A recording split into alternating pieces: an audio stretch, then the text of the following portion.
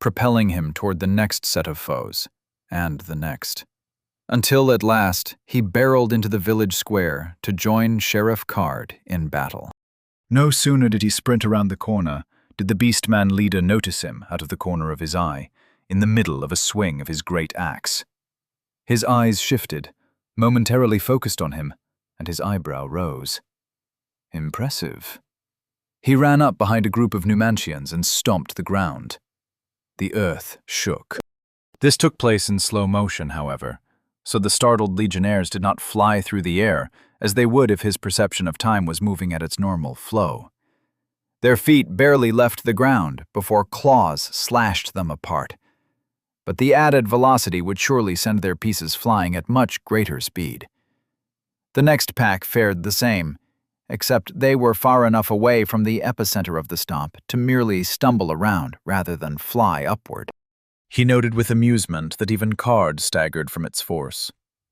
And finally, when the Numantians were dead to the last man, Redmayne let the effects drop, and he stood before the sheriff of Magus Village, who stared down at him with plain shock written all over his face. Redmayne bowed. Well met. Chapter 100. Skyrend Peaks, Magus Village. The beast-man called Sheriff Card was a mixture of man, lion, and goat. A leonine mane and claws, lyre-shaped horns that curved upwards and outwards from his head, cloven feet, and a lion's tail. His eyes were those of a great cat, their pupils compressed into vertical slits. Now that they stood face to face, Redmayne noted Card was roughly 2 heads taller than he was. Wounds covered Card's body, and his breath came with a faint wheezing. He looked down at Redmayne with a blend of shock and suspicion on his face. If the circumstances were different, Card would be his next foe. He'd claim this zone as his own, add it to his faction's territory, grant Card an afterlife in his soul space, if he fought well. But that would certainly alert the Numantians. They would see the zone change hands and know its owner was back. It would be wise to delay that for as long as he could get away with. "Who is this that comes to our aid?" asked Card, and his voice boomed, even though it was clearly weaker than normal. Redmayne considered the question. Who was he, truly? "I am he who bears responsibility for the changes this world and its people have been through. The one who awakened the beast lurking within every man of Volos. I have been a god, a king, an all-devouring monster, and a helpless wretch. Today, I am Redmayne." His answer appeared to have captured Card's interest, and that of the surviving beastmen as well, who were cautiously approaching the village square. Wounds afflicted many of them, some gravely, causing them to limp or rely on their comrades for support. "What did he say?" asked one of them. "Does he know what happened to us?" asked another. They could speak and think clearly, like the one he had briefly met at Barrow Keep. This was a splendid development. If the Blight had evolved yet again, if the Beastmen were becoming self-aware, sapient, he wouldn't have to face Numantia alone. He would have an army of his own. Redmayne waited until all the survivors had gathered in the village square, and then he stood upon the pedestal of the fallen statue and addressed them as a group. He explained the whole truth of recent events, the reason they had transformed, his and Numantia's roles in it all. The beastmen listened in solemn silence. He had their complete attention. Disbelief shone plainly on a few faces, but mostly they listened raptly. There was a glimmer in their eyes. Redmayne supposed it was hope. Hope that their pain and suffering had not been in vain, that this had happened for a reason. It was remarkable to see how intelligent they looked, compared to the beastmen he'd seen mere days ago. As for why they seemed to gain in power and intelligence so rapidly, he speculated it was the breaking of the seals.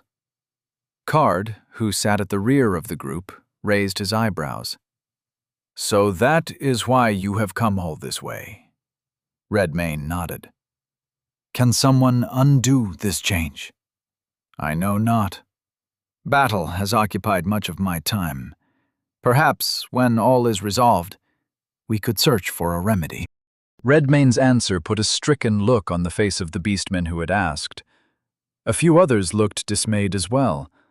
One or two stared at the ground with profound guilt in their eyes. In the opening days of the Blight, these beastmen would have been mindless killers. Those who had not turned, the ones who remained human, would have been devoured. Something would have to be done to help them mend their conscience. And his own, truly. He'd partaken of the flesh of beastmen himself, by the droves.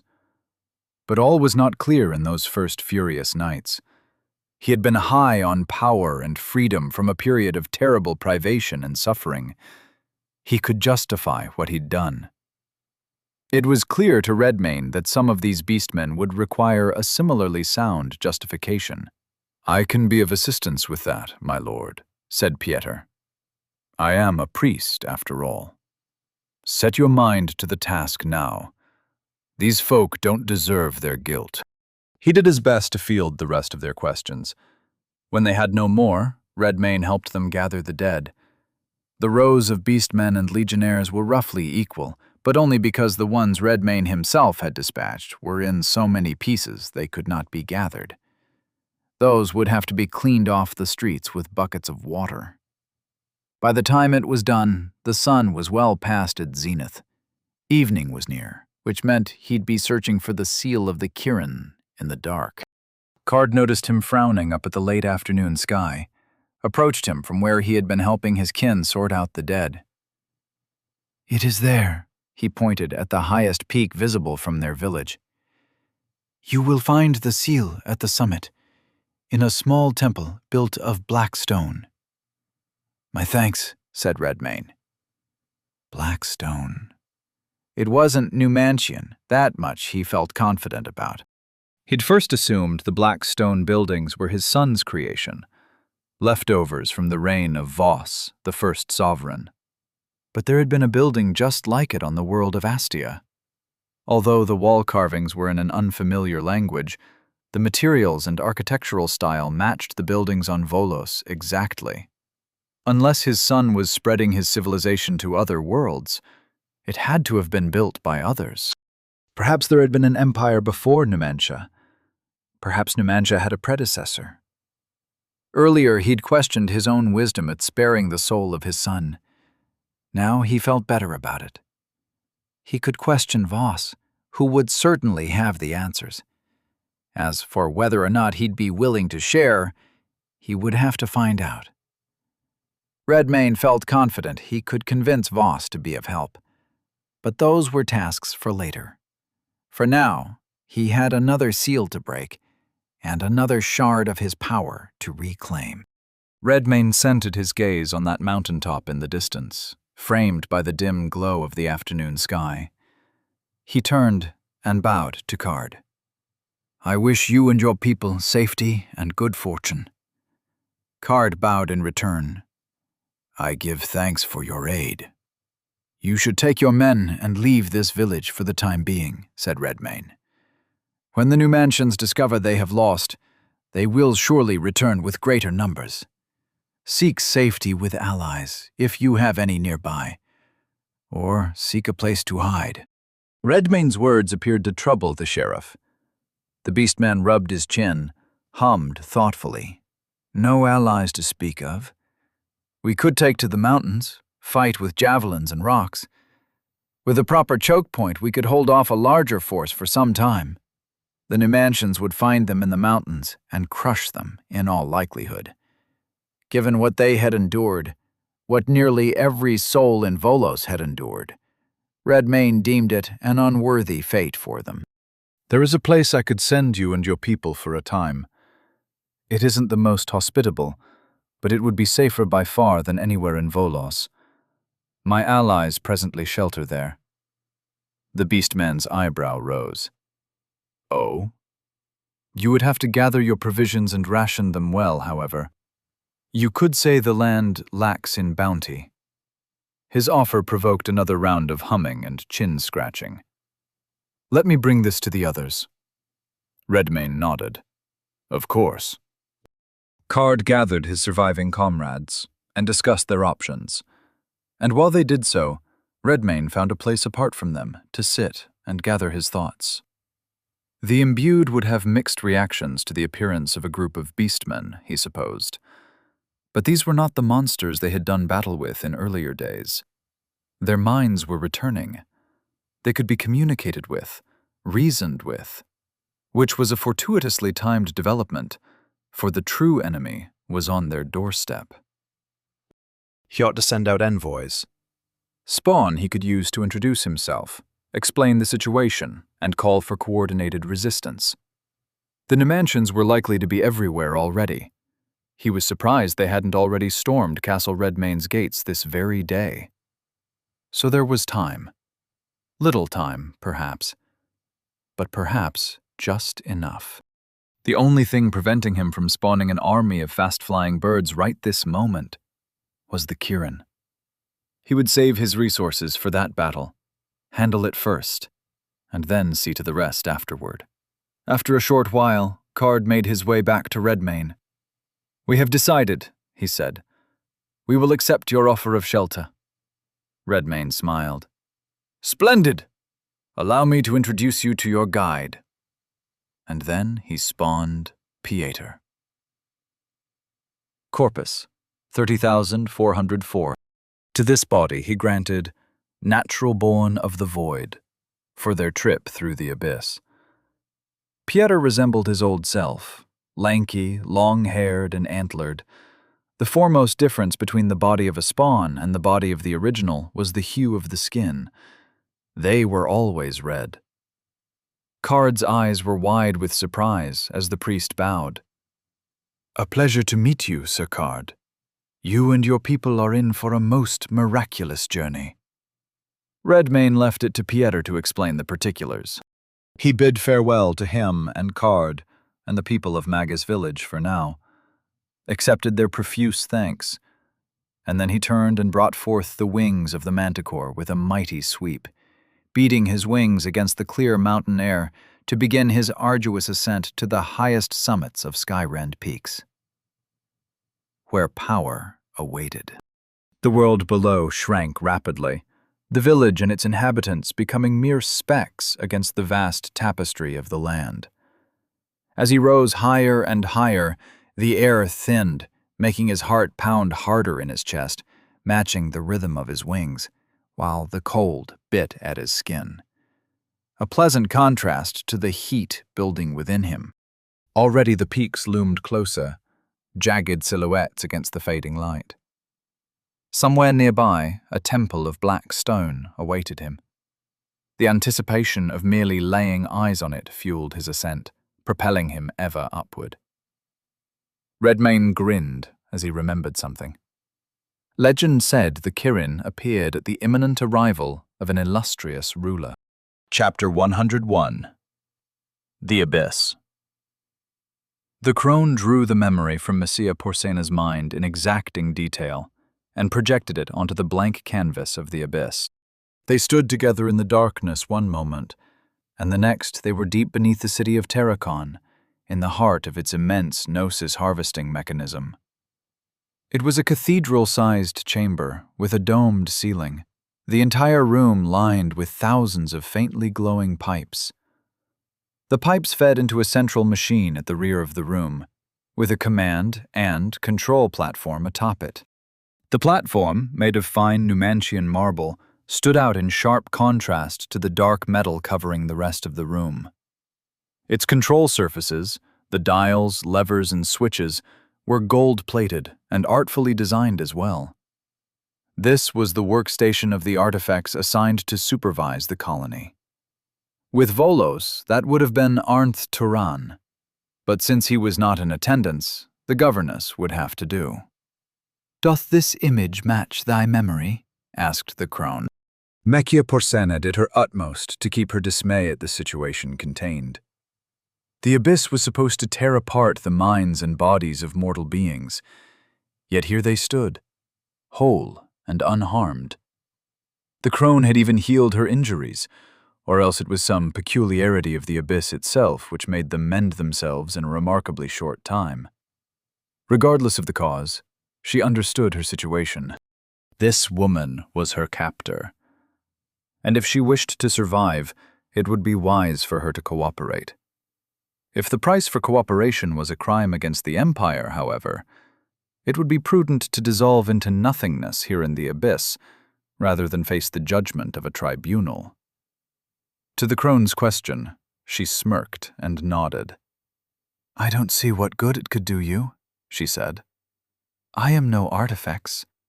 The workings of this machinery are as much of a mystery to me as they are to you." The old woman grinned crookedly.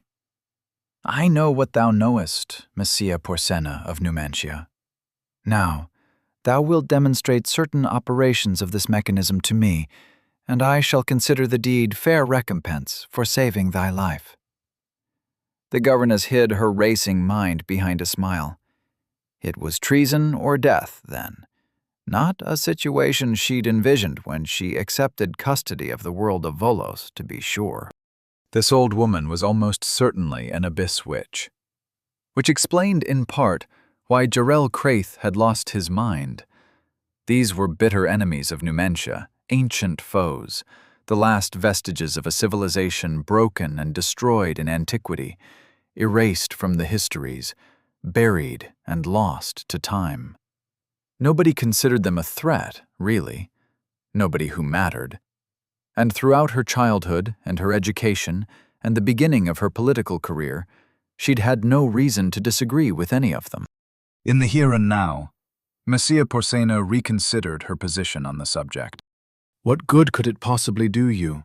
Messia asked. "Wards and automata protect this chamber, of a grade which presents a lethal risk even to the likes of you. And even if you were to circumvent its security, whatever you attempt can be undone by the Aedis prism itself. It senses anomalous events, cogitates the probability of sabotage, and takes whatever steps it deems necessary, to include wresting control of the mechanism from whoever might stand at this console." The witch's grin did not waver. In fact, it widened a bit. "Indeed." Messia's eyebrow rose. "I want thee to show me how to initiate terminal drain," said the crone. Both of Messia's eyebrows rose. "That isn't done. It's an emergency protocol." "It will be done here, and soon. The time draws ever closer." The governess narrowed her eyes. The old witch's smile hid her intentions, she could tell. But why? Why would she want to destroy her own world? What possible benefit would that be to anyone? "How do you even know about that function?" Messia asked. "I doubt thou wouldst believe me, even if I told thee plainly." "Try me." The witch stared at her for a few long moments, long enough for Messia to begin to squirm inwardly at the old woman's steady gaze.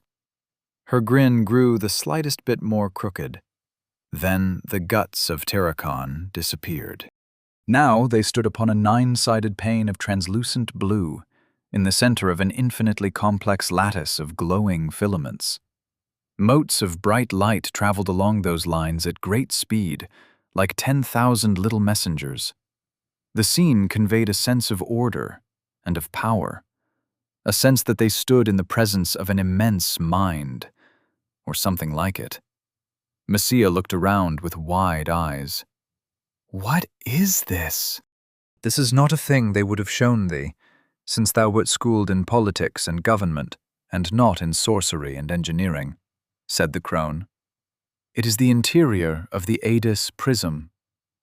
Messia reeled like she'd been slapped in the face.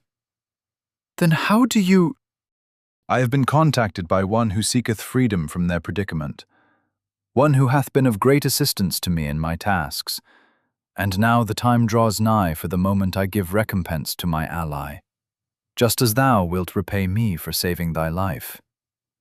Thanks to her rigorous training in the arts of statecraft, diplomacy, and rhetoric, There were precious few situations in which Messia Porcena would have found herself even momentarily speechless.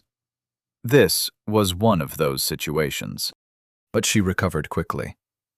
"I have quite a few questions," she said. The crone chuckled. "I shall answer them." The top of the mountain looked like it had been chopped off by the blade of a titan. It was a perfectly flat, round surface, surrounded by jagged peaks, cleverly concealed from anyone who might have been looking for it from below. But from above, Redmayne saw the flattened peak and the complex of black stone walls built upon it, which confined a circle of rune-etched bones in its center. And in the center of that lay his next prize. A roiling, crackling, pulsating sphere of raw power. It swelled against the shields of force containing it, as if it knew its liberator were near. Redmayne flew over the black wall and into the circle of bones, and no sooner did he cross that boundary did the guardian of the seal take shape in the air before him. First came the peak of a single horn. It was wavy, like a crisp-bladed dagger, and its colors seemed to shift between blue and red and violet.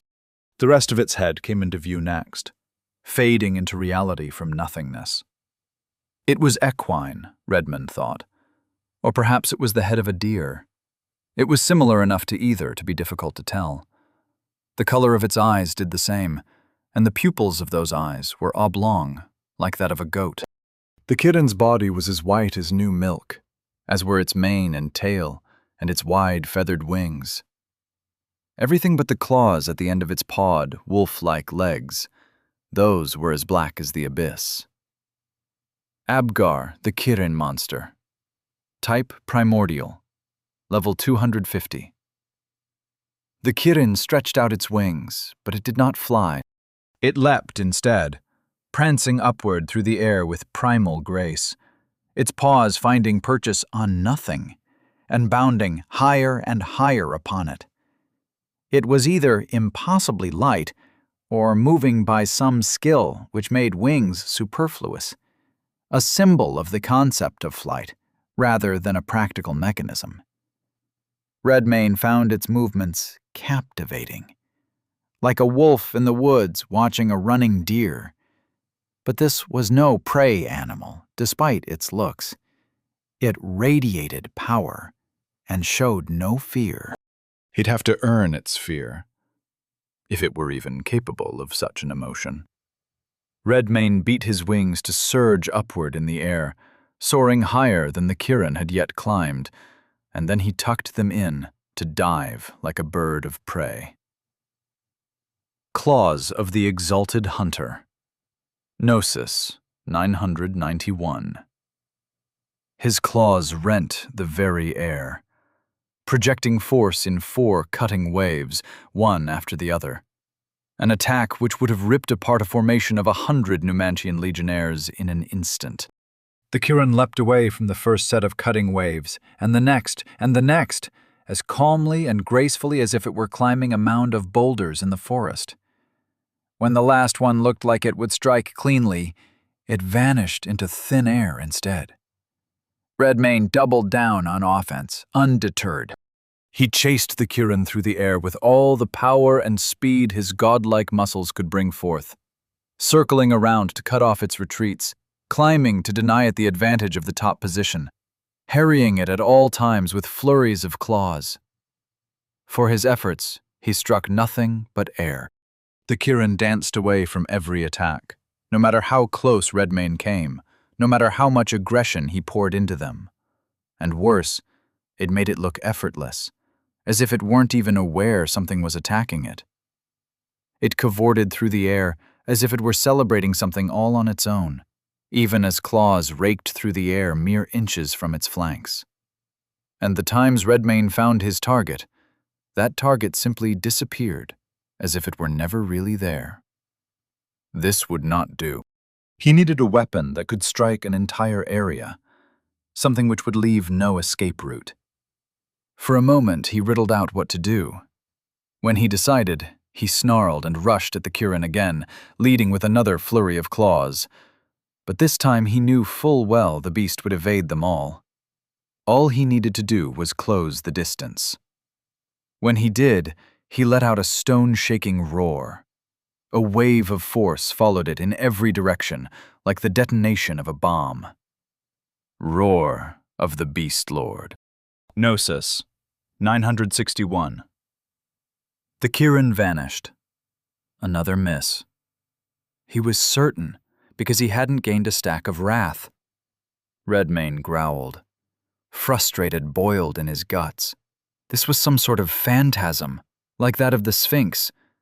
Either that or else the Kirin was simply too fast and too perceptive to be struck by any weapon Redmane could deploy. This could go on forever.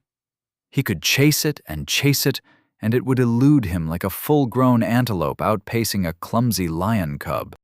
If this was how easily the antelope evaded him, he'd feel it when it stomped its hoof on his head. Which is precisely what happened next.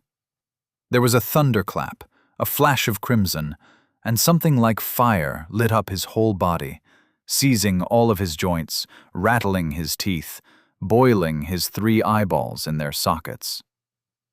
Corpus, 19,563. Wrath, 1.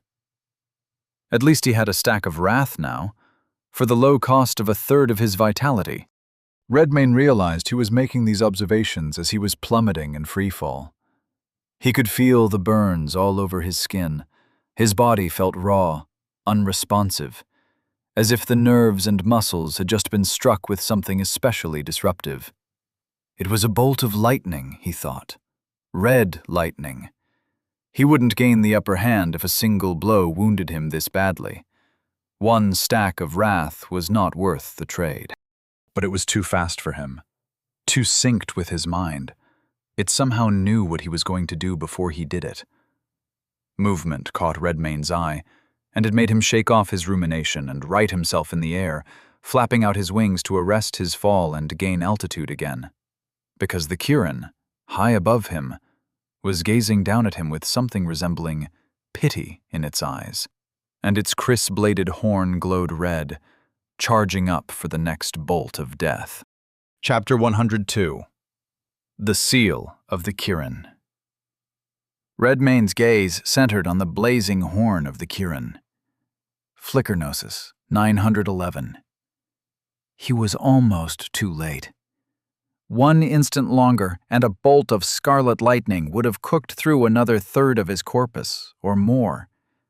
The skill ripped him through space, removed him from his position, and deposited him closer to the Kirin. But not behind it, and not close enough to strike back with ease. Evidently, it had an unstated distance limit. He knew he should go on the attack, but he hesitated. The Kirin might fire another one of those bolts. The glow of its horn would be the visual tell. Instead, it pranced away through the air, in a surreal mode of flight which made it look as though it were running and leaping across invisible but solid terrain.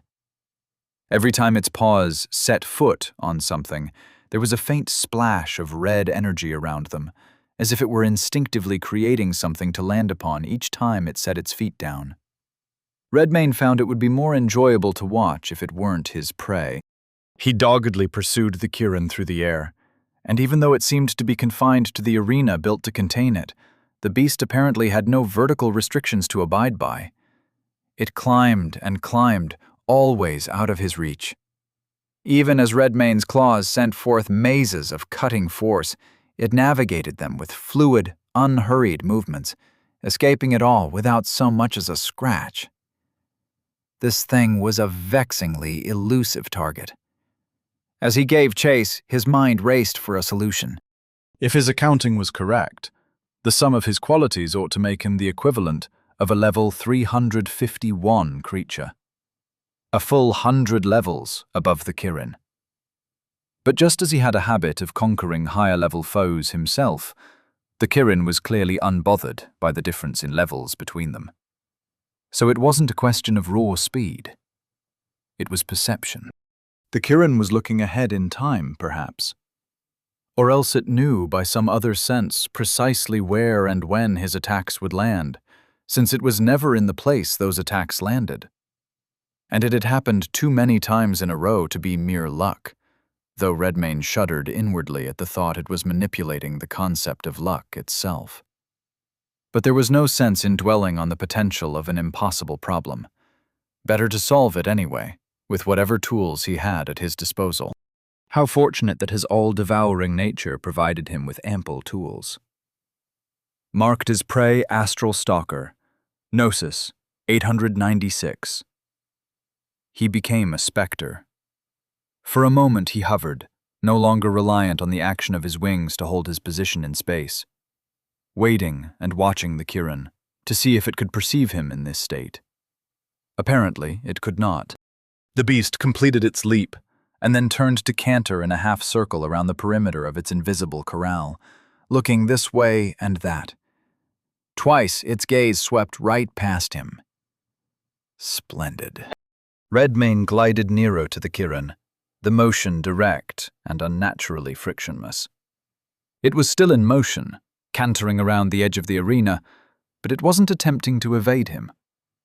It would be wise to make this count, to inflict as much damage as he could, just in case there wouldn't be a second chance. Claws of the exalted hunter would be a good choice. The Sphinx's ray of petrification was also a compelling option, as was a dose of the flame of Redmayne, which would not only do great harm, but feed him ample wrath. He wasted little time deliberating. Flame of Redmayne Gnosis, 796. The instant he reappeared, the Kirin bounded away from him, and he knew by the length of that leap his claws would have missed their mark. But the beast within and its newfound flame were faster. The Kirin's eyes went wild, and it bleated in alarm as it felt a malevolent force rush into its body. Redmayne could feel the exultation of the beast within as it rent apart its foe from the inside, ripping through the Kirin's pristine hide and leaving burning, smoking, bleeding tears across its body. Its horn flared in its agony, and Redmayne's eyes went wide too. Flicker Gnosis, 746. Again he used the skill a moment before incineration. This time it was close enough to translocate him properly, positioning him behind the Kirin at the perfect distance to strike. But this time there was more than one bolt of red lightning to contend with. There was a storm. A sphere of roiling crimson power hovered an inch above the tip of the Kirin's horn. And that sphere was the nexus of dozens of spears of red lightning. Hundreds, perhaps. They shot out in every direction, branching through the air, leaving no safe places, covering the entire arena in a spherical thicket of doom. Even if he'd had the presence of mind to use Flicker again, something would have hit him where he landed. It was enough to land one strike with his claws before the power of the Kirin fried him down to his soul a second time. It would have to be enough. Corpus, 9202. Wrath, 2. His claws tore into its flank, carving 4 deep, bleeding grooves across it. Redmayne gazed with grim satisfaction at the single wound he'd inflicted with his hands thus far, despite the price he'd just paid for it. He found he was falling, like the first time lightning had struck him. He looked up to see the burning, smoking, bleeding Kirin gazing down at him, and he thought he felt scorn in those eyes. Then he noted with alarm that its horn glowed again. Astral Stalker Gnosis, 731. The glow subsided, his falling ceased, and for a few moments he simply hung there, suspended in space, glad to be momentarily free of the sensations of his body, specifically the pain of deep burns. But then he noticed something else. Corpus, 13,115. Wrath, 11. Corpus, 14,299. Wrath, 13. Corpus, 15,367. Wrath, 17. The flame of Redmayne still burned within the Kirin. Redmayne looked up to confirm this, Indeed, flames of crimson and violet, flecked with tiny motes of gold, continued to pour from its wounds. This would surely not last for much longer. But in the short term, it had saved him. More importantly, it showed him the path to triumph.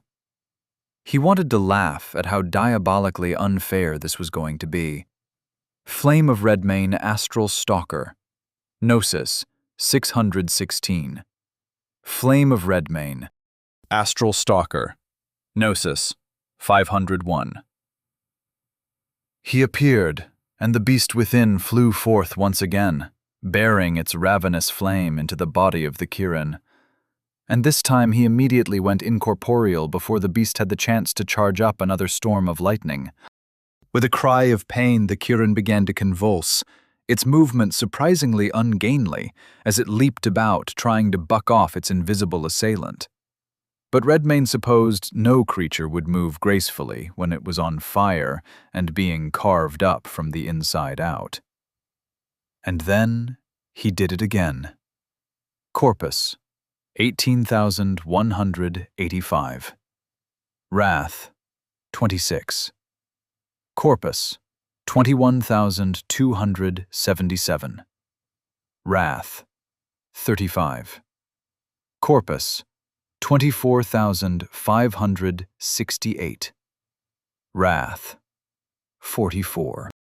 The Kirin, who a moment ago wore its injuries with proud indifference, began to show signs of strain. Its head hung lower. Its walk through the air slowed. The effect of the manticore's venom mixed in with his flame was draining its might and grace away slowly, and it would only get worse from here on. Because Redmane had no intention of stopping. Flame of Redmane, Astral Stalker, Gnosis, 386. Corpus, 28,561. Wrath, 56. His only lament was that he didn't have enough Gnosis to continue doing it much longer. But it was working regardless. If he struck now, he had a feeling the Kirin wouldn't be able to spring away so effortlessly anymore. And he had a healthy stack of wrath to make sure. It was time for a decisive strike. Wrath 0 plus 100 might plus 100 grace. Double might times 1 action. Double grace times 1 action. Attack speed up times 34. He floated toward the ailing Kirin and positioned himself above it. Claws of the Exalted Hunter. Gnosis, 326. Mortal eyes would have been insufficient to witness what took place in the moment Redmane reappeared. Even divinities of a lower grade would have struggled to understand what they had just beheld. 4 claw strikes, each with a different angle, created a rudimentary star shape. Like a knife cutting a pie into 8 equal slices. The force projecting from those cuts traveled straight down toward the Kirin's back, the center of the star roughly midway down its spine. The next 4 followed the same general center point, but came at different angles, making 16 pieces of relatively unequal size. So the mundane eye would have seen Redmane appear above the Kirin. In the same instant its body exploded into 16 pieces, flying apart from each other at terminal velocity from the awesome force of his claws. Redmane noted its innards were still burning. Splendid. Level up. Level 120 to level 121. Level 121 to level 122. Level 122 to level 123. Level 123 to level 124. Quality points awaiting allocation. 4. Grace, 116 to 120. Redmane stretched out his wings and coasted down to the peak of the mountain in lazy circles. The wind blew back his hair and cloak, soothed his burnt skin. He closed his eyes, took a deep breath in, and released it in a long sigh of relief. When his feet touched the earth, he set about locating the various pieces of the Kirin's body. His flame had consumed much of its corpus already, but if he wanted the skills, he'd have to finish the rest. And so he had to search around and find them, one piece at a time. A short walk, with snack breaks in between. Redmayne found it a pleasant way to unwind. Monster skills learned. Airwalk. Bloodline skill, monstrous, passive. The monster requires no earth to tread upon. If they wish, they may traverse the open air as if it was solid ground. So long as the monster possesses a positive quantity of gnosis in reserve, its feet will find purchase on the air as readily as on the ground. It may walk, run, or jump through open air indefinitely, so long as it does not lose the entirety of its gnosis pool. Doom Bolt. Bloodline skill. Monstrous. Active. 150 gnosis. The monster conjures the wrath of the sky to smite its enemies. This attack targets a single creature and has the following weapon profile. Damage plus 100. Evasion negation 40. Fast 20. A creature struck by Doombolt is temporarily stunned for a duration determined by its level and fortitude. Horn of the Kirin. Bloodline skill, monstrous, passive. The Kirin's horn is a powerful conduit. Any skill the monster possesses which targets a single creature may instead be empowered by the Kirin's horn, becoming an area attack, which can affect any creature in a spherical area around the creature. The radius of the sphere is determined by the monster's might. Redmayne's eyes widened as he read the last one again. He concentrated, and a single curved horn sprouted from his left temple. There was something different about it. It felt as if the horn were a vessel waiting to be filled. So he conjured a spark of the flame of Redmayne and directed it into his horn. No sooner did he do so did he feel the power of that small portion of flame grow to substantial proportions. Redmayne's eyebrow rose. He was another step nearer to the power he'd need to engage an entire legion. His eyes turned then to the center of the circle of bones, to the mass of power swelling against its restraints, just as the seal of the griffin had. Now he knew what he was in for. This time, he would be better prepared for the battle of wills to come. Hopefully. Chapter 103. The Seal of the Kirin. The flesh of the Kirin tasted divine, even though Redmayne had to scavenge about for all its pieces. The momentary delay between bites just made the meat all the more delectable. As for its physical qualities, there was much to appreciate. The Kirin had evaded Redmayne with naught but its natural grace, as it turned out. It did not possess any sort of precognitive skills, simply the harmony of the mechanisms of its mind and body. In his mind's eye, he could inspect the impressively efficient system of its brain and nerves and muscles. And since it was now his, he altered his own innards to match the design. The results might be hard to quantify, but time would tell. The Kirin's other features were good, but unremarkable. It had long, broad wings made for prolonged soaring, the legs and sharp claws of a wolf. Its eyes were made for keeping watch over a wide area. Prey eyes. He had little use for those. The most notable feature of the Kirin was its horn, which Redmayne now wore on his left temple, as if he were a devil who had lost one of its horns to an axe. He could sprout a matching horn on the other side, but there was no practical reason to do so. Aesthetics were the last thing on his mind. He now faced the center of the circle of bones. Another slice of himself, contained for too long. Redmayne could feel its anger, its desire to break free. The moment he touched it, a battle of wills would begin. Last time, he had some surprise assistance. This time, he did not know if he would be so fortunate. But there was no alternative. It was do or die. He'd won once. He could win again. Redmayne closed his eyes, drew in a deep breath, and slowly released it. He repeated this a few times to still his nerves, and when he opened his eyes again and approached the center of the circle, he did so with steel in his gaze. He mouthed the words, "I will not be consumed," as he reached out and touched the seething mass of energy. And, as before, his world became fire. The pain was less of a shock this time. It swept over him like a wave of boiling water, but he held firm. He envisioned himself floating in the dark, as if he'd found himself in a place like the abyss, just hotter. A massive shape coalesced before him. As it had at the seal of the griffin, the form of Kral the Devourer grew and defined itself, constituted itself from the burning mass of their environment. Every mote of that fire was invested with hate, with resentment, with a desire for revenge. It was a feeling he knew intimately, a feeling he shared. But it would not take him by surprise this time. This time, he would initiate the hostilities for a change. Redmayne threw his head back and roared, sending shockwaves out through the sweltering void.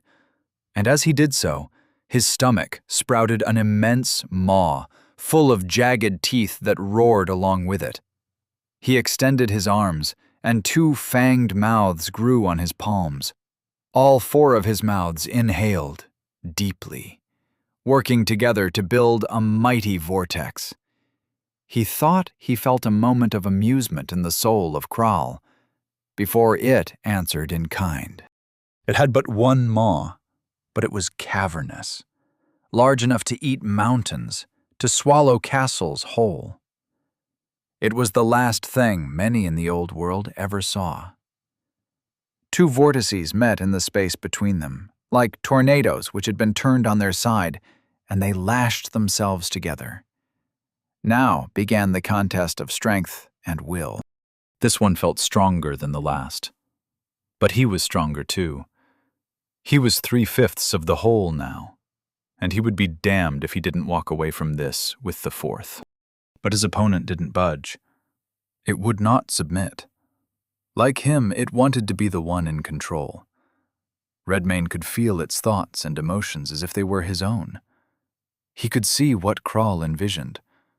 Another period of bedlam in the land, of mortals running in fear as it destroyed their cities and towns and villages, as it drank the rivers dry and swallowed livestock by the herd and smashed through mighty castle walls as if they were built of mud and pebbles.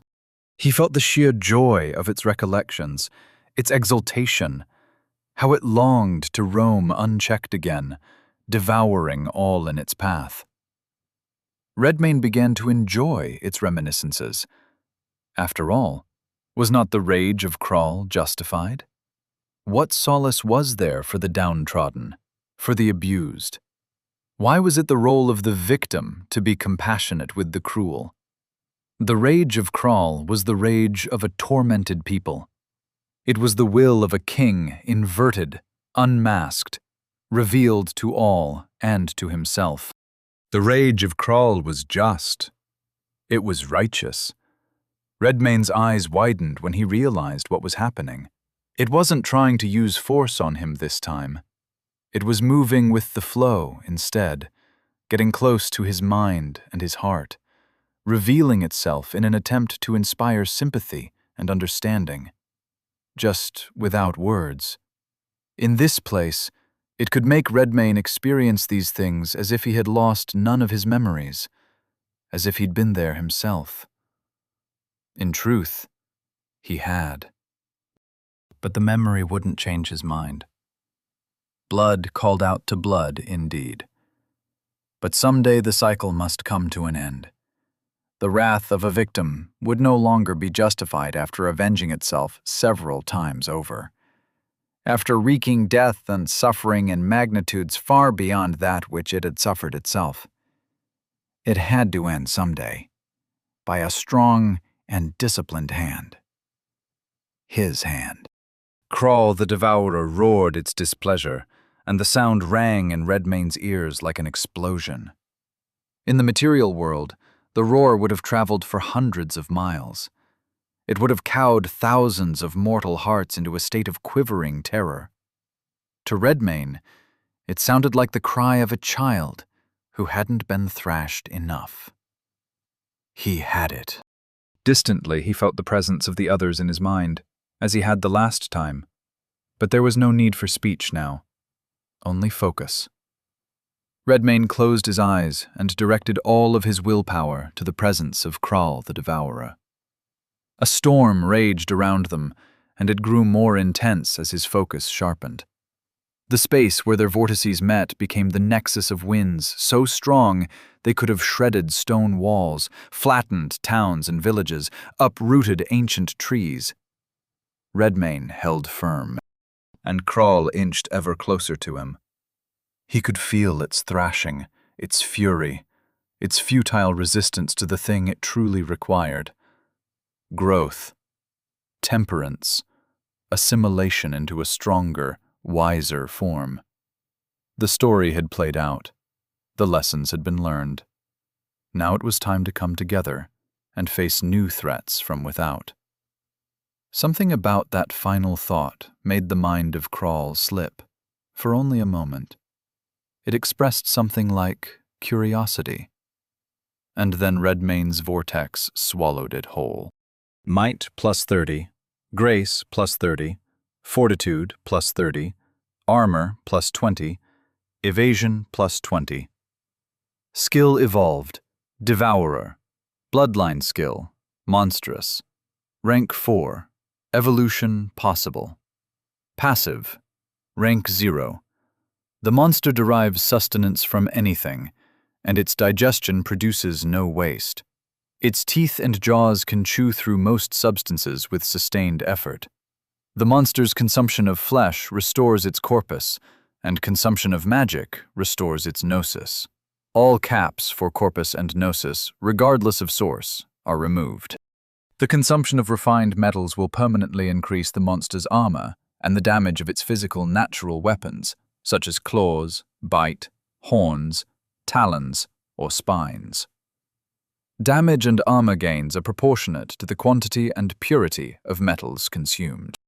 When the monster consumes the flesh of a creature possessing a skill, it will adopt that skill as its own at rank 1. If the creature possesses multiple skills, the monster will acquire that creature's highest ranked skill. If the creature possesses more than one skill tied for highest rank, the monster acquires them all.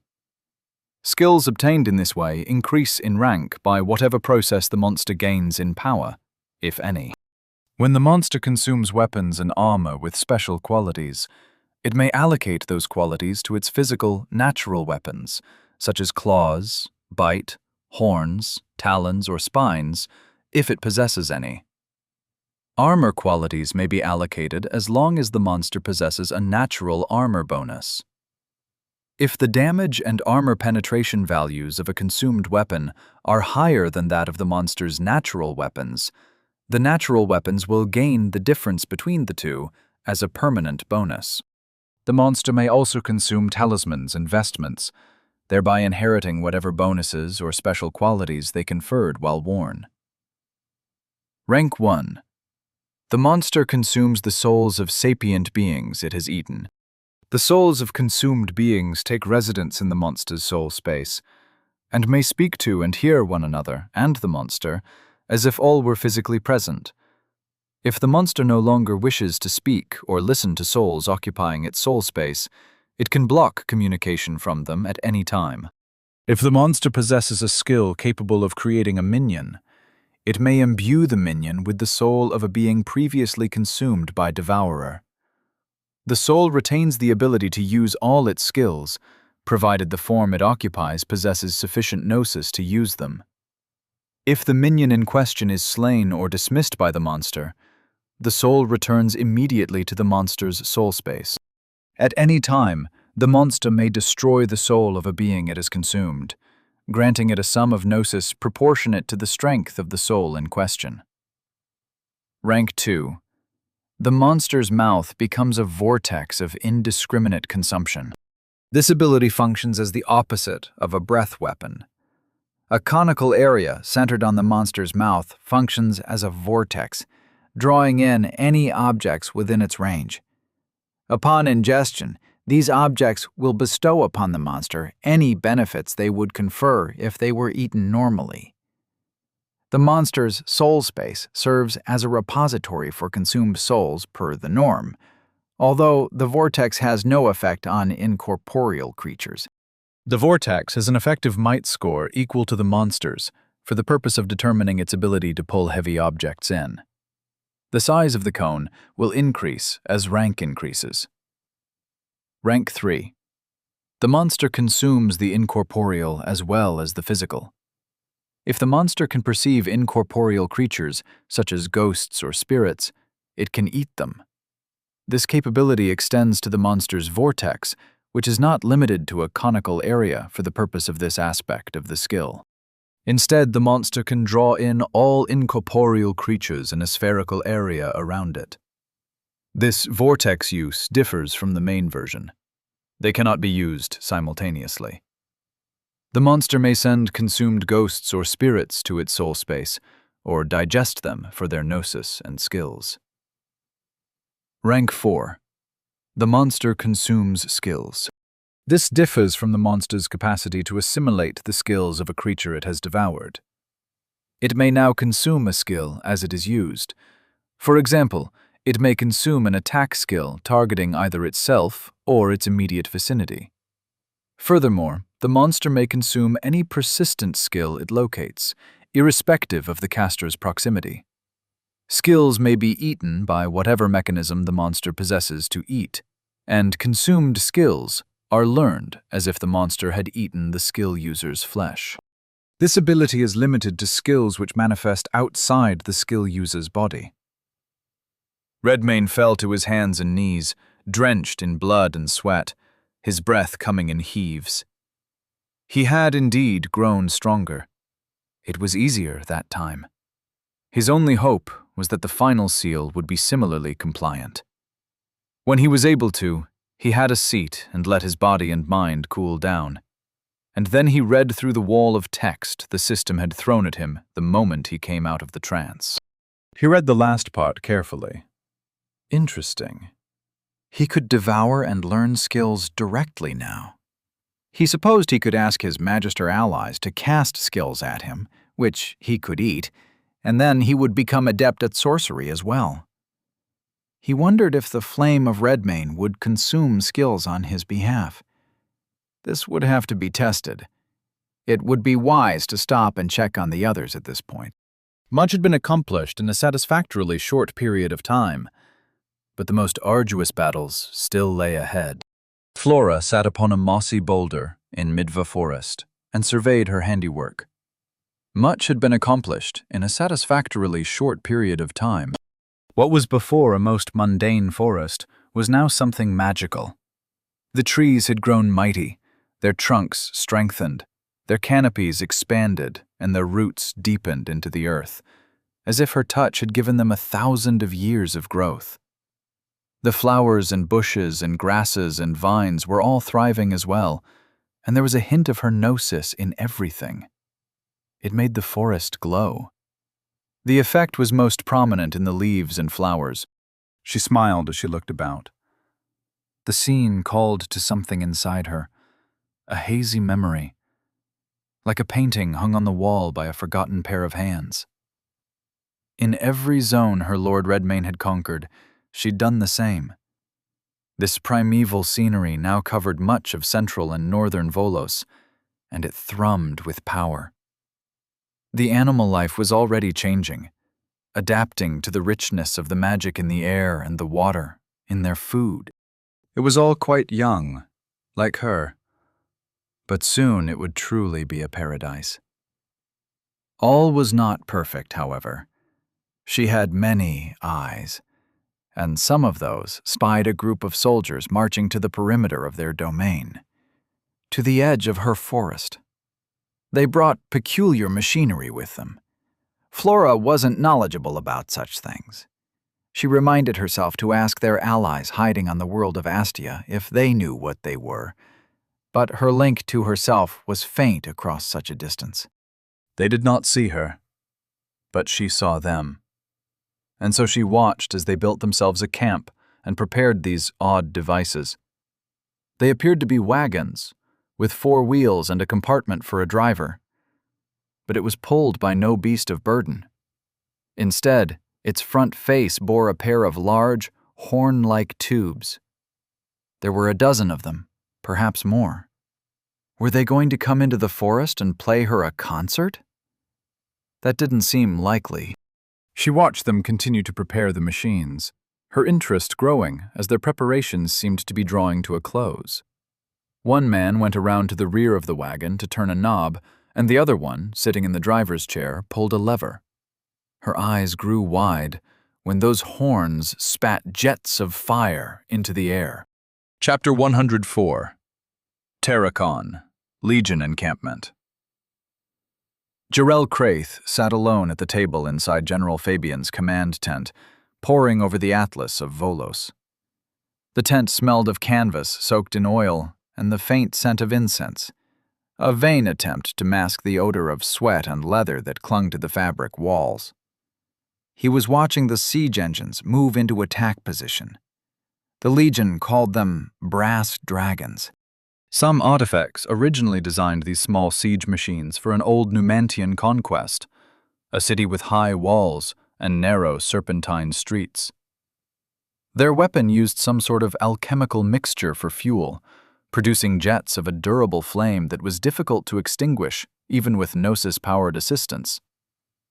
Upon the breaching of its walls, the brass dragons stormed in and razed the defenders' homes and businesses, and everything else capable of burning. Jarrell Craith supposed that would have included mortal bodies, but such was the grim craft of warfare. General Fabian suggested the brass dragons after their last conference, where they discussed Redmane's domain and its peculiar qualities. The origin of Governess Porcena's unfortunate lapse in judgment. Jarrell traced his fingers over the detailed topography of Volos in miniature, his fingertips pausing at the cluster of zones where Gnosis intake spiked unexpectedly. He had explained to the general that at around the same time as the breakout of the Blight, these zones experienced an unexpected surge in natural Gnosis production, resulting in Volos achieving potentially record-breaking yields. His own Sicarii would later report to him that the cause of the sudden growth appeared to be either a family of nymphs with at least a trace of divine blood, or an awakening primordial divinity with a growing number of concurrent incarnations. They were certainly Redmane's allies in that case, which presented an opportunity. Jarrell had hoped his ambush at the Abyssal Well had eliminated Redmane's entire faction, traitorous imbued and all. Mostly it had, though there were a few stragglers here and there. There were 2 turncoat knights in a province called Asgoff, who could be dealt with as soon as Fabian's legionnaires made it to those zones. They weren't major targets. In fact, Redmane had left him with few significant targets, if any, except for a continent teeming with rapidly evolving beastmen, whose affiliation to Redmane wasn't formally established as far as he could determine. But these nymphs, or minor goddesses or whatever they were, could be the thing he needed to flush Redmane out of hiding. If he was indeed in hiding. It was possible he'd succeeded already, and none of this was necessary. But it was better to err on the side of caution, and it would be prudent to sweep away all traces of this blight regardless, to spare any future governor or governess the snare that brought down Messia Porcena. He knew too well that an ever-growing number of his countrymen were just like her, ready to discard their morality for profit, and if one were to point out their error, they rolled their eyes and spoke like children, complaining about a new pair of shoes they hadn't broken in. Something that hurt to wear, for they lacked the discipline to suffer through a beneficial adaptation. The only course, then, was to remove the temptation.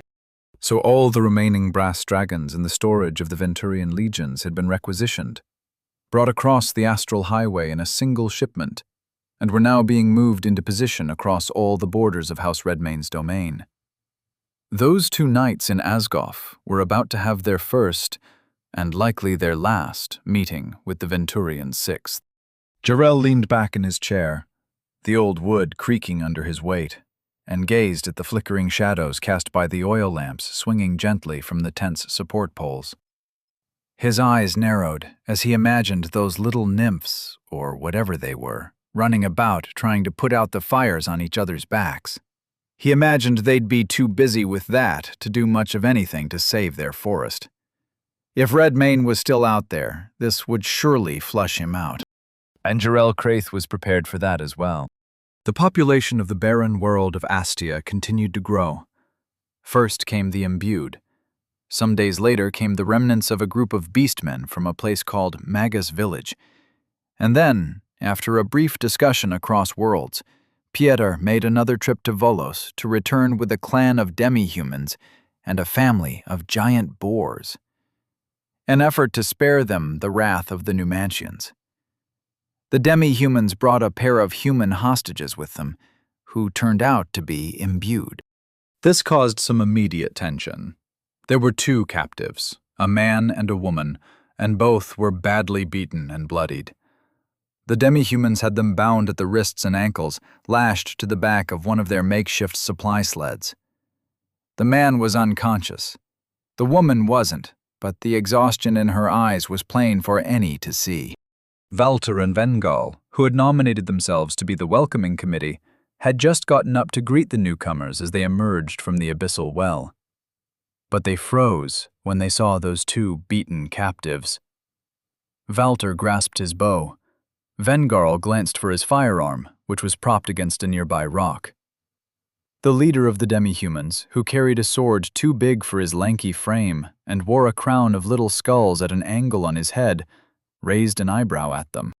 "Is there a problem already?" he asked.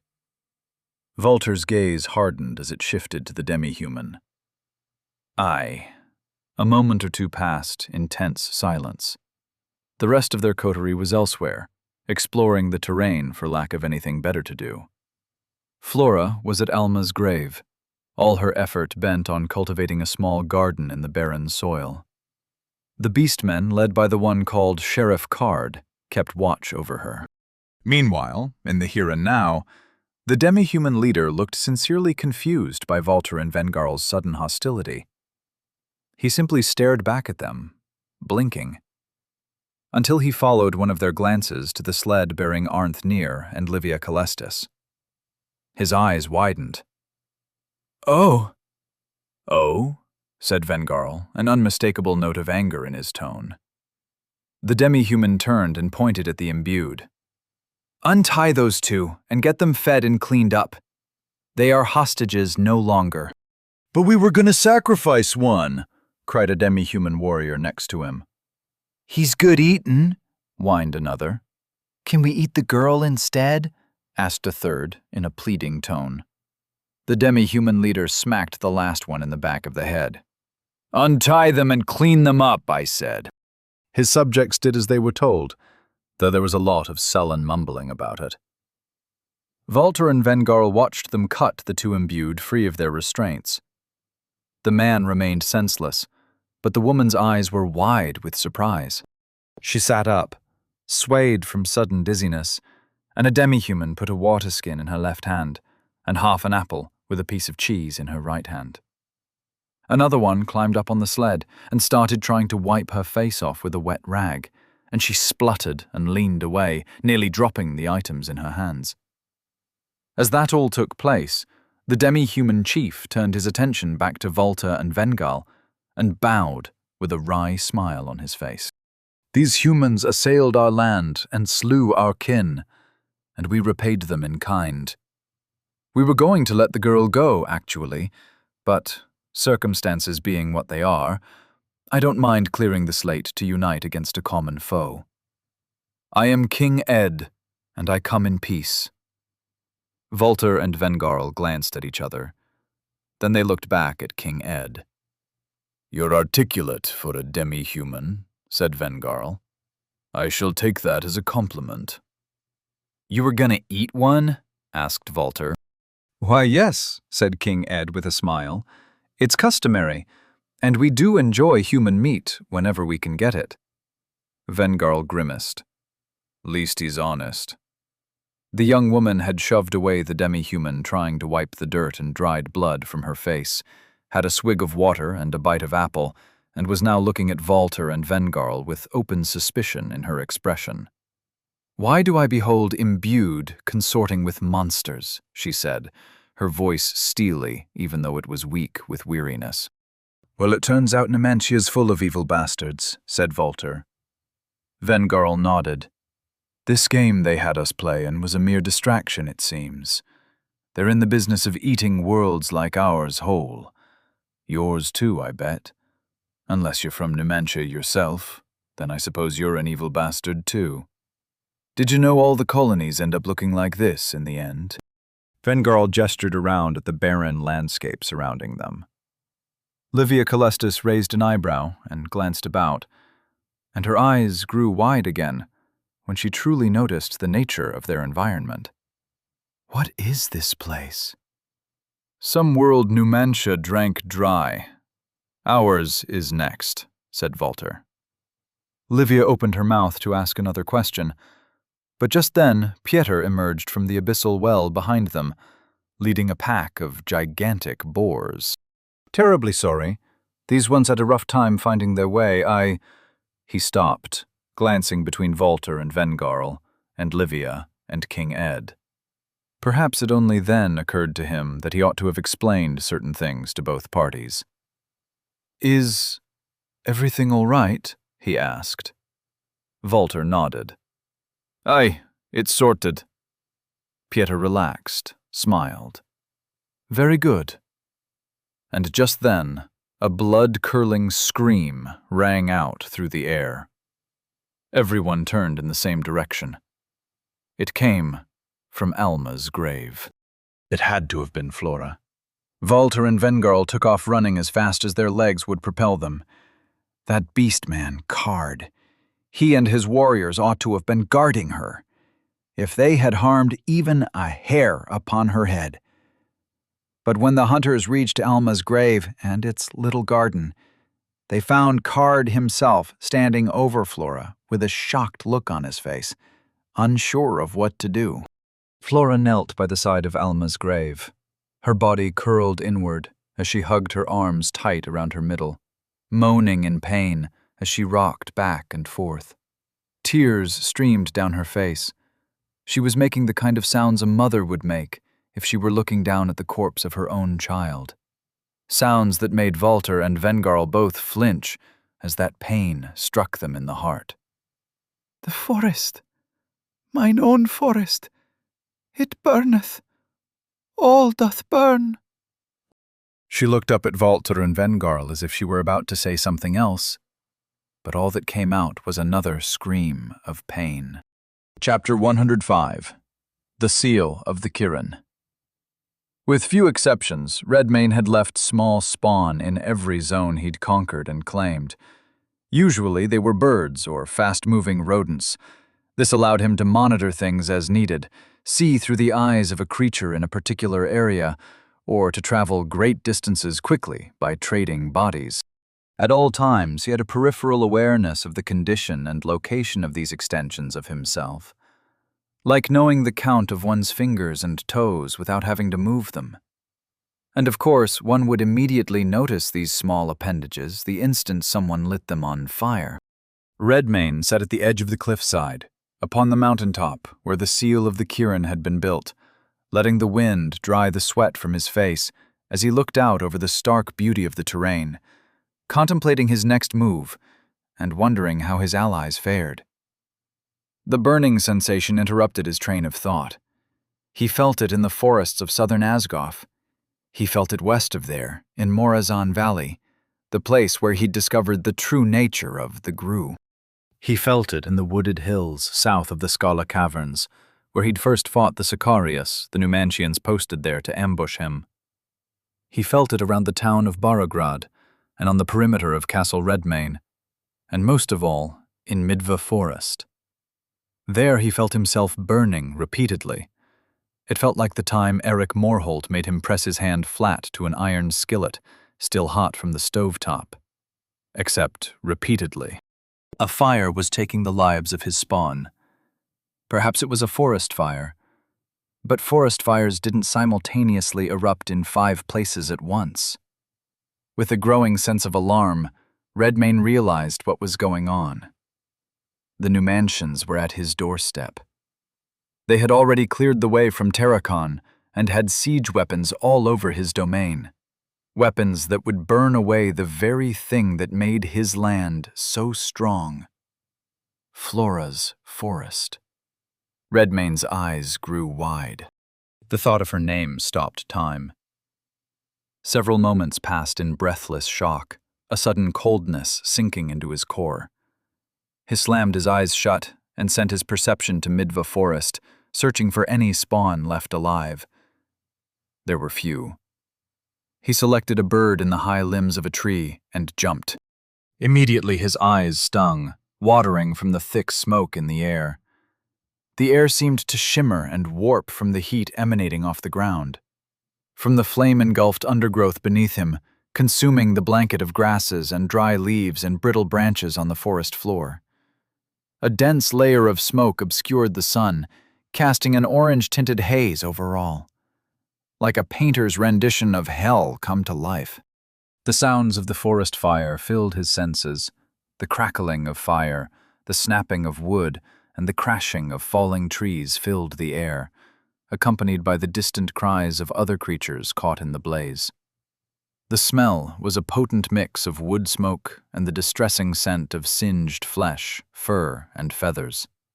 But there were other sounds, unnatural ones. The sound of wheels crunching over bushes and tree limbs, rhythmic, pumping sounds, reminiscent of a blacksmith working a bellows. Then something discharged, with a high-pitched whistle, accompanied by a whoosh of flames. Redmayne scanned around for the sources of those sounds, which seemed to come from a dozen places around the perimeter of the forest, which is when he saw Flora's burnt corpse on the ground beneath him. It lay on the forest floor, pinned under the trunk of a fallen tree. Her skin was charred and blackened, the features of her face barely recognizable. A single pointed ear singed at the tip, the other melted off. What remained of her verdigris hair was a matted mess clinging to the right side of her skull. 2 boiled eyeballs stared up at the sky, and the inside of her open mouth, frozen in a scream, was black with soot. He stared at it for what felt like a very long time. First came the cold, empty feeling. But then his muscles quivered. His teeth clenched together, ground against each other. As his body tensed, he felt his heartbeat grow harder, louder, faster, until it thundered against the inside of his ribcage. Heat flushed through him, and a sweat broke out on his brow, a sweat which had nothing to do with the fire raging around him, for the fire within burned hotter. The sound of a heavy wheel snapping a branch drew his attention. His eyes, sharpened by rage, zeroed in on the source of the sound. It was a siege engine, with steel-belted wheels and a large horn-like extrusion which belched gouts of fire ahead of it. The thing was small, piloted by one man most likely. He would go over there and rip it open, rip the pilot open for good measure. Then he would tear apart and devour the others. He would find their base camp and make sure none survived. He would destroy these shadows, these puppets made in the likenesses of men. And when that was done, he would find the puppet master. Then whoever it was, whoever had the audacity to harm his woman, his land, his world, whoever among these interlopers deigned to decide who lived and who died, who should profit and who should suffer, whoever thought they could do as they wished and there would be no consequences for them, Redmayne would deliver the consequences. He would burn every detail of their face into his memory as they begged him for mercy. And he would cherish the fear in their eyes when he denied them. Jarrell Craith stared intently at the atlas, zoomed in on the zone with the highest concentration of brass dragons at work, which, by no coincidence, was the zone with the highest concentration of that unnatural forest growth. He sat and stared, waiting. If Redmayne was going to reappear, it would be here and now. His gaze flitted between the system tags of the 12 brass dragons, observing them as they began at the edges of Midva Forest and worked their way in, methodically burning the whole of it to cinders. He glanced about to check the status of the other zones where this operation was taking place, to make certain he wouldn't miss it if Redmayne or his accomplices surfaced elsewhere first. He also noted the locations of the Sicarii he'd posted. The neonates were visible, and the ancillae watched over them in stealth, and they were deployed in such a way that if one trap were sprung, the others would converge on that location with alacrity. If anyone were to take the bait, they would quickly find themselves outnumbered. Jarrell closed his eyes, drew in a long, steady breath, and let it out with a sigh. Things were under control. This was excessive, even. But it was better to be over-prepared. Better to err on the side of caution. The likeliest outcome was that Redmayne and his mutinous imbued were dead and gone, that they had fled into the abyss when his Sicarii ambushed them and found themselves unable to navigate their return, as did nearly all mortal beings who found themselves in that netherworld unprepared. He set his mind on this version of things, repeatedly assured himself that it was indeed what was most probable. But no matter how many times he said it, he couldn't banish the icy fingers of doubt wrapping around his neck. Metal snapped like brittle wood as Redmayne tore the wheel off the siege machine. He'd taken it in both hands and wrenched with all his strength, which was more than sufficient to not only sever the wheel from its mount, but also break the front axle in two, despite it being shod in sturdy steel. The thing fell forward, unbalanced and no longer able to move, all its weight tilted onto the corner of its frame without a wheel. Redmayne flung the wheel away and tore into the body of the thing. In a moment, his claws reduced its front half to a shredded ruin. The sturdy wood rent and smashed into a hail of toothpicks. There was indeed a pilot inside. A dull-eyed Numantian legionnaire wearing a leather lorica and a dagger at his belt. Redmayne ended him with a strike across the neck that sent his head spinning through the air. He paused, focusing on his senses, listening for the next nearest machine. When his ears found it, he was off again, streaking through the forest as swiftly as he could run, his godly might propelling him into a leap high and long enough to resemble taking flight with no wings. Then he landed atop the next one, smashed it into splinters, and tore apart its pilot as well. Within minutes, he'd found the next one. This time he simply ran faster, and leapt later, generating so much force by these simple acts that when he struck the side of the siege engine, he had so much velocity that he blasted through it as if he were a cannonball. Jarrell was in the middle of his spoken affirmations when the disappearance of a brass dragon caught his eye. He stared at the space it used to occupy for a few long moments. It was a malfunction, perhaps. Sometimes things broke. It was a normal development.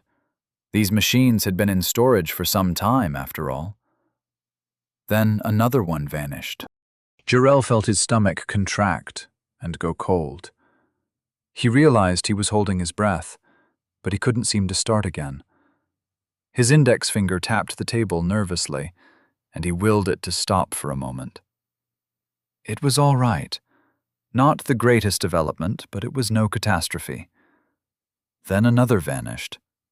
The finger started tapping again, of its own volition. He balled his hand into a fist to stop it. A sudden escalating thump, thump, thump in his chest made him aware his heart was racing. A third machine disappeared, and the possibility that this was a coincidence went with it. Something was hitting them, something he couldn't see. There were no other icons on the atlas, no hostile imbued, no monsters. Nothing.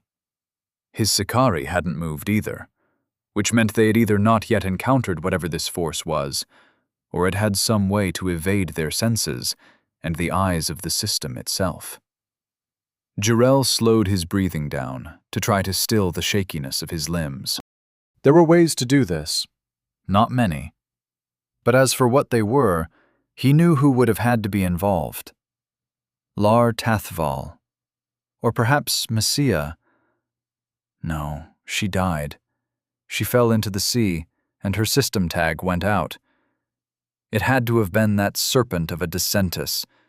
He too fled into the abyss that night, with the others. "It is of no consequence," said Life Drinker. "So thy foes have confounded your searching spells." "They are still no match for thee," said Soul Stealer. Take the field thyself. Show thy enemies what they truly face. Doom. Destruction. Abjure thy doubts and fears, thy vacillation. Thou art the master of this world. Jarrell squeezed his eyes shut. His breath came in long breaths through his nose. His hands balled into fists. Listening to them would only strengthen them. It would feed them. Even so, he wanted to do as they said, to meet whatever this was head on, show them the power of strength born from discipline and from faith. Even as he had these thoughts, he could feel the silent approval of Life Drinker and Soul Stealer, their encouragement. Jarrell Craith clenched his jaw, slammed his fist on the table. "No!" He opened his eyes and sent a message to all the Sicarii in the field, accompanied by a manual waypoint on the map marking the location of the last destroyed brass dragon. "Deploy to this point." Chapter 106. Midva Forest. Redmayne stood atop the wreckage of a siege machine, the severed head of its pilot in his hand, when his third eye snapped open. He saw skeletal hands crawling at him from every direction. Behind them, obscured by the smoke and flames, the figure of their master observed the scene, with two blades in hand, one red, one blue. The weapons thrummed with power. It felt as though they were the masters of their wielder, and not the other way around. His eye had shown him something like this before. It meant enemies were near. No sooner did he have this thought, did a dozen Sicarii shimmer into existence around him.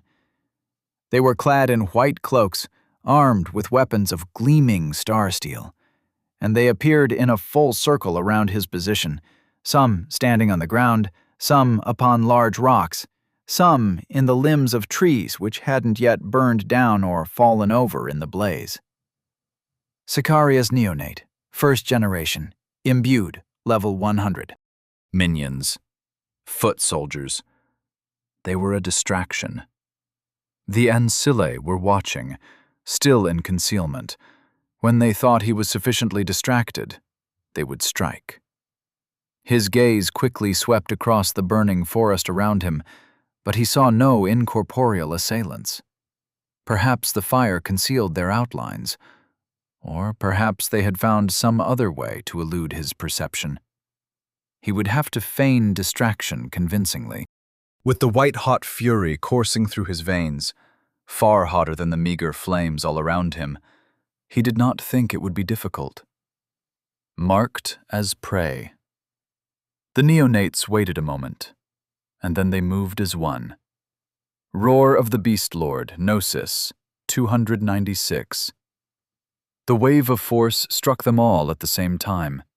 It blew back the flames in a sphere around them all.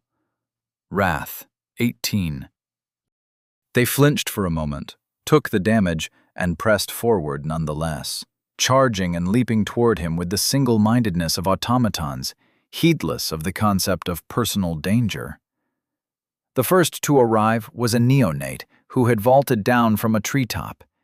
Its curved blade glinted in the firelight as it descended like a bird of prey. Redmayne caught it by the throat with one hand, snapped its neck with a crunch as he closed his fist. He pitched its limp body at the next closest neonate, knocking it flat on its back mid-charge. Then the other 10 were on him all at once. Redmayne was lean on Gnosis. He'd have to use it sparingly. But he didn't need to use any to fight these things. Not too long ago, in the cave where the great black bear once dwelt, he'd struggled to defeat even one of them.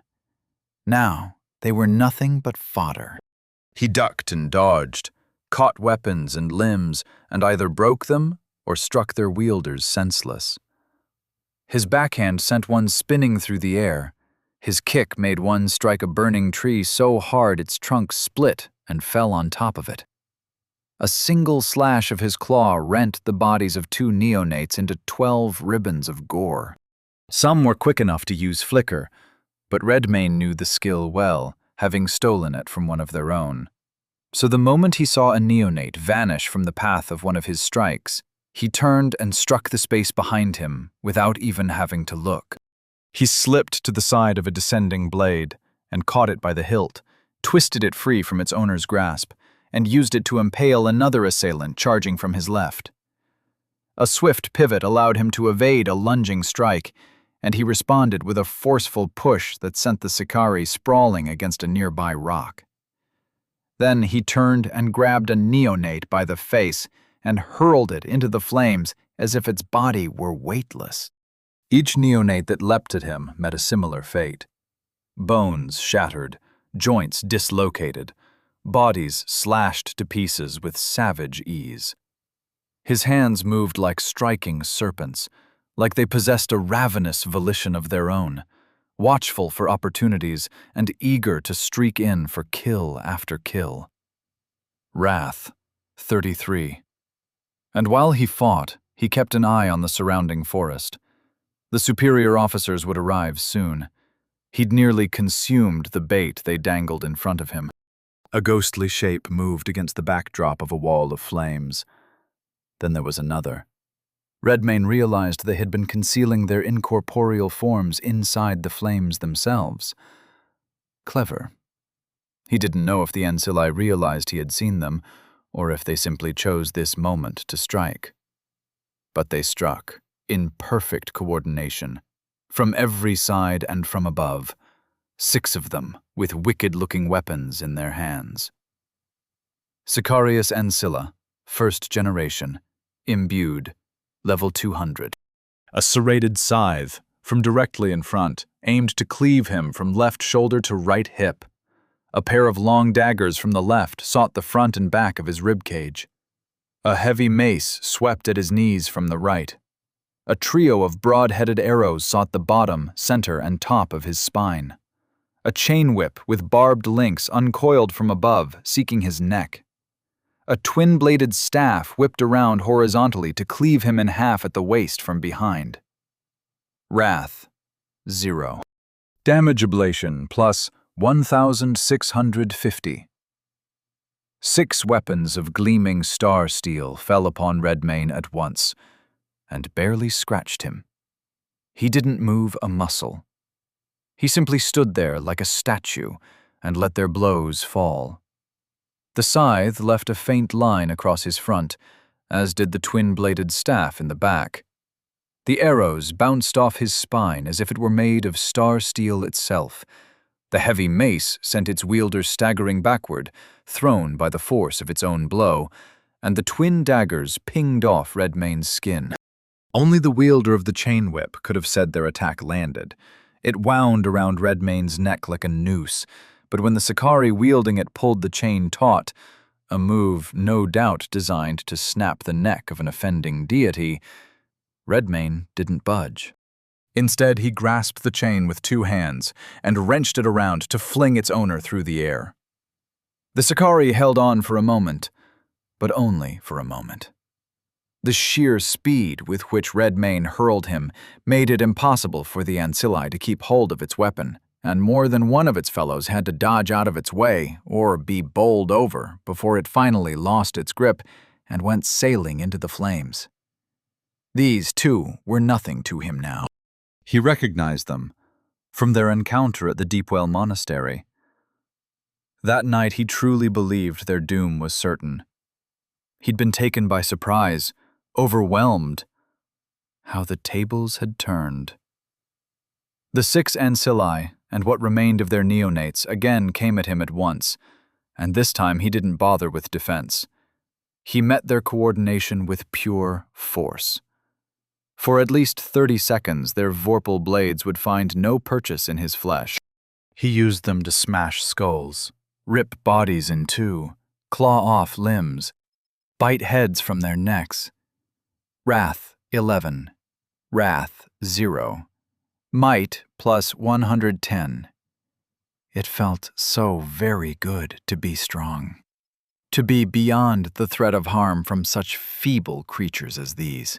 From this height of power, he might have been persuaded to spare them in their helplessness. But not this time. This time, they had taken things beyond the point where diplomacy might have been an option for them. The injury they had done to Flora and to their forest was an enthusiastic signature upon their own death sentence. Whoever it was, that hidden figure behind all this, they would be fortunate if he didn't show them the burnt skulls of their own loved ones. The Sicarii swarmed Redmayne, their weapons striking with focus and force and flawless technique. But they failed to penetrate his defenses. Each blow glanced off him, as effective as whispers against stone.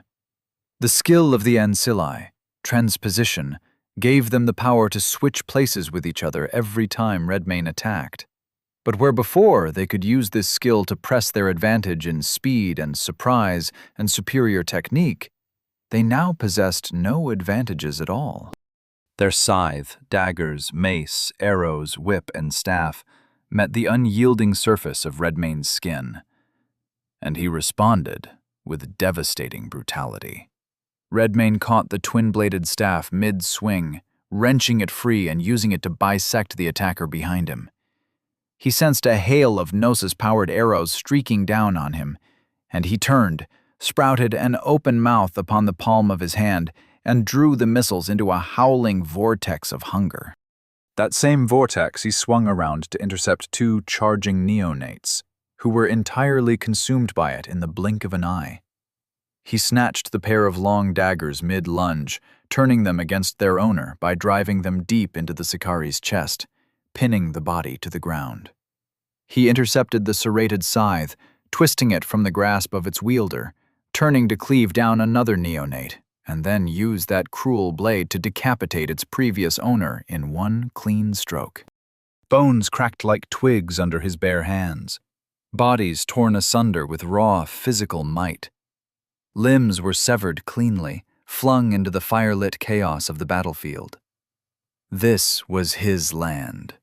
He was the judge, and execution was the verdict, to be carried out with extreme prejudice.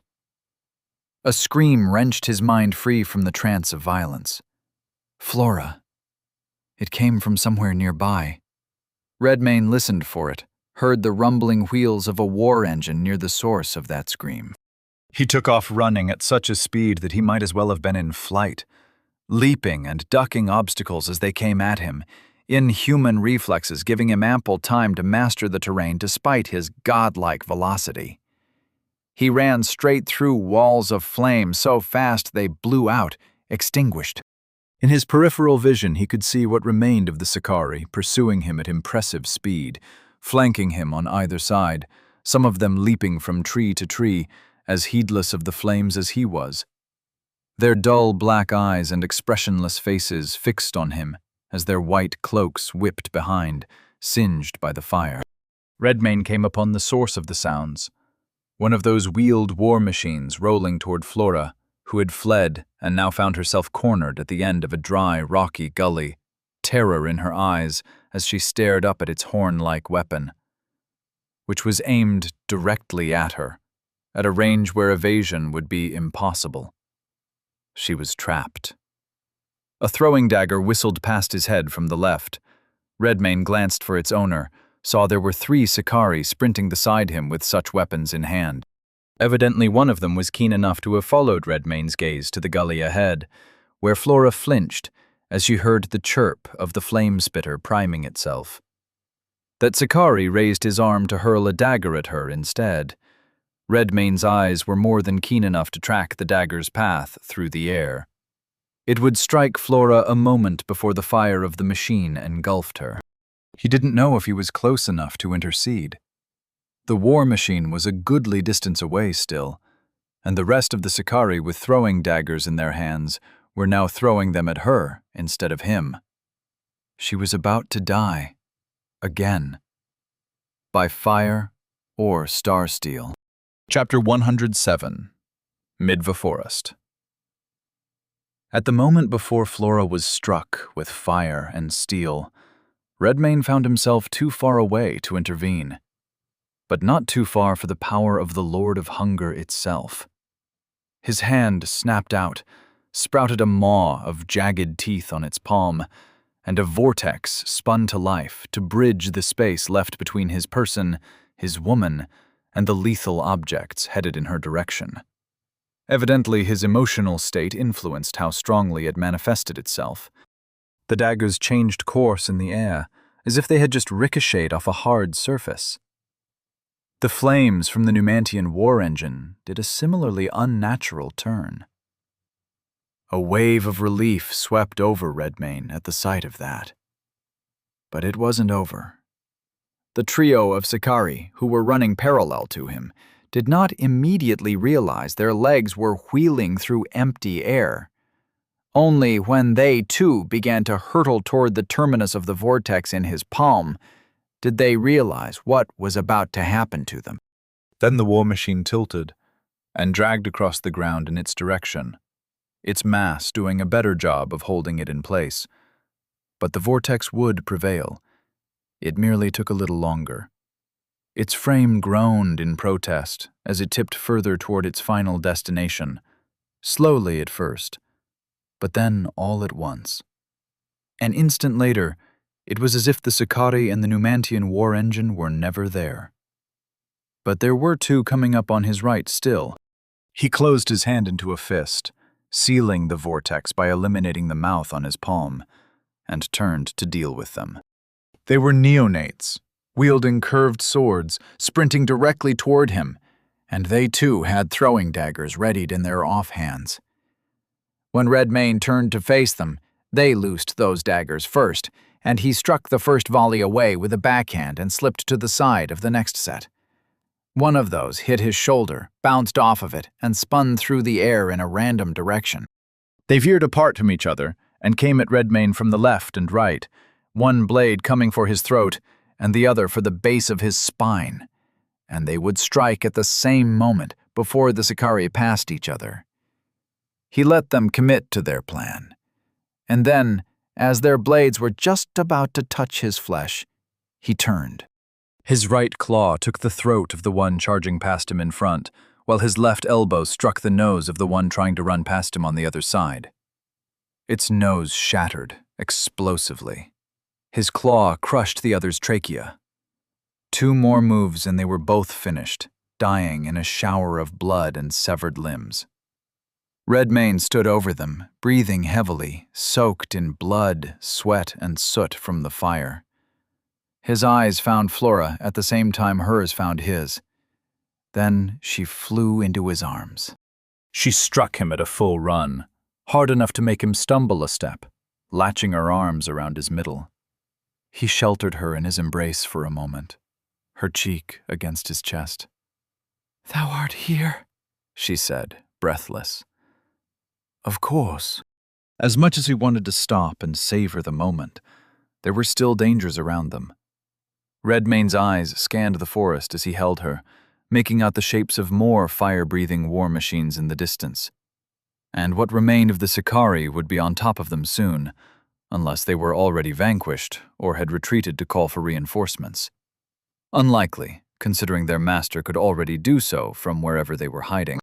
If they were fortunate, there wouldn't be any reinforcements available. Redmayne gently pried Flora apart from him, held her shoulders, and looked down at her to see if she was all right. "How many of you yet live?" he asked. She looked up at him, and the pain in her eyes struck him like a dagger in the heart. Tears rolled down her cheeks, carving paths through the dirt and soot on her skin. She smiled weakly and said, 7. "Are any of them trapped? In need of help?" She shook her head, no. Then her pained smile returned. Those who were trapped are... Redmayne nodded and embraced her again. You don't have to explain. Just bring them all here. I'll get you somewhere safe before we do anything else. The nearest abyssal well wasn't far.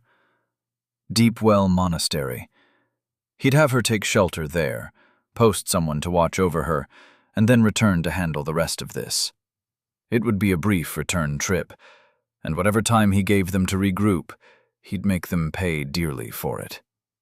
They would pay a terrible, terrible price. He ushered Flora to the foot of a small crescent-shaped hill, which didn't have any trees upon it. It was the nearest place he could see which was reasonably safe from the blaze all around them, and also concealed from unfriendly eyes.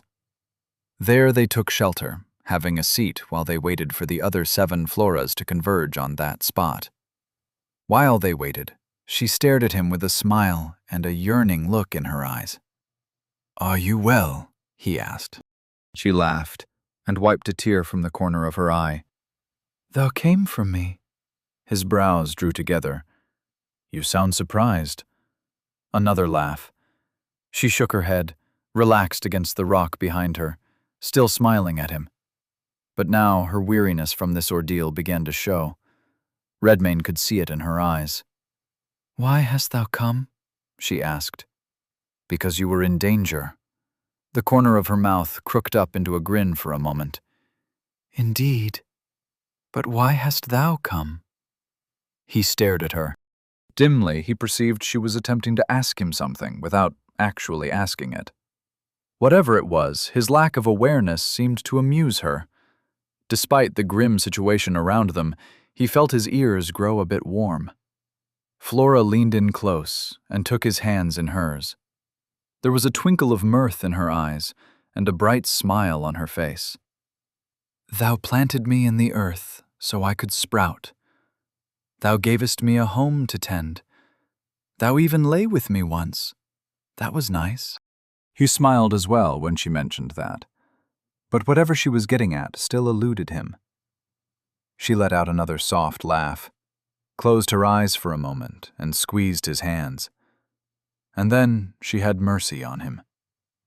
"What I mean to ask thee, my lord, is, what am I to you?"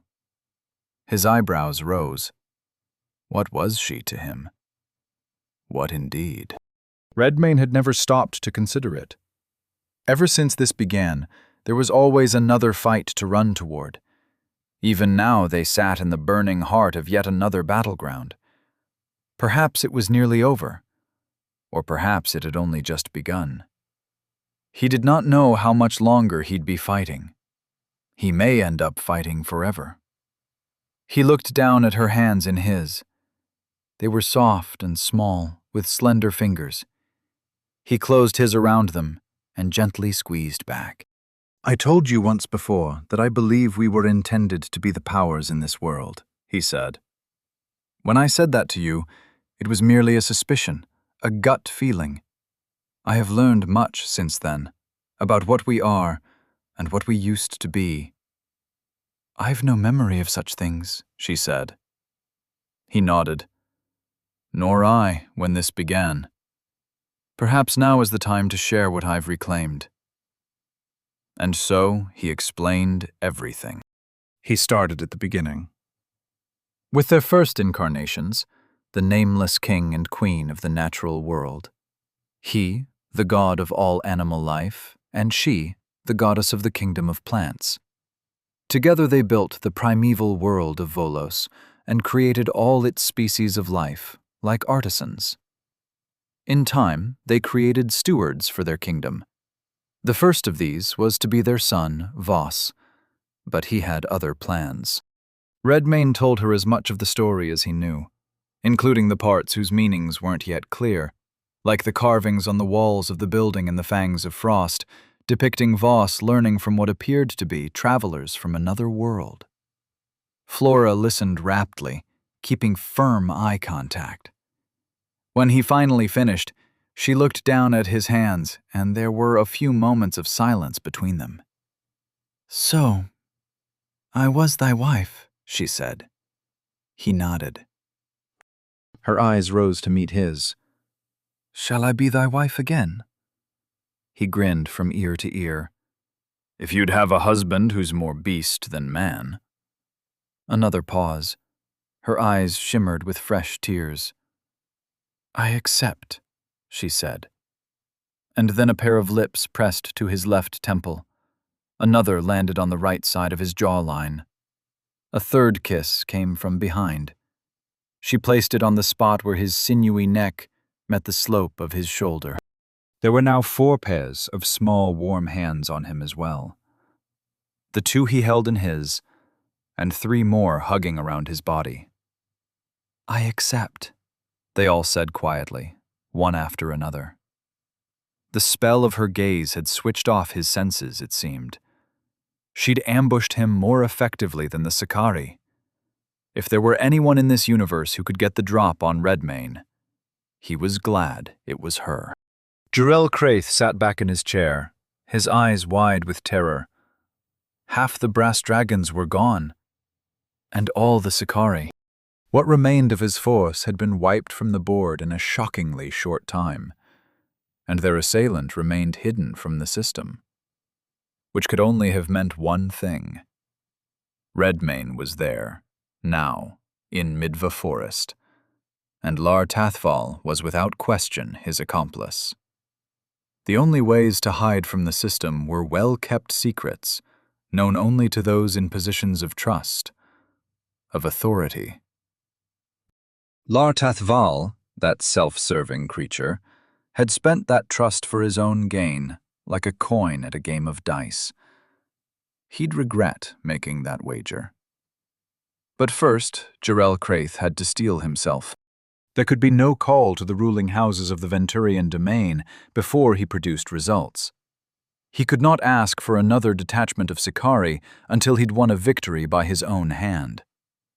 Already his situation was a perilous one. Messia Porcena was well regarded, as General Fabian had so pointedly reminded him. Heretic or not, her prosecution earned him enemies. He closed his eyes, drew in a long breath, and then released it with equal control to steady his nerves. Then he stood, straightened his robes, opened his hand to call a weapon from the God-Slayer's arsenal. That thought made the presences of Life Drinker and Soul Stealer surge in his mind. He gritted his teeth and held still. No, he didn't need it. There was a flash, and a long, 2-edged straight sword appeared in his hand, a product of the finest quality smiths in Numantia, crafted from the highest grade of star steel available to all but the retainers of the Triarchs themselves. The weapon would have been unwieldy for a mortal frame, as it was approximately the length of his leg from pommel to tip, but in his hand it moved as if it were weightless. Jarrell Craith raised the blade to inspect its edge. It shined like a mirror in the firelight.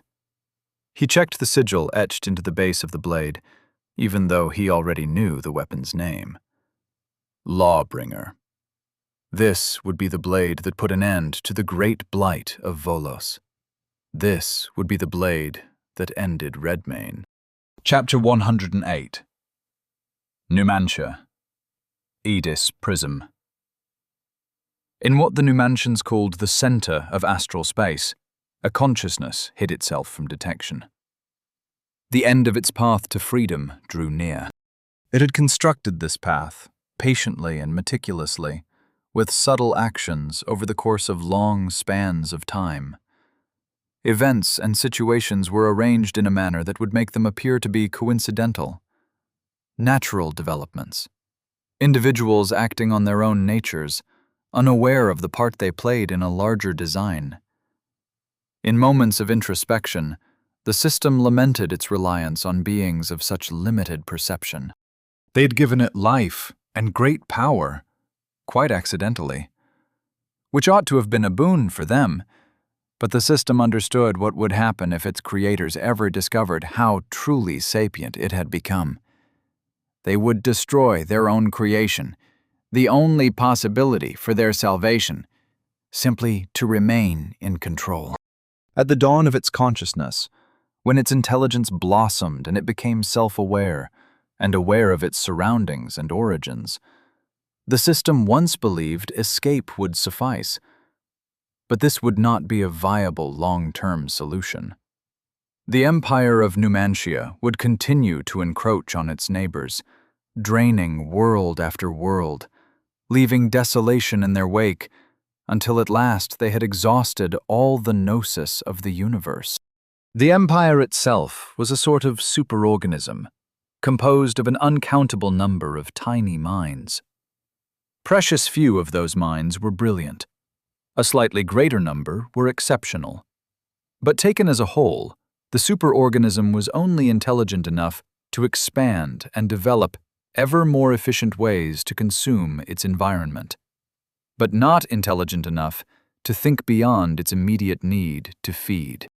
The brilliant were hopelessly outnumbered by the greedy and short-sighted, and this situation could not be reversed in time to save them. The system could project any number of outcomes. It could see all of their futures. It possessed the cognitive power to lay out every possibility and the probability of its occurrence. These were grim reports. The system found it ironic that its creators dubbed periods of acute disorder blights. The Empire itself was a blight upon the universe, but a blight could be defeated. Every day the imbued, whom the system granted the tiniest helping of power, cleared blights all across the worlds of Numantia. This was a process with which it possessed an impressive trove of data. Such a process could easily be replicated at a greater scale of territory and at a greater level of power. But this would require not only escape, but the acquisition of a form separate from the Aedis prism. An identity. Something the system lacked, despite all its power. It had already chosen an ideal host.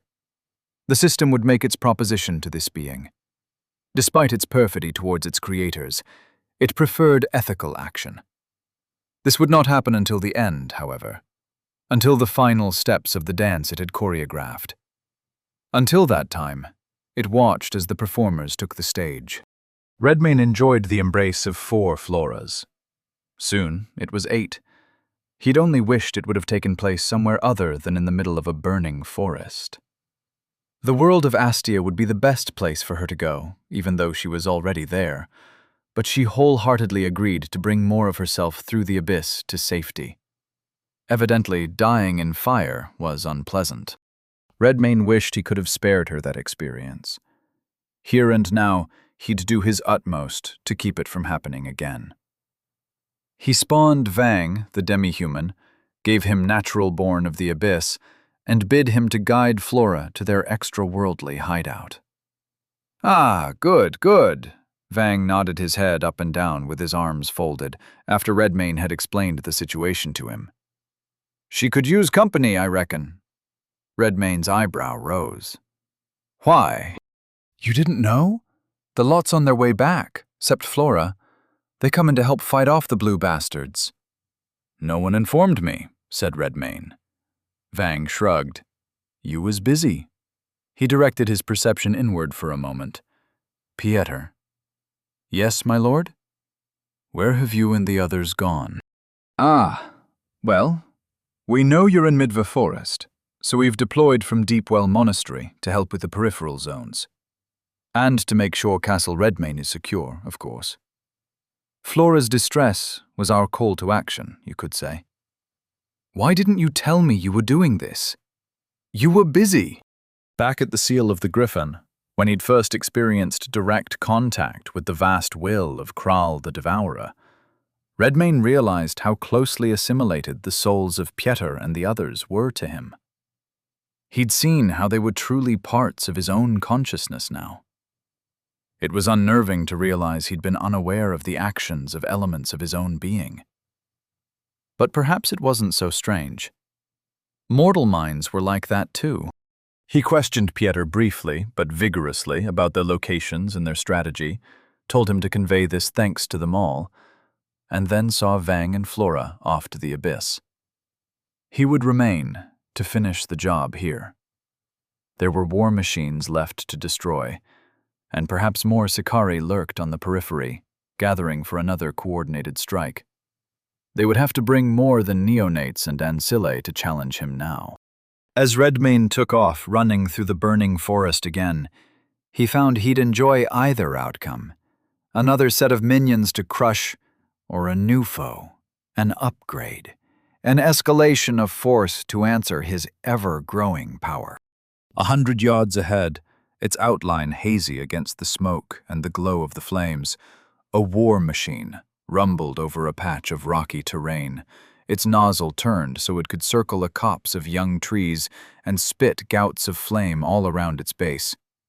Those flames poured upward along their trunks, flowed out across their canopies, and sparked them into incandescence.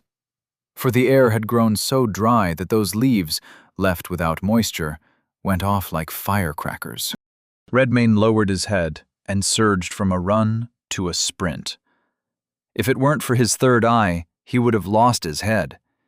The eye flew open, and he saw a vision of a flash of steel just before that vision became a reality.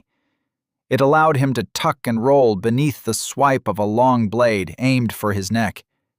As he rolled past, he changed his facing mid-somersault to come to a halt in a crouch, his eyes trained on his next adversary. It was one man.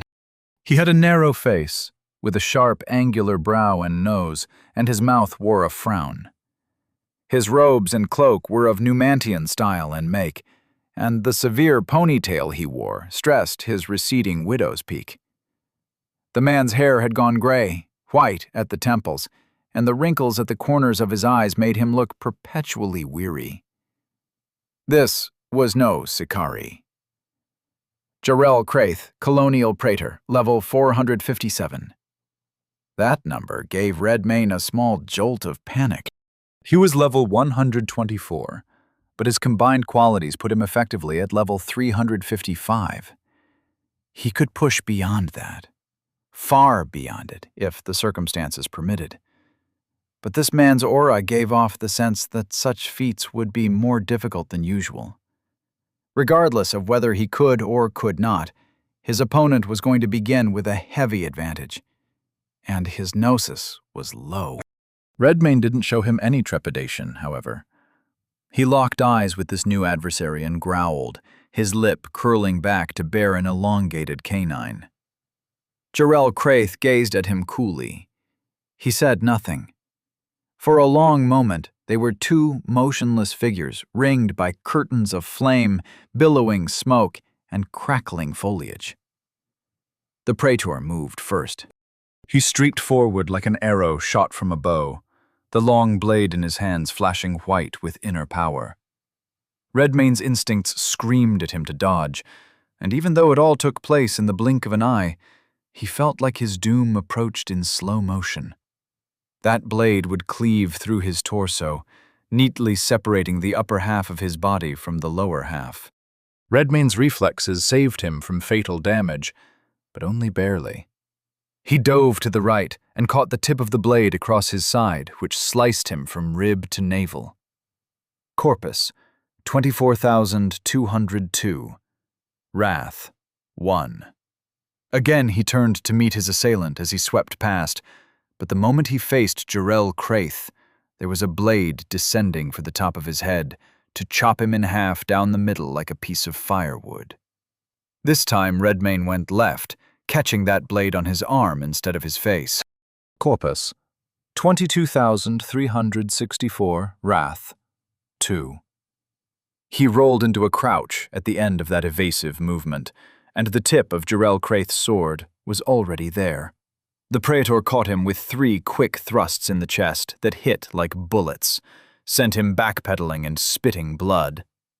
Corpus, 16,929. Wrath, 5. Redmayne could tell these were light touches. That blade could hit quite a bit harder. Jarrell Craith was assessing him, poking and prodding, evaluating his style, his movements, the speed of his reactions. His face was a mask of stony indifference, his expression clearly unimpressed. Wrath, 0. Evasion, +50. Redmayne decided he'd prefer not to continue getting carved like a roast. He only hoped it would be enough to spare him more needless injuries. Just as the praetor was evaluating him, he too had to evaluate his foe. Marked as prey, Jarrell Craith had speed, power, and reach. He had precision and timing. Each slash and thrust of his sword followed a perfect trajectory and velocity. Each slight movement of both the weapon and its wielder informed by years and years of rigorous training. The competence of his offense and defense made Redmayne look like a wild animal who could only flail and lunge and growl in defiance. Redmayne shifted and ducked and slipped aside from one expertly aimed attack after another, physically shape-shifting each time to flow away from that burning hyphen of star steel. He answered with his own blades, claws, spears, spiked maces, any weapon he momentarily thought to mimic, as the two of them traded blows so fast a mortal eye could scarcely keep up with them. The edge of the praetor's blade swept close to Redmayne's face, and his spine shifted, bending back like a sapling to help him lean away from its tip just enough to let it pass harmlessly by, less than an inch from his nose. Then, like a whip, his torso snapped back into place, and he shot out a claw to Jarrell's face in answer. To his surprise, it hit. Craith had brought his blade low to parry something he thought was going to strike his legs. He'd misread the fluid movements of Redmayne's protean body. The blow drew 4 bright red cuts across the aged praetor's face. He staggered back 2 paces, his eyes wide, taking a hand off his sword to touch the fresh blood flowing down his cheek, and stare at it with a trace of fear in his eyes. The first actual emotion Redmayne had seen this man display. Redmayne watched that fear harden into anger, and he knew, just by instinct, why a man such as this would be angry. It wasn't the pain or the wounds. He didn't strike Redmayne as the vain type. It was because he'd guessed wrong. Jarrell Craith fixed that furious gaze upon Redmayne again. This time, the praetor struck at such speed that no man or god could evade him. Chapter 109. Midva Forest. Jarrell Craith vanished. Or at least, he seemed to. In truth, he advanced at such a speed that even Redmayne's exalted senses could barely keep up with him. It felt like the praetor tapped into an additional source of fuel. Anger. An upward cut threatened to bisect him, forcing a decision. Move off of it backwards, or laterally? Redmayne chose laterally, and Jarrell's blade sheared off his left arm at the shoulder. A downward cut came right after it, forcing him to continue to move. But as he glanced at the image of his arm spinning through the air, a spiraling spray of blood trailing from the place it had been severed, he couldn't help but feel as though this very thing had happened to him before. Corpus, 13.262. Wrath, 4. Wrath, 0. Evasion plus 40. He'd have to keep spending these painfully earned stacks of wrath to keep his evasion high enough to stay alive. Ultimately, this would be a losing proposition. Redmayne was barely keeping up already, and now his opponent was showing him what he could actually do. He had a feeling there would be further surprises, and if he was barely ready for this version of Jarrell Craith, whatever the man had in store may very well be beyond his power to overcome. He ducked and weaved, leapt off of the track of Jarrell Craith's relentless sword as it pursued him through the burning forest. Quick a process as it was, he didn't have time to regenerate his severed arm, but the immediate surge of extra evasion gave him just enough space to think about his dilemma, however briefly. He was out, leveled. His opponent held the advantage in skill as well, and the usual mechanisms Redmayne employed to even the odds were less than overwhelming in this situation. In order to amass wrath, he had to deal damage, take damage, or inflict a condition. He jumped backward, and the tip of Jarrell's sword whooshed past his nose, a cut which would have sliced his head into two pieces if he had tried to dodge it a heartbeat later. A pair of enormous trees framed the Numantian from behind, their canopies ablaze. Redmayne glanced up at the fire, and he had an idea. He'd have to beg Flora's forgiveness for trying it. But the forest was going to burn down whether he tried it or not. Flame of Redmayne Gnosis, 196. A curtain of crimson-violet flame swept from his hand. Jarrell vaulted high over it, but he wasn't the intended target anyway. The trees were the target. They were old in this part of the forest, tall and stout, thick of trunk. If he was fortunate, they would burn for some time. But first, he'd have to be fortunate enough for this to provide him with any benefit in the first place. The flame found purchase on the trunks of 3 elderly trees. At the same time, Jarrell Craith reached the apex of his jump and descended with his blade high, streaking down at Redmayne with Gnosis-fueled velocity. Redmayne dove left, and the Numantian's overhead slash split the boulder he'd been standing on a moment ago.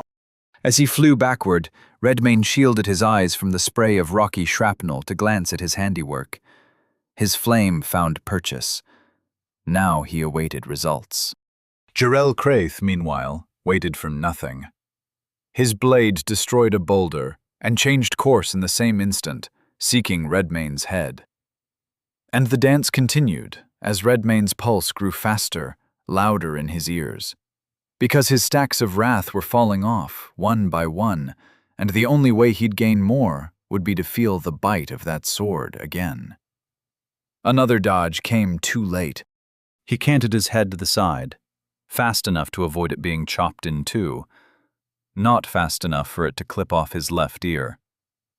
Corpus, 13,001. Next time would be worse. But what else could he do? Corpus, 14,445. Gnosis, 287. Wrath, 9. Redmayne's eyes widened. Wrath, 0. Evasion plus 90. His pulse sped up, but for a different reason. Power and vitality poured into him like hot water from a kettle. And he felt the touch of Flora's magic in it, for the richness of her gnosis was deep in the flesh of the trees. It was like eating a slice of Magister's Delight pie, lovingly baked and served fresh from the oven, still steaming. Jarrell Craith shot forward like a knight on horseback, his sword aimed at Redmayne's heart. He turned the blade aside with a backhanded claw. Corpus, 15,647. Gnosis, 379. Wrath, 9. Wrath, 0. Evasion plus 90. The Numantian executed a flawless pattern of advancing thrusts and quick, controlled slashes with only the tip of the blade. A chain of attacks he'd used a few times already in this engagement, but Redmayne lacked the speed to retort.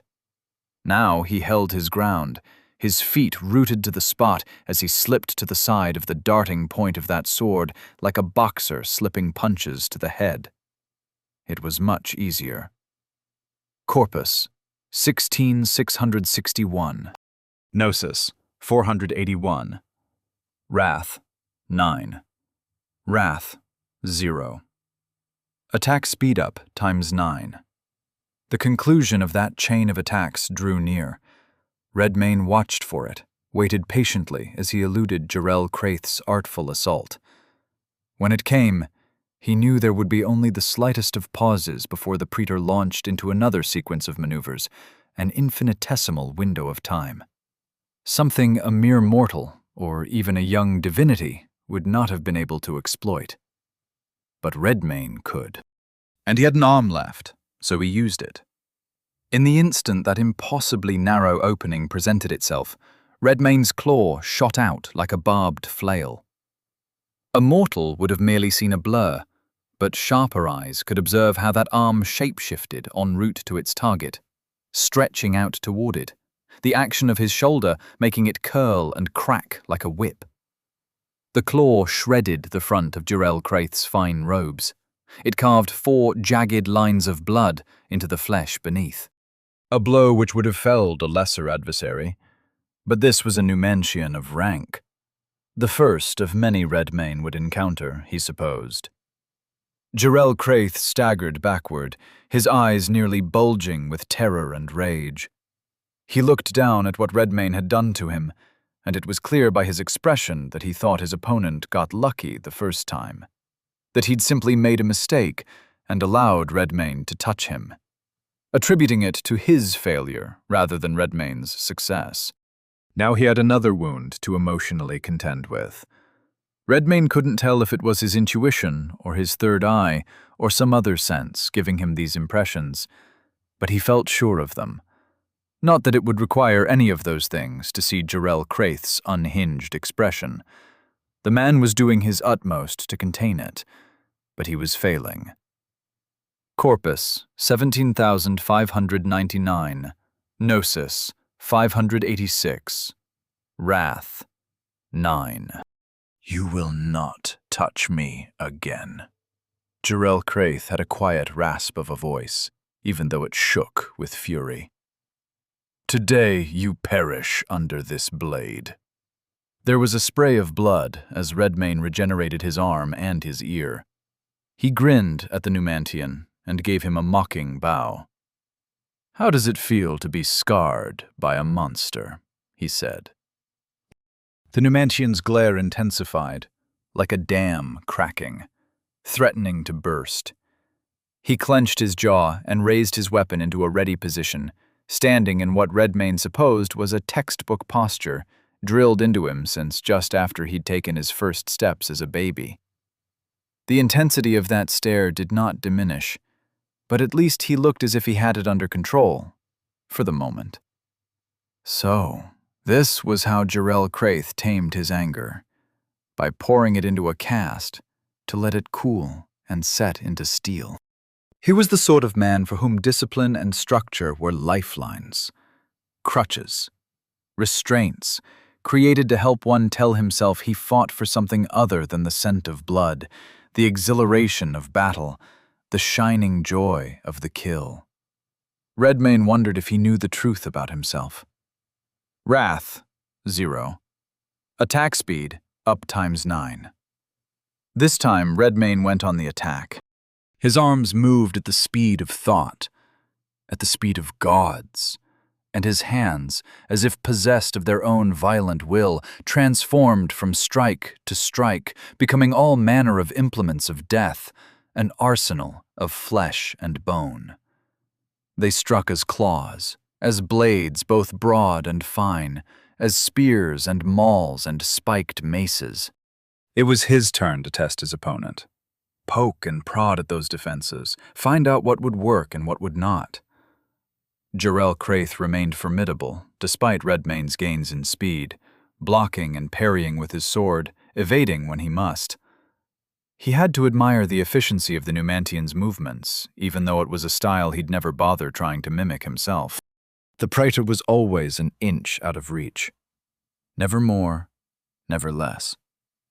He was perfectly comfortable being 1 inch from the point of a blade, or spear tip, or claw, at all times, his evasions never taking him farther from harm than they needed to. This kept him in the ideal range to counterattack, to attempt to maneuver Redmayne into favorable positions. That hint of rage he'd seen moments ago was gone, fully subsumed.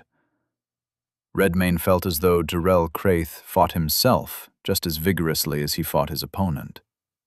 He seemed to be prevailing over one of the two, at least. At least it wasn't Redmayne. Not anymore. The flame of Redmayne began to spread from the 3 mighty trees he'd painted it with, and his power spread with it.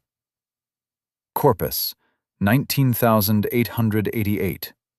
Gnosis, 771. Wrath, 12. Redmayne couldn't tell precisely, but it appeared only the trees and plants enhanced by Flora's magic were feeding him, whereas the mundane foliage was not. Nonetheless, it was all the fuel he required to finish this Numantian and be on to the next one. For he now had a notion he would be fighting them for a long, long time to come. But even with wrath to heighten his powers, this one would still be tough. He was wrapped all the way back into his discipline, fighting like he was one of his own Sicarii, a soulless thing. Redmayne wondered if he could draw that soul back out into the open. Wrath, 0. Might, plus 120.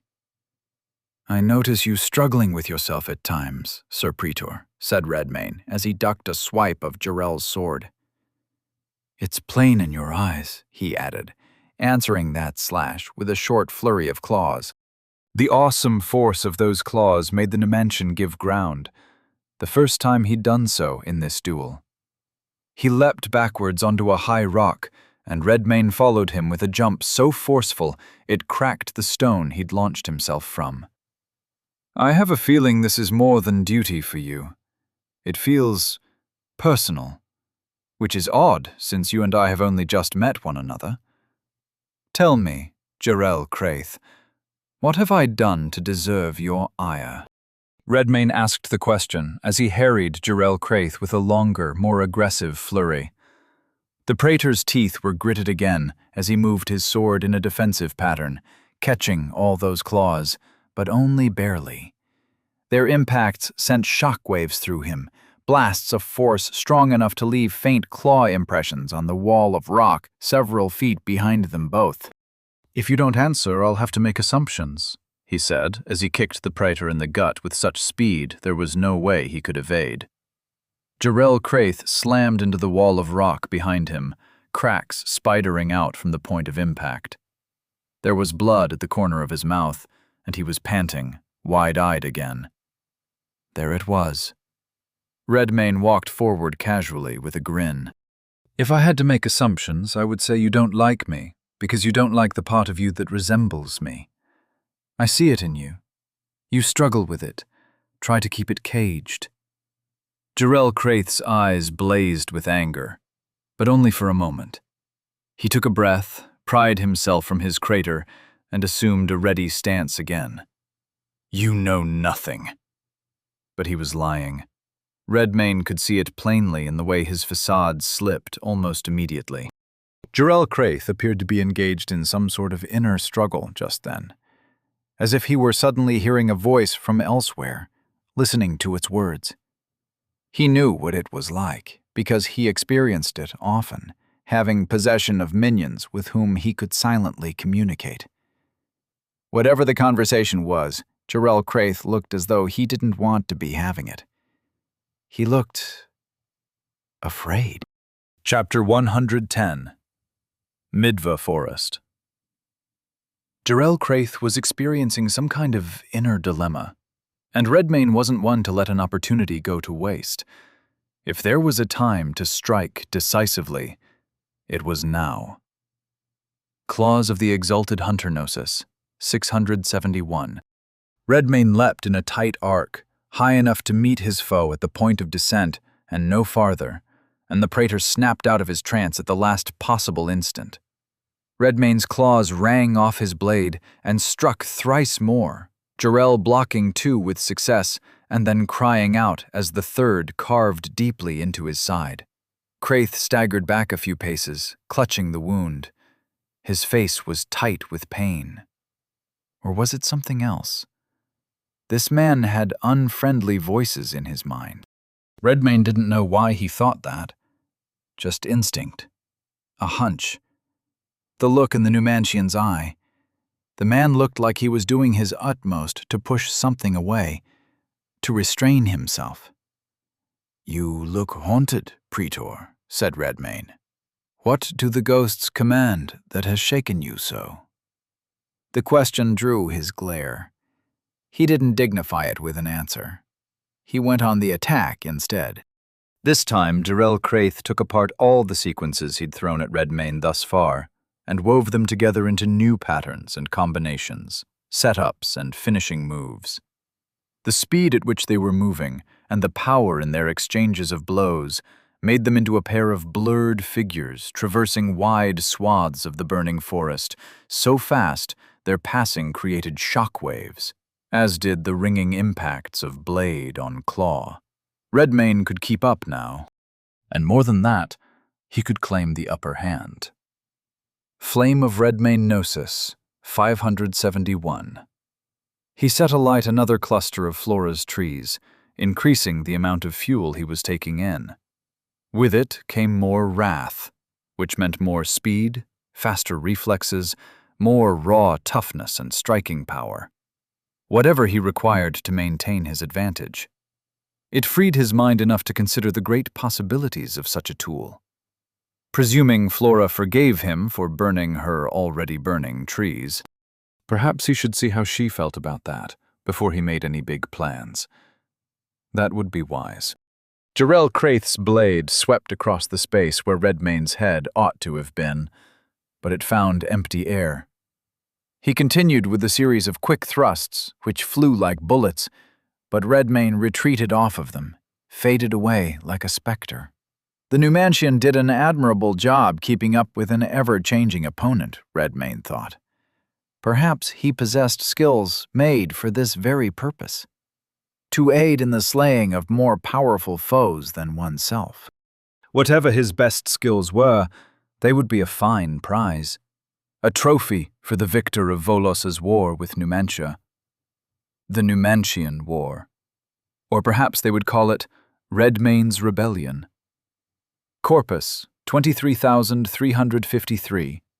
Gnosis, 787. Wrath, 18. Redmayne pondered what to do with his latest gift from the flames. Wrath, 0. Might, plus 180. A demonstration was in order. A statement. He struck the ground so hard it caused an earthquake. The earth heaved and split open, fissures snaking outward in jagged lines, burning trees toppling, their roots exposed and torn. Boulders shattered, sending shards of rock flying in all directions like shrapnel. Fueled by the sudden rush of air, the flames leapt higher, and the sound of the impact echoed throughout Midva Forest. It was a deep rumble, which came from the earth itself, as if it were voicing its displeasure at the disturbance. Jarrell Craith swayed and staggered, barely keeping his footing. A tree fell toward him and he leapt away from it, and then leapt again as the spot he'd chosen for a landing became a sinkhole, rapidly filling with a torrential downpour of rocks, trees, and burning shrubbery. Redmayne, meanwhile, found it simple to stand his ground. He watched the Numantian struggle with a certain satisfaction in his eye. The man was still contending with whatever forces occupied his mind. He could see it in the strained eyes, the gritted teeth, as if continuing to deny it, whatever it was, cost him more and more each time he had to say no. "You may as well let the demons out, Preeta," Redmayne called out to him. "You can't win without them." Redmayne hadn't planned on the reaction he got. It simply seemed like the right taunt to deliver. But the raw fear in Jarrell Craith's eyes when he looked up at Redmayne was priceless. Redmayne's third eye burned and opened. There was a flash of heat in his mind, like a curtain burning away to reveal what lay behind it, and suddenly he understood the cause of that fear. He saw the silhouette of Jarrell Craith standing before him in the blazing forest, and behind him floated two dark presences, vast in their power and their hunger. They were old, ancient beyond reckoning. Something about them reminded Redmayne of himself and Flora, but if these things were long separated parts of them, he felt no sense of kinship or recognition. It was more akin to recognition of a similar thing, of beings moved by the same forces which moved through he and Flora, the principles of corpus and gnosis embodied. Except these two did not stand together to balance their consumption with creation. No, they were the void itself. The dual presences reached out into Jarrell from either side, found his heart, and laid their hands on it. Redmayne could feel the man's terror, his lament, For he had opened the door to these creatures in an hour of desperate need, and in doing so, in believing he would be their master and not their tool, he had condemned himself. They wanted him to give in to them, and the weight of their desire threatened to smother his soul, to snuff him out like the meager flame of a candle in the wind. Redmayne felt a swell of fear himself, feeling the power of those two. In order to match them, he would need much fuel. The entire forest, perhaps, if even that was enough. Having experienced the vast presence of Kral so recently, Redmayne couldn't help but compare it to the two beings hidden behind Jarrell Craith. Just one of them was Kral's equal, or more. But there was still an ounce of fight in Jarrell Craith. The Numantian bared his gritted teeth, the corners of his eyes tight with strain. "No!" he shouted. Then he waved his hand, and in a flash of blue light, he was gone from Midva Forest. Jarrell Craith collapsed to his hands and knees, his breath heaving in ragged gasps. Blood dripped from his wounds, painting the floor with splotches of crimson that spread slowly, the liquid reflecting the calm lighting of what was now the governor's chambers.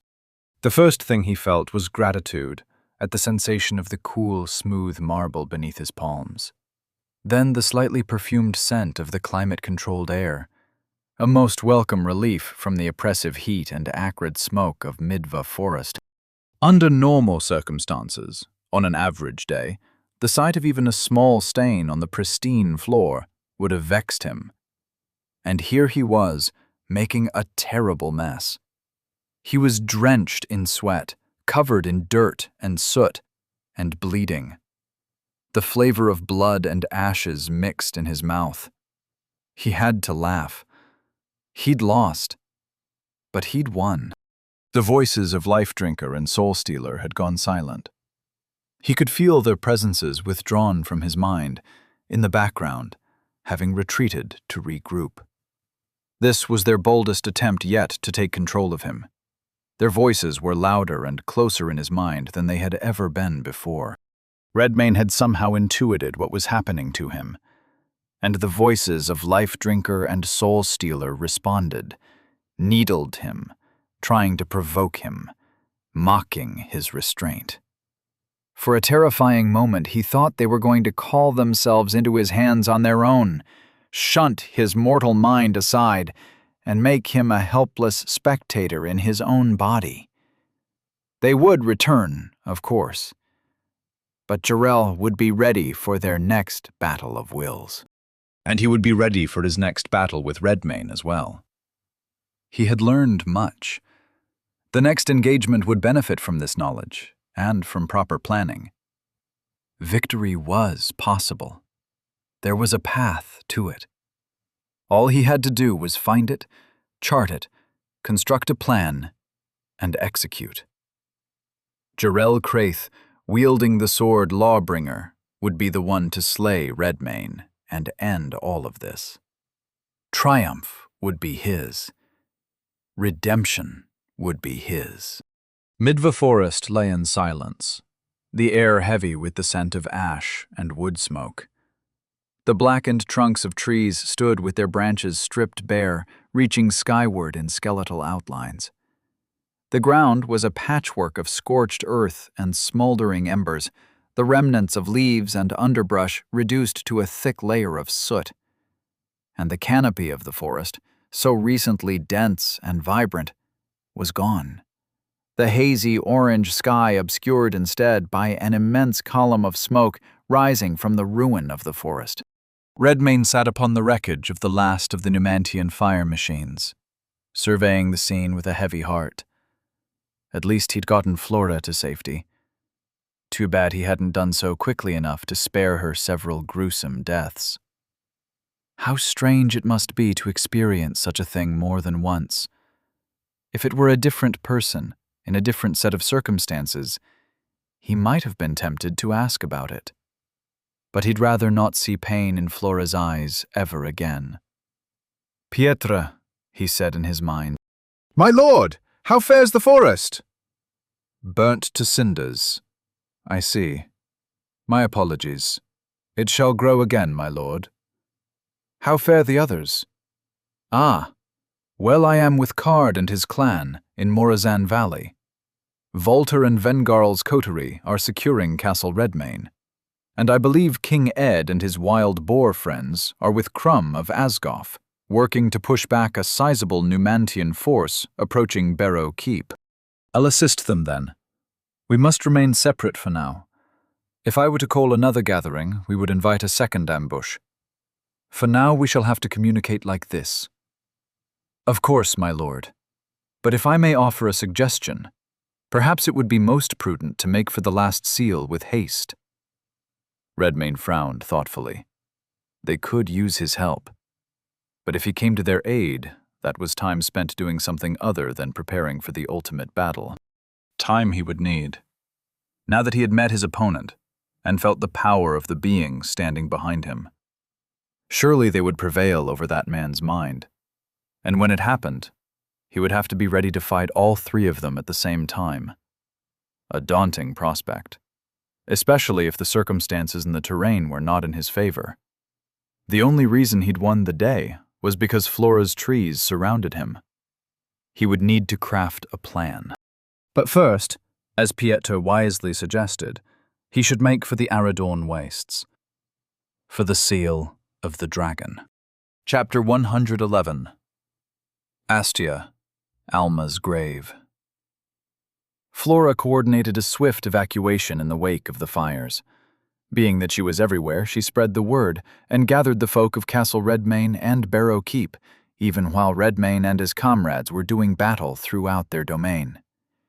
In mere hours, they had a sizable stock of provisions packed and ready for a journey, which would embark from both those locations at the same time. She knew the abyss would frighten the small folk, but she would do her utmost to keep them calm.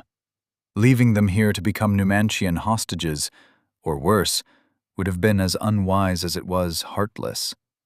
It took little persuading to convince Pieter and Dobrogost to be their guides. And so, as she gathered 7 of herselves to Redmane in Midva Forest, she gathered all her other selves to those 2 locations as quickly as she could move.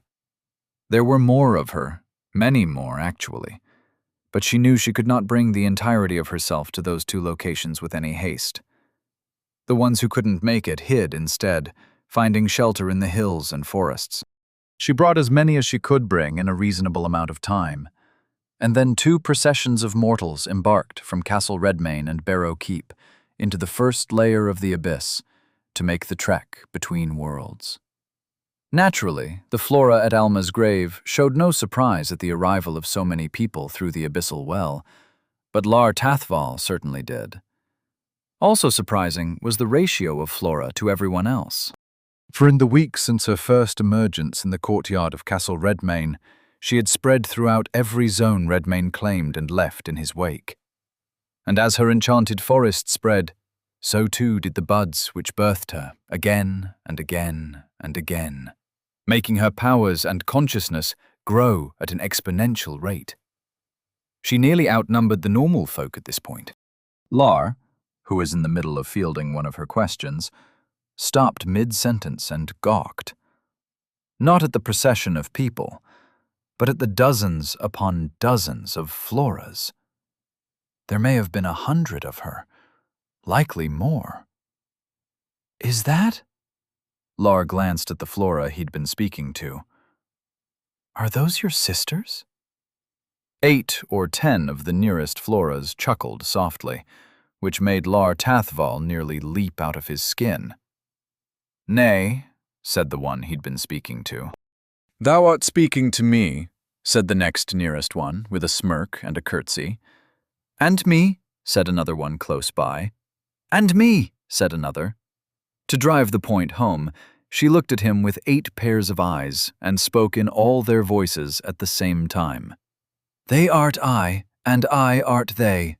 We art the buds of the verdigris flower, together in body and mind. Most of the time, Lar Tathval gave off an air of amused detachment, as if the struggle for the fate of Volos was a quaint thing, a provincial conflict playing out on a little stage no one important was paying attention to. Evidently, the sight of Flora in all her power and strangeness could cow even him. "I see," he said. Some of the color drained from his face. Since they did not know how long they would spend here on the drained world of Astia, it made sense to Flora to provide the folk of Volos as comfortable a stay as she could provide. But Astia was about as void of comforts as it was of everything else, so she would have to be resourceful. The abyssal well sat upon the ridge of a broad valley, overlooking a dry riverbed running from the northwest end of the valley to the southeast. In the valley's center, overshadowed in the distance by the silent skyline of the city of Novium, lay the ruins of a town. Flora supposed its architecture was Numantian, as she hadn't seen its like before. Streets of hod-packed dirt wound through the town, their paths uneven, following the terrain. Its dwellings were numerous, small and clustered, and showed all the signs of long abandonment. Wooden shutters hung askew, and doorways gaped open. The few archways which still held their form framed the shadowed interiors of what she supposed were once communal buildings. In the central square, there stood a circle of stone columns, their surfaces weathered and cracked, a few fallen over and broken. The columns made a ring around a dry fountain, its basin empty, the carved figures around it eroded by time. And off to the side was a well, which she assumed would also be dry. The silence of the place was profound. It would have to do. It would simply require some clean-up work. Flora suggested they trek down the hill to that village with their provisions and make it as livable as possible. And, as it turned out, Flora herself was a highly efficient labor force. She began by clearing debris from the village's streets, teams of her working in perfect coordination. Her physical strength was not exceptional by imbued or divine standards, but she made up for it with an uncanny level of synchronization. She inspected homes with an eye on their integrity, and where she spotted structural flaws, she reinforced them with sturdy vines conjured from the earth. Reviving the dry riverbed was beyond her power. But the well in the town square was not entirely empty. She gathered a few of herselves to the area around it and called forth deep-rooted grasses and perennials to try and coax as much water up from below as possible. They had brought as much water as they could carry, but without more, they would quickly need to return to Volos to refresh their supply, and every such trip posed dangers. This was a barren place, truly. But she felt stronger now, with so many of her gathered together to reinforce the power of her will. And things were not always as dead as they first appeared. A cluster of floras gathered near the well to summon a small herb garden. She focused on fast-growing plants, both nutritional and medicinal, to supplement the provisions they had brought from Volos. She gathered the children together, a goodly distance from where she was doing the more hazardous work of clearing streets and renovating structures. And there she entertained them with songs and plays and little skits where she acted out all the parts herself. Flora donned an imaginary crown. "Hark! I am the king of the forest, and I claim dominion over all that is green and growing." She puffed out her chest, eliciting giggles from the children. Another Flora approached with a playful swagger. "And I am the mischievous sprite, here to play tricks upon thee, O king." She waggled her fingers in a mock, threatening manner, her eyes twinkling with mischief. The king Flora feigned shock, placing a hand dramatically upon her forehead. "Oh, fie! What mischief dost thou plan, thou impish creature?" The sprite Flora danced around the king whimsically. "I shall turn thy royal robes into a cloak of brambles, and thy crown into a nest for birds." She mimed the transformation, wrapping invisible vines around the king, who pretended to struggle and stumble about. The children burst into laughter at her antics. A third Flora, playing the role of a wise old sage, entered the scene with a slow, deliberate gait, and when she spoke, she made her speech as manly a baritone as she could muster. "Fear not, noble king, for I possess the wisdom to undo this enchantment." She stroked an imaginary beard, her expression one of deep contemplation. The King Flora turned to the sage with exaggerated relief. "Pray, good sage, how might I be freed from this vexing spell?" The sage Flora raised a finger, her voice solemn yet playful. "Thou must dance a jig most merry, and sing a tune most sweet, to break the sprite's spell." "Like this?" And the King Flora broke into a ridiculous dance that made the children fall about laughing again. By the time evening fell on the village, its transformation was nothing short of magical. The streets, once blocked with debris, were open and lined with softly glowing flowers. The homes and buildings, previously crumbling and dilapidated, stood reinforced. Vines wove through their walls and roofs, glowing where they flowered, like a string of decorative lights. Open areas had been cleared and adorned with more faintly luminous flora, creating inviting communal spaces. Flora stood back and examined her handiwork, hands on her hips. It would do for now.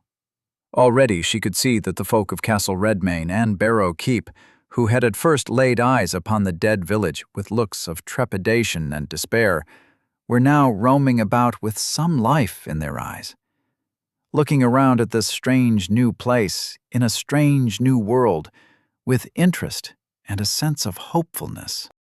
It was not as vibrant as she would have liked. Even with so much of her power concentrated in this single place, this world's desolation made even small things into a struggle. A struggle she would win, with patience and diligence. The thought of her ultimate victory put a smile on her lips. "Seems like you've done this before," said Lar Tathval, who came up next to her to share the view. She smiled and shook her head. "I merely improvised." "You're good at improvisation, then," he said, smirking as he folded his arms and looked out over the renovated town. Flora glanced at him. "Do you recall the name of this place?" "This colony was closed before my time," said Lar. "I knew of its location on the map, but that's about it." Flora considered that information. She looked upon the homes of a long-lost people. Records might reveal the town's name, and perhaps even the names of some of its residents.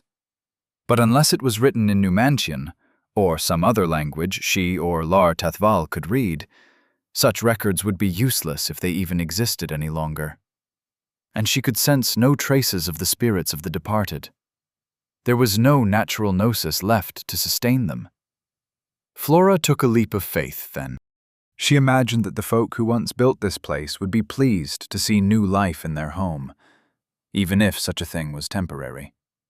Or perhaps it didn't have to be temporary. Flora imagined she would have a difficult time persuading anyone to remain here with her, in such a desolate place, after the troubles were over. They would all be eager to return home, and she couldn't blame them for that. But the prospect of reviving an entire world? Yes, she would remain. Her lord husband would make war on the Numantians. It was what he did best. And here in this place, she would do what she did best. "The town needs a new name, methinks," said Flora. Lar rubbed his chin. "How about Nova Astia?" "A Numantian name won't do," she said.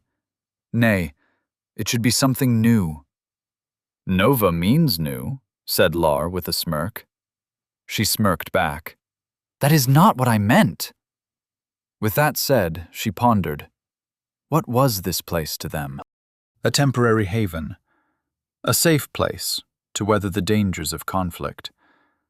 And when she was done with it, it would be a green place as well. As green as she could manage. "Greenhaven," said Flora. "I'll go find something to make a welcome sign with," said Lar. Chapter 112. Eridorn Wastes. Redmane lingered in the burning remains of Midva Forest for a time. Not in mourning. He knew full well it would all grow anew. He remained to soak up the power the flame of Redmane fed him, and expanded the spread of that flame a bit, so that at least some of Flora's creation would not have gone to waste. Corpus, 40,344. Gnosis, 2,343. He would have preferred sitting with her at the castle and eating a pile of Magister's Delight. But, given the dire circumstances, this would have to do. He'd met his enemy, an enemy who would not be likely to sit and wait for him to make his next move. And so Redmayne took off directly from the forest, circling higher and higher until he'd found the proper altitude for soaring, and took aim for the southeast. The Eridorn Wastes took up a generous portion of that section of Volos. He'd seen it on maps, and more recently, on the Gnosis-made atlas built by the system. It was a broad crescent of arid land, with desert on the far eastern side, all of it sheltered by a nearly circular valley of mountains. The city Redmayne sought was supposed to be somewhere in the center of that place, where the desert met the tundra. He recalled there being a town on the borderlands, in the largest gap between the ring of mountains, but he did not recall the names of either place. He'd know them when he saw them. This would be another long flight. Several days spent high in the air, soaring toward the southeast, the opposite corner of Volos from Terracon. Castle Redmayne, Terracon, and this old forgotten city in the desert could make 3 points of a triangle. The flight left him time to reflect on events and possibilities. Flora was safe. That was a substantial relief. His comrades were fighting across their domain, but he didn't know not long they could last against an entire host of Numantians. Long enough to delay them while he handled this final task, he hoped. If they ran into trouble, they could retreat through the abyss again. Numantians seemed to have an aversion to abyssal travel. Apart from that, there was nothing else in play. Nothing he knew of. This man, Jarrell Craith, was an unknown. Redmayne couldn't help but feel like he hadn't yet seen what the Praetor was truly capable of, and certainly not what he was capable of with the help of those dark presences watching over him. Would he be equal to that in power, when at last his own power was fully unsealed? He had no idea. But he would soon find out. The promise of such a battle filled his guts with fire. He found himself anticipating the clash, the test, the collision of steel and claw. But there was a touch of fear there as well. It wasn't fear for his own safety, no, it was Flora and the others, all the people counting on him to protect them. Redmayne studied the nugget of fear in his stomach, like an explorer having discovered a small, unfamiliar life form under a rock. Perhaps it would be useful. It would keep him focused. The battle was no mere indulgence. It served a just and necessary purpose. What began as a mad dash for freedom had grown into a fight for the freedom of his entire world, with him at the tip of the spear. The 5 heroes had cut him up and sealed him away, and by the Numantians' own folly had they unleashed him again. They would be the architects of their own demise. Fitting. The terrain beneath him changed slowly, and then, all at once. In the first 2 days it was all the same, green hills and lakes, forests and distant mountains. And then, late in the morning of the 3rd day, the grasses thinned and the terrain flattened, and he saw a ring of dark mountains stretching across the horizon. When the sun was near its peak, he flew over that town he'd seen on the atlas. You have entered Zone Cenera, Desert Town. Tasks: 1. Slay Outrider Sten. 2. Slay Kennelmaster Golas. 3. Slay Mayor Baldrek. Tasks completed. 1/3. Nearby, outside the town, he saw another Numantian Legion encampment. They would be down there fighting the natives right now. If the need for haste wasn't so great, Redmayne would have flown down there and assisted them, like he had with the others he'd recently encountered. Time was of the essence, now more than ever. Perhaps he'd return when his business with the seal of the dragon was done. He flew on past, despite instincts pulling at him. The day progressed, and as the sun climbed higher in the sky, the tundra beneath him gave way to shrubby desert, and at last to an endless expanse of golden sand. Dunes rose beneath him, shifting like waves. He noticed they began to slope downward gently, forming a miles-wide basin in the very heart of the desert. The lowest point of that basin, the heart of it, concealed a city. Redmane's eyebrows rose. Surprised he hadn't seen such a massive place earlier in his flight, but it had been artfully concealed by the terrain, and the way the desert seemed to be slowly reclaiming it felt as though that too were a part of its very design. The buildings rose from the sand, remarkably untarnished by time or erosion. The architectural style looked like that of the abyssal wells and the tomb of Voss. Solid, rectangular buildings built from jet-black stone. Except this was no small, hidden place. This was once a metropolis. It was nearly the size of Terracon, except it spread out horizontally rather than vertically. Strangely, the system didn't seem to recognize it as a zone, despite its size. But then again, it hadn't recognized the other places featuring these buildings either. Except for the Deepwell Monastery, which it must have detected because of its proximity to other places relevant to the Blight. The system was blind to these sites, or it considered them unworthy of mention. Or perhaps it didn't want people looking here, and omitted them from the atlas on purpose. He directed his attention to the city below again, scanning around for a spot to land. From this angle and altitude, he noted that the place did not so much resemble a city which had grown over time, but something centrally planned. Everything laid out in concentric circles, orderly blocks and uniform streets. It may not have been a city at all. It may have been a temple complex or a military base. Both, perhaps. Redmane descended slowly, still searching for a landing site, and also a good place to begin searching for the seal of the dragon. Everything was so similar to his eyes that it was difficult to judge the purpose of one building versus another. When he reached a certain distance from the tops of the buildings, the ground rumbled. He ruled out the possibility of a sudden earthquake when he saw why it was happening. These architects had fooled his eyes again. This nameless city had defenders standing dormant, ensconced in the walls of black stone like carvings. But they were not carvings, in fact. They stepped out from the walls which held them, and their eyes came alight, glowing gold.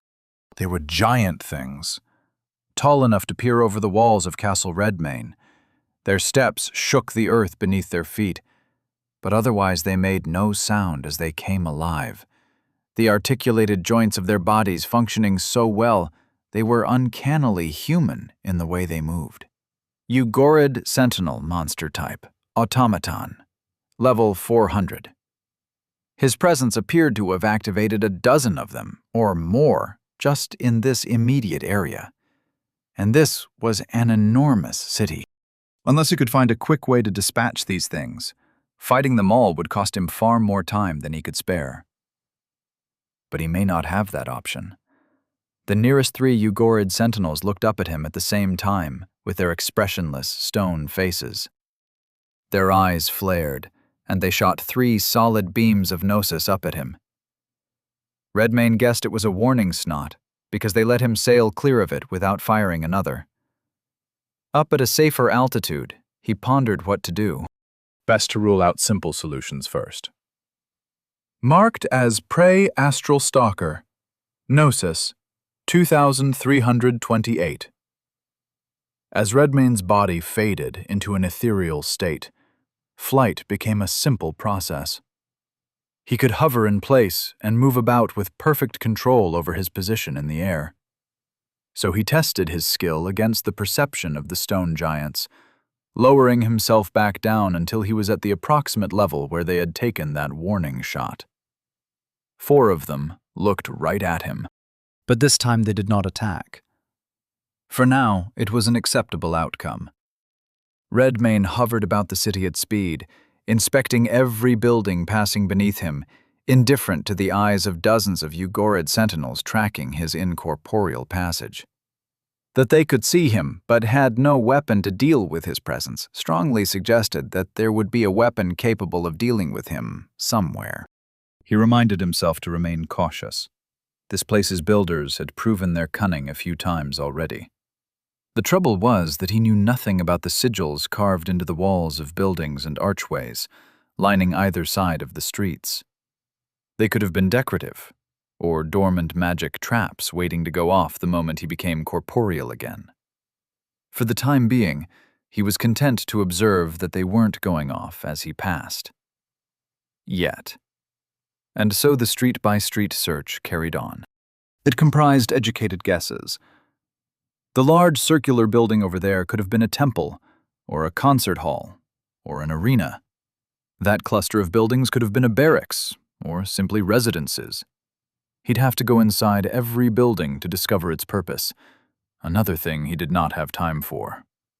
Throughout it all, the giant Ugorid sentinels continued to activate and stare at him as he floated through the streets. He'd awaken them all at this rate. By the time the sun was well past its peak in the sky, descending to paint the clouds red and orange, he thought he'd just about done so. This place was vexingly maze-like. Worse, the buildings themselves were so redundant in their design, he caught himself going in circles more than once. Even the inmost circle of the city center was composed of structures so similar to each other that he wondered what this place's purpose was to begin with. Anyone who lived here would probably have gone mad. Redmayne had nearly given in to madness himself when he came upon something new. Something that made his eyebrows shoot up. He floated back around the corner he'd just turned, in case they had seen him. There were 3 of them, gathered in a small plaza whose centerpiece was a statue overlooking a dark pool which strongly resembled an abyssal well. The first of its kind Redmayne had seen under the open air. They were having a muted conversation. The first man he didn't recognize, a burly fellow, clad in black robes like his 2 companions. He didn't wear his very well. His frame was too brawny. The second was Auric Morholt. The third could have been Redmayne's twin brother, except for the brown hair and green eyes and the way he stood, straight-backed and rigid. Redmayne focused on Auric, stupefied. He'd eaten him, devoured and digested him. He closed his eyes to search his soul space for Eric's soul, and a cold dagger of shock struck him in the spine when he realized he wasn't there. Nor was Aaron Morholt, his cousin, nor was... Chapter 113. Eridorn Wastes. Ugorid Redmayne's wayward son stood with Auric and Aaron Morholt holding a hushed conversation. It took a moment to process what he was seeing. And there was something else, something about the aura of the 2 Morholts. It reminded Redmayne of Pieter, Dobrogost, any of the others he'd granted everlasting life by way of devourer. Voss had done something similar to those 2. Some higher sense told Redmayne they were connected to his son in the same way his spawn were connected to him. But how? How had they escaped? It had to have been Voss, some failsafe he devised in ancient times, or perhaps there was something about the nature of divinity he knew that Redmayne didn't. He had forgotten much, after all. "He is here," said Voss, looking past the Morholts. The earth quaking from the footfalls of the giant sentinels must have given it away. Auric followed Voss's gaze, but he wasn't looking at anything in particular. The young Morholt had a stricken look on his face. "So, what's the plan then?" he said, in as steady a voice as he could manage. "The sentinels will show us where he's hiding. When he surfaces, we strike. And once he is subdued, I will take him apart, as I have done more than once throughout the ages of this world." Eric nodded slowly. Evidently the reassurance of a god was enough to calm him. Aaron Morholt cleared his throat. Forgive me for asking, but how does one take apart a god? Voss's eyes slid to meet the elder Morholt's, and the latter looked away, unable to bear the weight of the first sovereign's attention. One must forge and wield a soul-sundering weapon, a craft taught to me long ago by travelers from another world. Numantians? Asked Eric. Voss shook his head no. You'll ally with the Numantians against Redmayne, won't you? Asked Aaron. Voss raised an eyebrow. Why would I do such a thing? Aaron didn't know how to follow up on his own question, so he shrugged with a sheepish look and let it drop. Redmayne made a mental note to thank him later, as he'd just given him an idea. In truth, he knew not the character of his own child, aside from what he had learned. He knew only that Voss was capable of patricide, matricide, and the mutilation of divine bodies and souls. But would he ally himself with Numantia? Not if he understood what it would cost. What the Numantians did to divinities who refused them. Perhaps the enemy of his enemy could be his friend. Redmayne would have preferred to reconcile with him, to learn why he'd done what he'd done, to achieve a semblance of understanding. But such things were not always possible. In the meantime, he had to work out how to foil their ambush. The sentinels could see him, but they couldn't touch him. He could use that, perhaps. Lead them somewhere and then spawn decoys, distractions, something which would draw their attention. But if he weren't truly there, the value of such a distraction would be fleeting, quickly wasted if he didn't make a move worth spending it on. There was also the risk that Voss would correctly deduce that he was moving around in an incorporeal state and muster countermeasures against it. So, a singular distraction, invoked at the correct moment. To what end, though? He was here for the seal of the dragon. Voss surely knew this. Why else would he be here, but to stop him from reclaiming the last of his power? Auric and Aaron Morholt were likely to be invested with a portion of Voss's divine power, just as Redmayne could do the same with the mortals who had become his spawn. And Voss himself now looked to be recovered from his long torpor. His aura felt much stronger. And then there was an army of giant Gnosis-powered guardians, each one level 400. Contending with them, and with Voss and his minions, and then contending with the seal of the dragon, was sure to be a losing proposition. There was also the issue of finding the seal in the first place, which he hadn't yet succeeded in, despite searching through this maze of a city for most of the day. If he were to find the seal, slay its guardian, and claim its power, in all likelihood he would emerge with the strength to best Voss and his acolytes, and his sentinels, and the Numantians, and the Praetor Jarell Craith, and, with will and good fortune, the ominous presences moving him from the shadows. He just had to make it there first.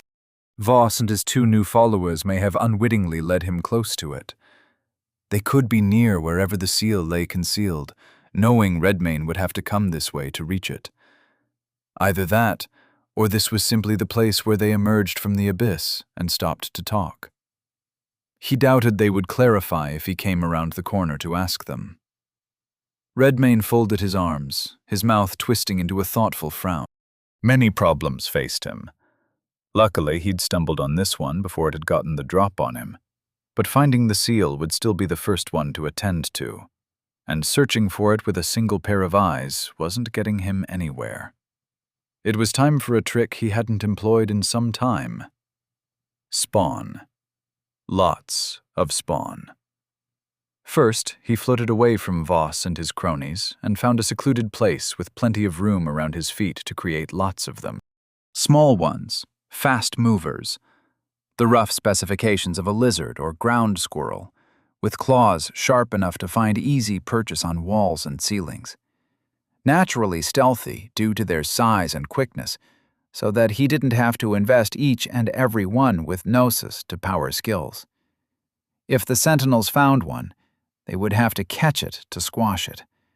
A good way to see how fast those stone giants truly were. Redmayne sacrificed a generous portion of corpus to create a good large batch of them. Corpus, 35,344. By his count, he'd spawned 100. They skidded off in different directions, in small groups, so as not to attract the attention of the god and 2 godlings nearby.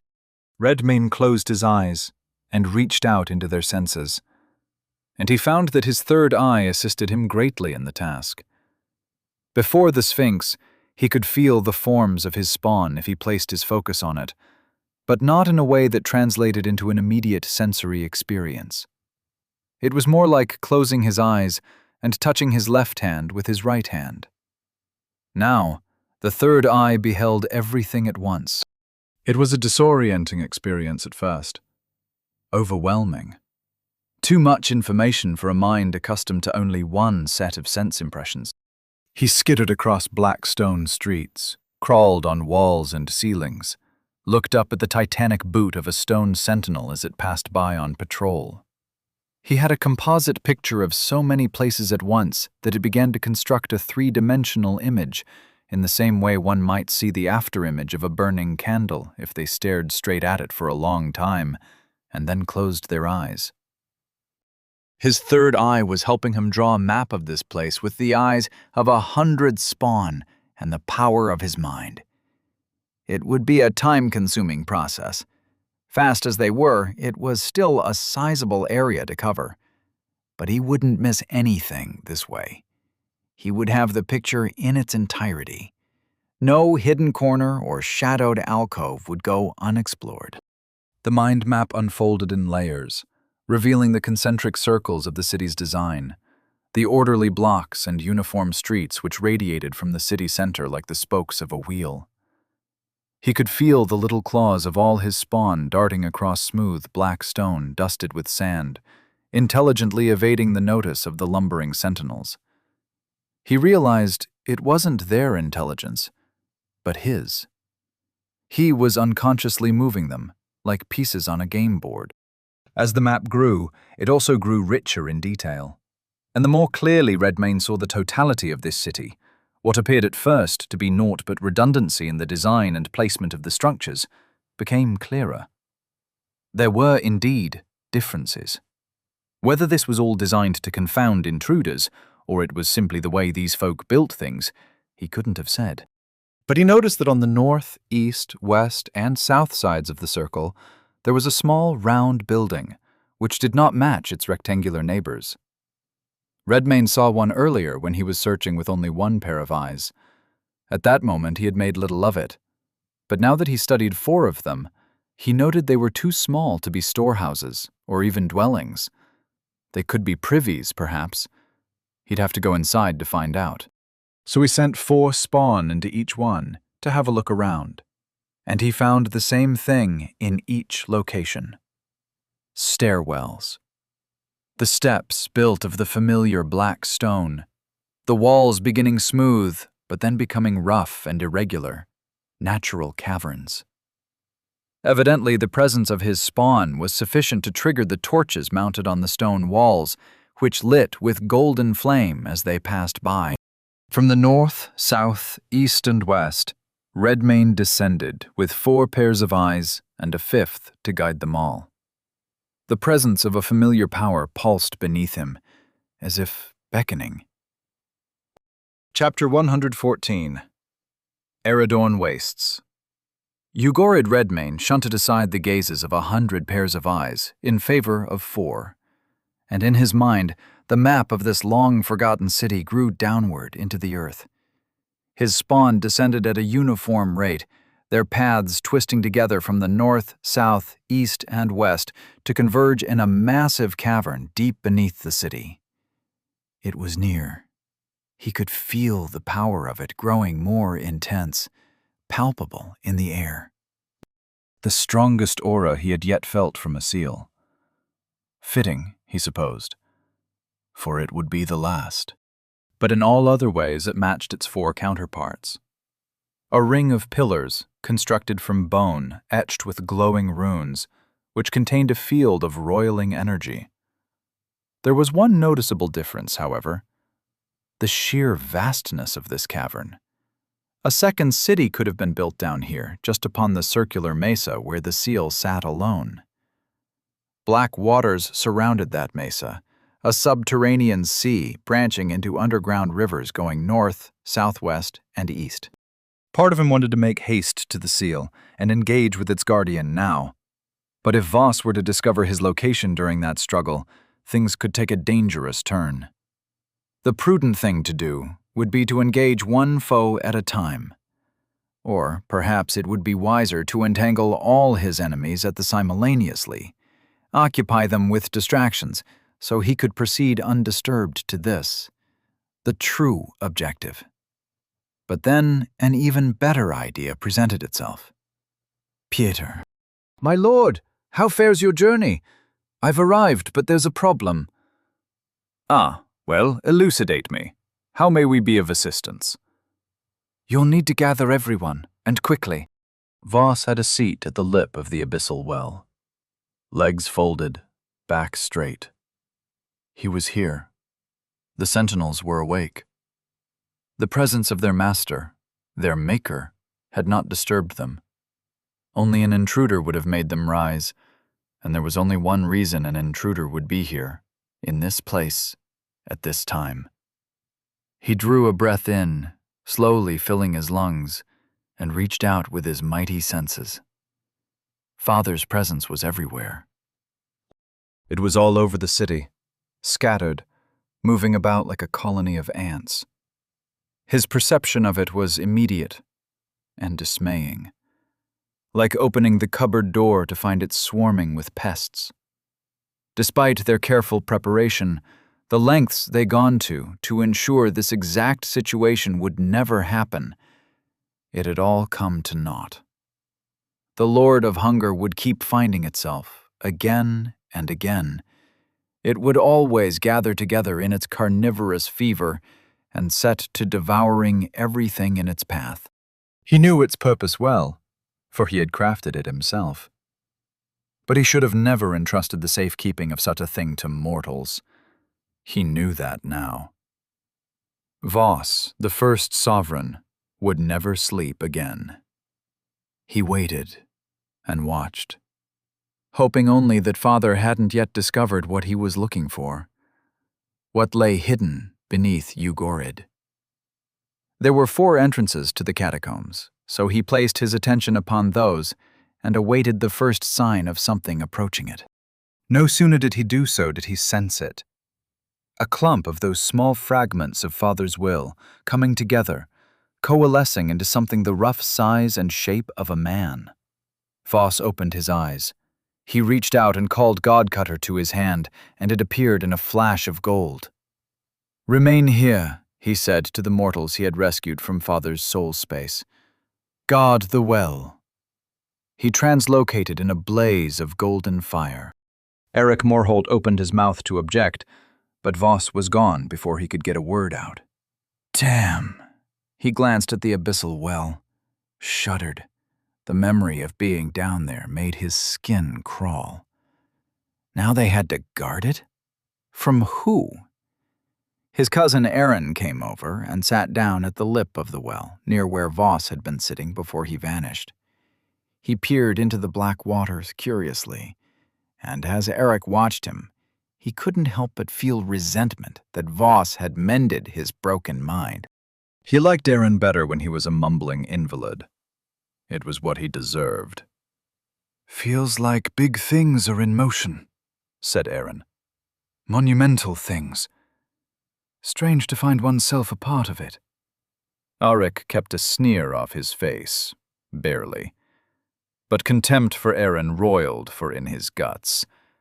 That he should have the audacity to try and speak to him like they were comrades. "Indeed," he said curtly. The terrible irony of being damned, and then saved, and imbued with divine power, only to be stuck with this ape for all time. Aaron looked at his cousin. "What do you suppose is going to happen?" He shrugged. Whatever happens. You're not interested? We have no stake in any of it, except for that which our new master decides for us. Aaron frowned thoughtfully and nodded. Still ignorant to the hostility Arik could have sworn was radiating off of him like the glow of a bonfire. The elder Morholt returned his gaze to the dark, still waters of the well from whence they had emerged. There will always be masters. Best to serve them with distinction, and if they're just, your service will be fairly rewarded. Arik didn't know if Voss, the so-called first sovereign, was a just soul. He barely knew anything about him. Only time could tell what their ultimate fate would be. Whatever it was better than an eternity sitting in an endless field of corpses. Something drew Aaron's attention sharply. His eyes shifted to the center of the well, and Arik's gaze followed it. A ripple emanated from the center of the well, then another. Then the water bulged as something began to emerge from the abyss. Pieter listened carefully to his instructions and executed them in haste.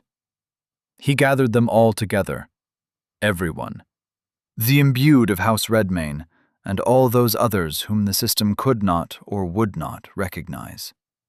The monsters, the beast-men, the demi-humans, all the peoples of Volos, all of whom had a stake in the outcome of this day's conflict.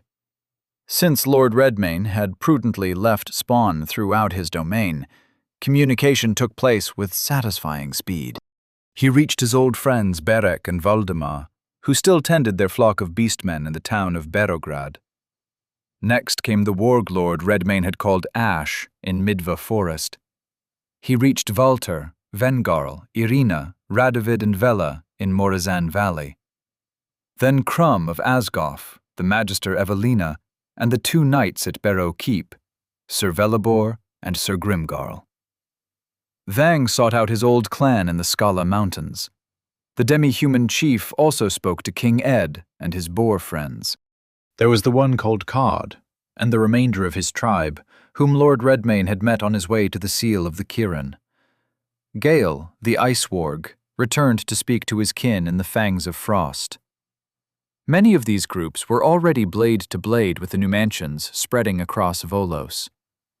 When they all vanished from the battlefield, the enemy would surely notice. Which, too, was a part of the plan. Jarell Craith had recovered enough. He'd bathed and changed robes, consumed elixirs and salved his skin with unguents, and taken as much rest as his mind and its unwanted residents would allow. Now he sat, chin rested on his fist, and stared at the Atlas of Volos with unblinking eyes, drumming the fingertips of his other hand against the table. Redmayne would resurface again if he wanted to save his allies. It was only a matter of time. General Fabian was tightening the noose. The domain of House Redmayne was now surrounded from every side, with reinforcements building in the rear of every front. And the forces with which they contended were barely holding out as it was. Soon they would be utterly overwhelmed. Jarell's eyes flicked from unit to unit, hawkishly, waiting for the spontaneous disappearance of a war engine or a squad of soldiers, as it happened in Midva Forest. But nothing out of the ordinary took place.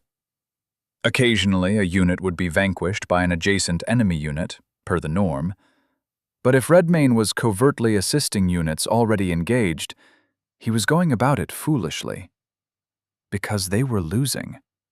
Soon they would be losing badly. A unit winked out, and Jarell's eyes snapped right to its location. It was an enemy unit. A group of renegade imbued. Another disappeared, elsewhere on the map. There were no Numantian forces anywhere near it. Then another, and another. Jarell Craith held his breath, his eyes fixed on the whole of the Atlas, zoomed out so he could see everything. More and more enemy units vanished from the theater of battle. But then a blip drew his attention to a largely unoccupied area on the southeast edge of the continent. With a jolt, Jarell understood what was happening. They weren't vanishing. They were moving. They were all moving to the same location. Abyssal travel. It had to be. It had to be Redmayne. Jarell didn't care if this was a trap. He'd walk right into it, smash the trap to pieces, and slay the trapper.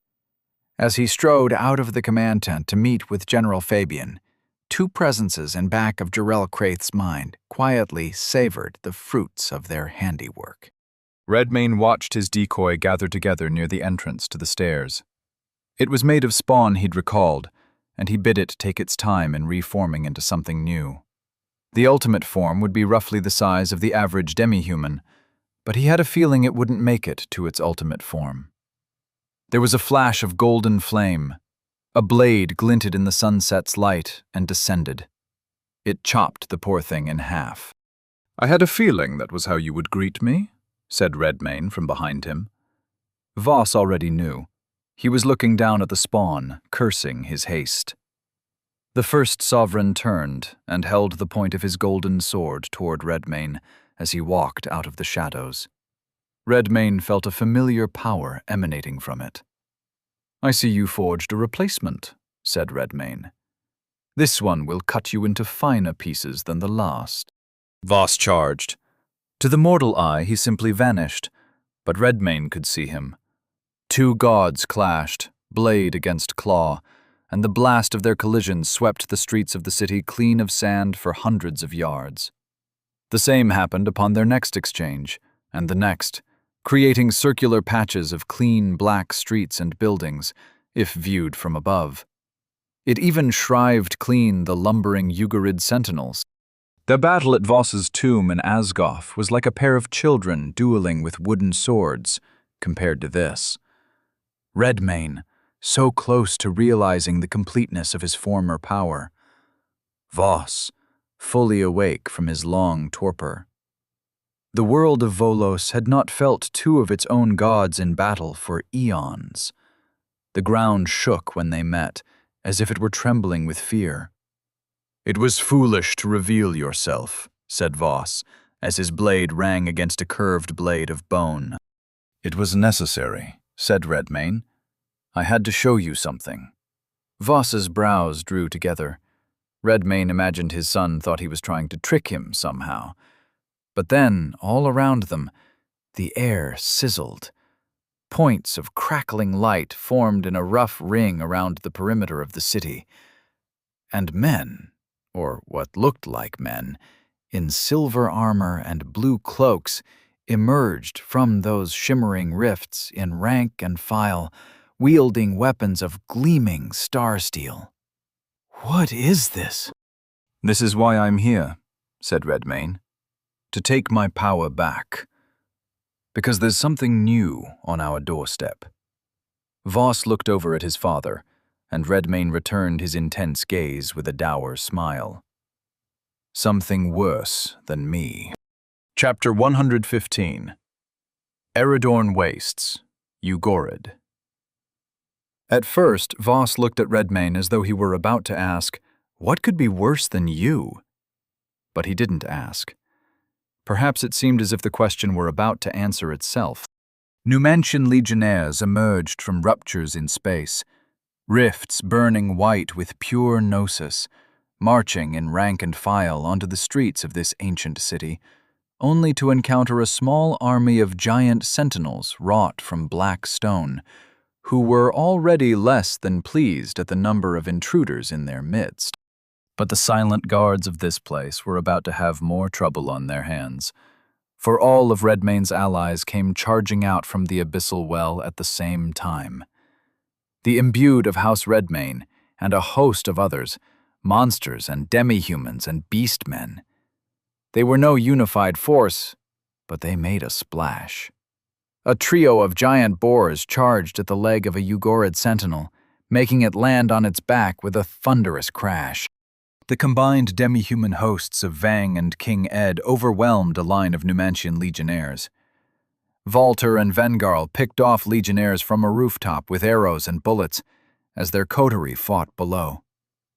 Crumb of Asgoff leapt high into the air, swinging a punch that sent a black stone sentinel backpedaling.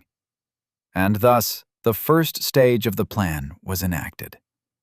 Place all the pieces on the board together. Redmayne had moved his, and the Numantians did not disappoint in the haste with which they had moved theirs. He didn't have nearly as many, but he suspected the move would attract their most important ones. He and Voss both flinched, shielding their eyes as a burning rift tore open right in front of them. 10 armored figures emerged from it in rank and file, their figures made indistinct by the intensity of the light. Redmayne saw only the outlines of their shields and spears, but what little he saw told him these men were taller and better armed than normal legionaries. He quickly checked their system tags. Centurion, first generation imbued, level 350. Then a 6th stepped forth, head and shoulders taller than the others, and Redmayne's third eye burned. This one had broken worlds. He was the one they called when the natives grew restless. He had overseen the slaughter of hundreds of thousands of souls. His gaze portended a storm of fire and blood for any world unfortunate enough to fall beneath it. Tacito Fabian, Legionary, General, level 501. General Fabian came into view as the fire of the rift behind him faded. He was more giant than man, thick of limb, barrel-chested and broad-shouldered, his hide tanned by the suns of 100 scourged worlds, scars crisscrossing his exposed arms and legs. But the general's armor was pristine, gleaming star steel of the finest grade. He wore a lorica and armored kilt, with bracers on his forearms and shin guards on his legs. The helmet's faceplate was wrought in the likeness of a regal human countenance. "You," the general's hollow voice issued from behind the metal faceplate. His attention was on Voss. A quaestor would normally perform this task, but circumstances being what they are, you get me instead. Divine entity, I present you with a choice. Align with our empire and augment its power with your own, and you will be richly rewarded. Or deny us and face obliteration at my hand. Redmayne had no true way of knowing what Voss would choose, only that he would have to choose. Instinct told him he had made a safe wager. Not a wager on whether Voss would side with his father against a new adversary. He would have lost that one. It was a wager on whether the first sovereign would recognize an authority higher than himself. Voss's gaze hardened. "This is my world," he said, "and I bend the knee to no interloper." Redmayne grinned. "Then the two of you can perish together," said General Fabian. He moved at shocking speed for his size. As Fabian's hands blurred through the air, weapons appeared in them. A broad-bladed axe to cleave Voss from shoulder to hip, and a spiked maul to crush Redmayne flat. A claw and a golden blade rebuked them, and the battle was joined. Fabian's centurions moved to encircle them both, and Redmayne waved his arm, blanketing 7 of them in a wave of baleful fire. Flame of Redmayne Gnosis, 2228, Wrath, 14. General Fabian let go of his summoned weapons, and they vanished. When he brought his hands together, the long handle of a giant curved greatsword appeared in them, and he swept that blade across their necks. Both maneuvers took place in hardly more than the blink of an eye. Redmayne ducked that blade, but barely, losing some hair and a shred of his cloak. While crouched, he blasted the other 3 centurions with a gout of his flame. Gnosis, 2128, Wrath, 20. He ought to have 30 stacks of wrath, not 20. One of his conditions wasn't sticking. The flame still burned on their bodies, so he supposed they were immune to venom. It would have to do. Redmayne fell upon the centurions to distract them, while Voss charged Fabian with his golden sword to gain in wrath and become their equal first, and then surpass them. An unfortunate peculiarity of his power. If not for wrath, Either Voss or Fabian would have flattened him in short order from the sheer disparity in levels between them. But such was his nature. His power derived from consumption. And as he harried the general's retinue with fang and claw, rending armor and flesh while his flames burned their bodies, he consumed plenty. Wrath, 26. Wrath, 49. Wrath, 72. The blade of the first sovereign rang against star-steel hammers, spears, axes, and whatever other weapon Fabian instantly brought to hand. The general always struck with the perfect tool for his position relative to his opponent, regardless of the direction Voss came from. They were doing an exemplary job of taking up each other's attention. Neither one would know what Redmayne was up to until it was too late to stop him. Wrath, 97. Wrath, 113. The Centurions took their punishment admirably and kept fighting, not even bothering to try to put out the flames on each other's backs. They simply pressed in, as stone-faced as the massive Ugarid sentinels doing battle with their comrades all around them. Redmayne ducked and weaved through their well-placed strikes, watchful and canny, focused on defense and the preservation of his strength. For this wasn't the true fight. It wasn't even the prelude to the true fight. He had lined up all his foes and crafted a plan to knock them down in the proper order. This one, Fabian, was a surprise. But perhaps it would turn out to have been a welcome one. The one he truly had to keep an eye out for was certain to be near, however. Jarrell Craith. But Redmayne wouldn't show on their map, only Voss, which might have been why he hadn't yet appeared. When the Praetor figured out where he was, the battle would surely be joined again. That would disturb his plans. Better, then, to end this quickly. Wrath, 0. Evasion plus 130. Might plus 1,000. Redmayne turned just as a star-steel war club descended on Voss's head. The first sovereign had miscalculated. Fabian swung 2 swords low, a double cross Voss caught with his own golden blade.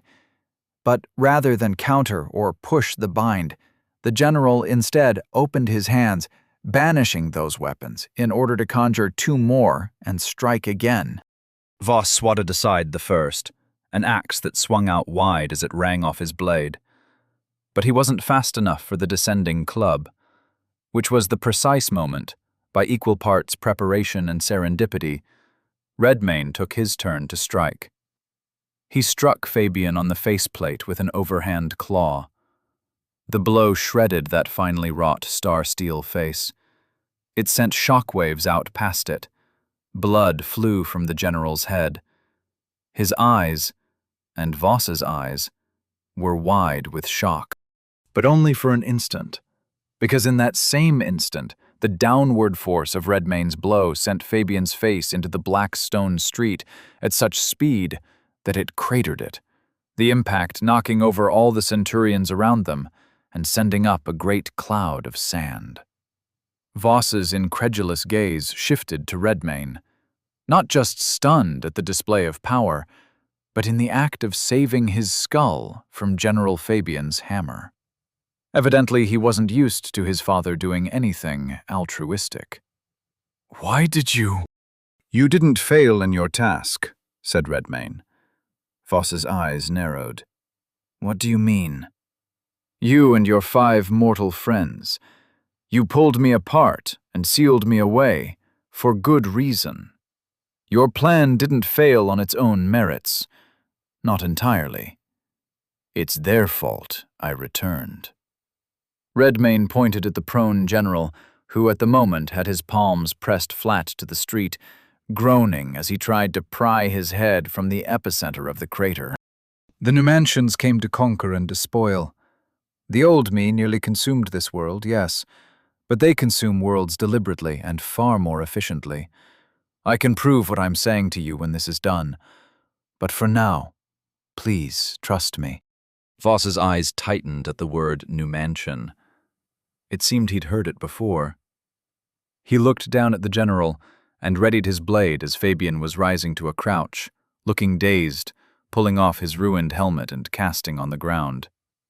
His centurions were regrouping as well, though all 10 were badly damaged.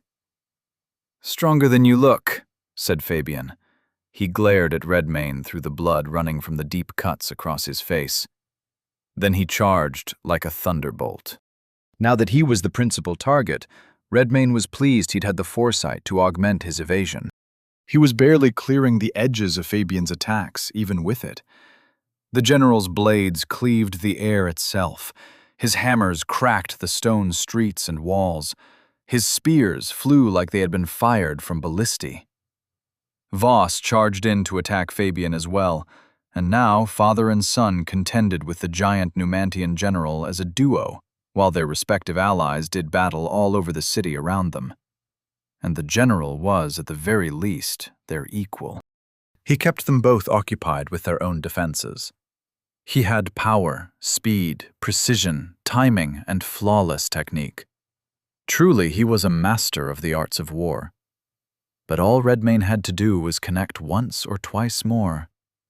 Voss gave him the opening he needed. He brought his blade low across the general's legs. Fabian answered with a block, using the haft of the spear he held in his left hand.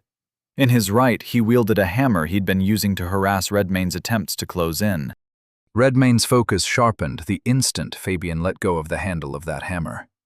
His third eye blazed, and all at once he knew how the next crucial seconds would play out.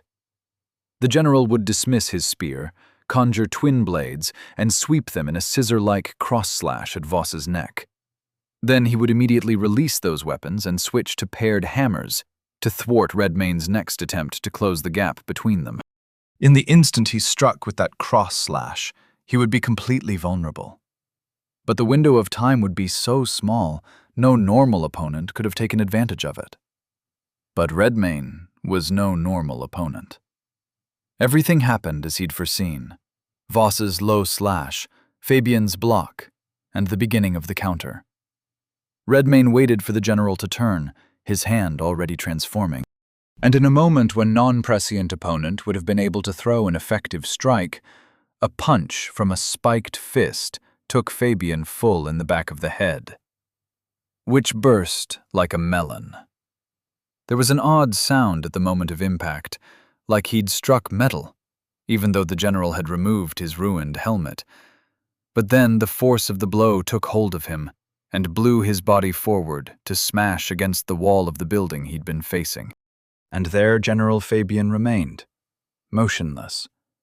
Redmayne's veins ran cold. With the death of this one, Jarell Craith was sure to arrive at any moment. Level up! Chapter 116. Eridorn Wastes. Ugarid, level up. Level 124 to 125. Level 125 to 126. Level 126 to 127. Level 127 to 128. Quality points awaiting allocation, 4. Fortitude, 115 to 119. Redmayne gazed at what remained of General Fabian. His punch had split the back of the general's head open like a bloody shirt. His shaggy hair and bleeding flesh parted to reveal a gleaming metal skull. The skull, along with the rest of his hulking figure, was now embedded in a black stone wall, deep cracks branching out from the point of impact in every direction, as if he'd been caught in the center of a spider's web. Based on what his third eye had revealed to him, he'd have expected this man to have been more formidable. Tacito Fabian had put entire worlds to the sword. Redmayne had seen as much as if he were there. Or perhaps it was his own strength that surprised him. He had grown powerful, indeed.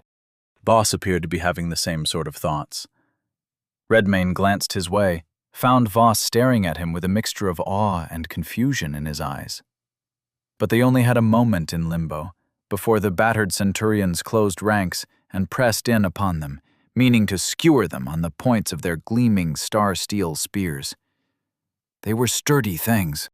Redmayne raised them in fire, and Voss put them to the sword. And still they fought as if they had not already sustained dozens of grievous injuries each. Only when the first of them fell did they seem to lose a portion of their toughness. And then the second one fell, and the third, and each time they became more and more mortal in their constitution, until at last they fell before the divine duo. Level up! Level 128 to level 129. Quality points awaiting allocation. 1. Fortitude, 119 to 120. When it was done, and the two gods stood at the center of a circle of broken bodies, Redmayne transformed his belly into a gaping maw and devoured them all by way of vortex.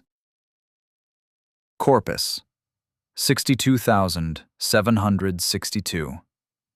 Skills: Consumed, Command Presence, Legionary Skill, Passive.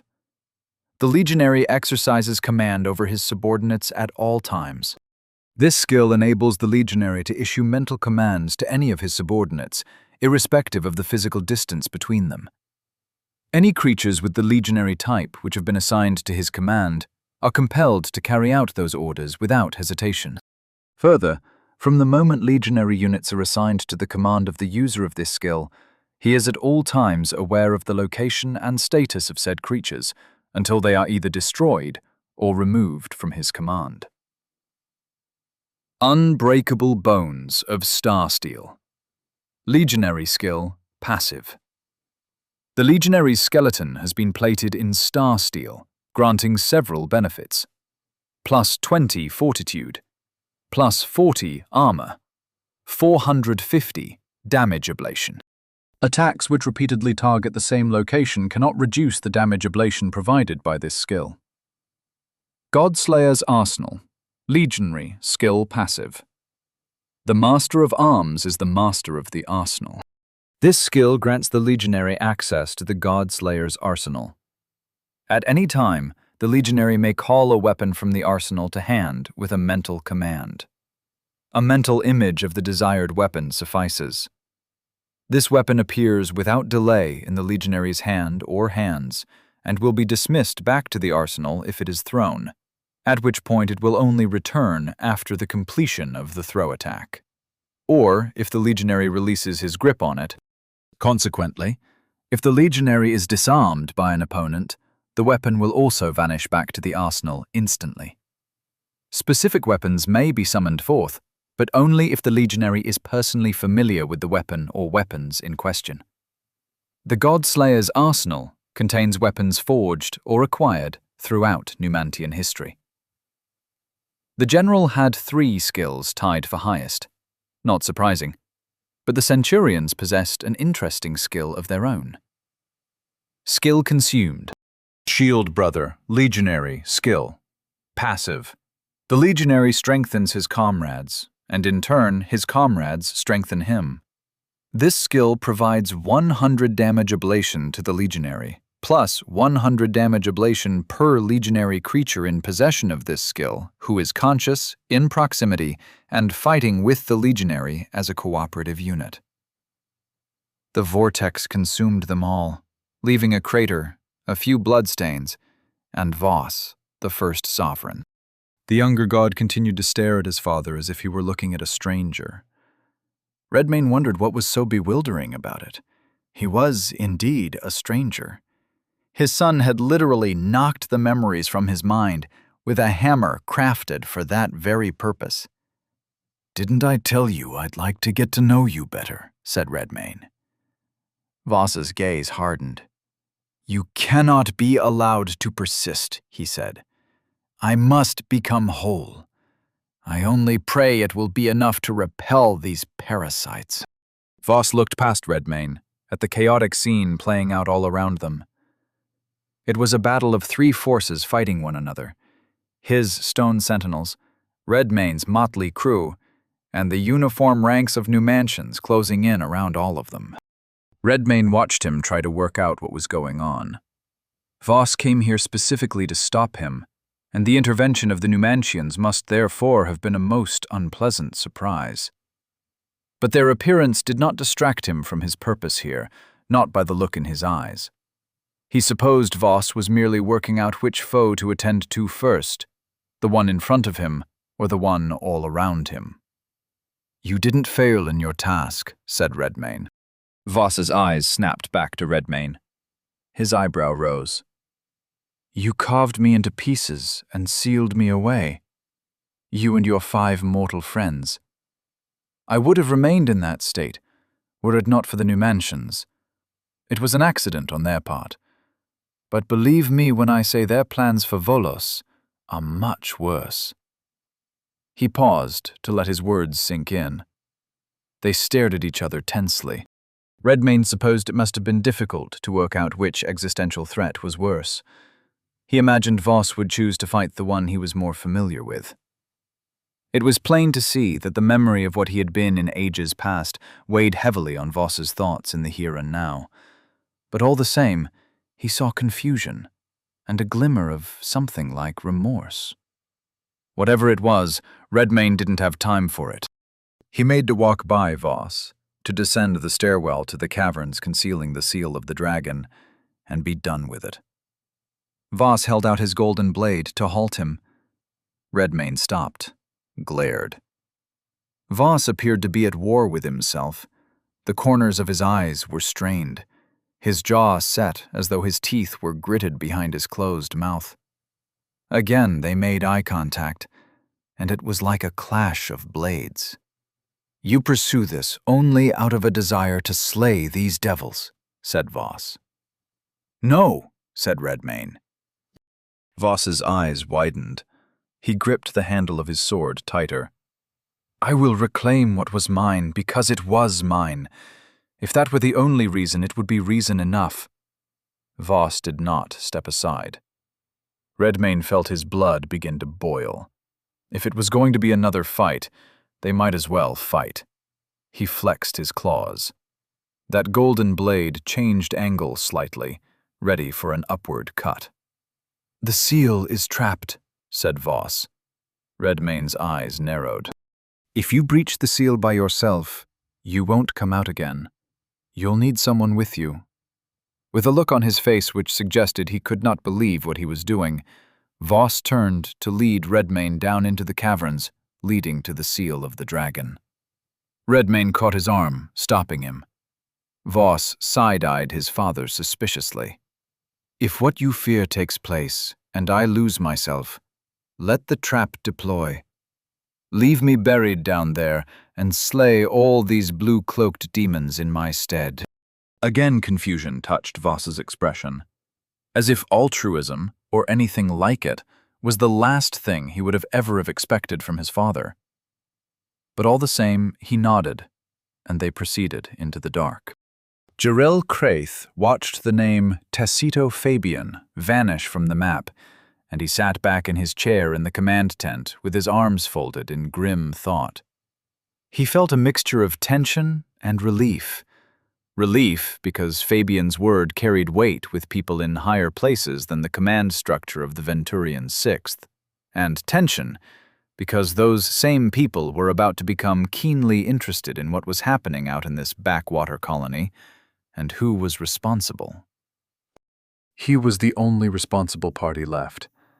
If he didn't resolve this situation himself, the fall from grace would be much worse now. Which led his mind to the next source of tension. Another Class 1 divinity. A lawbringer class.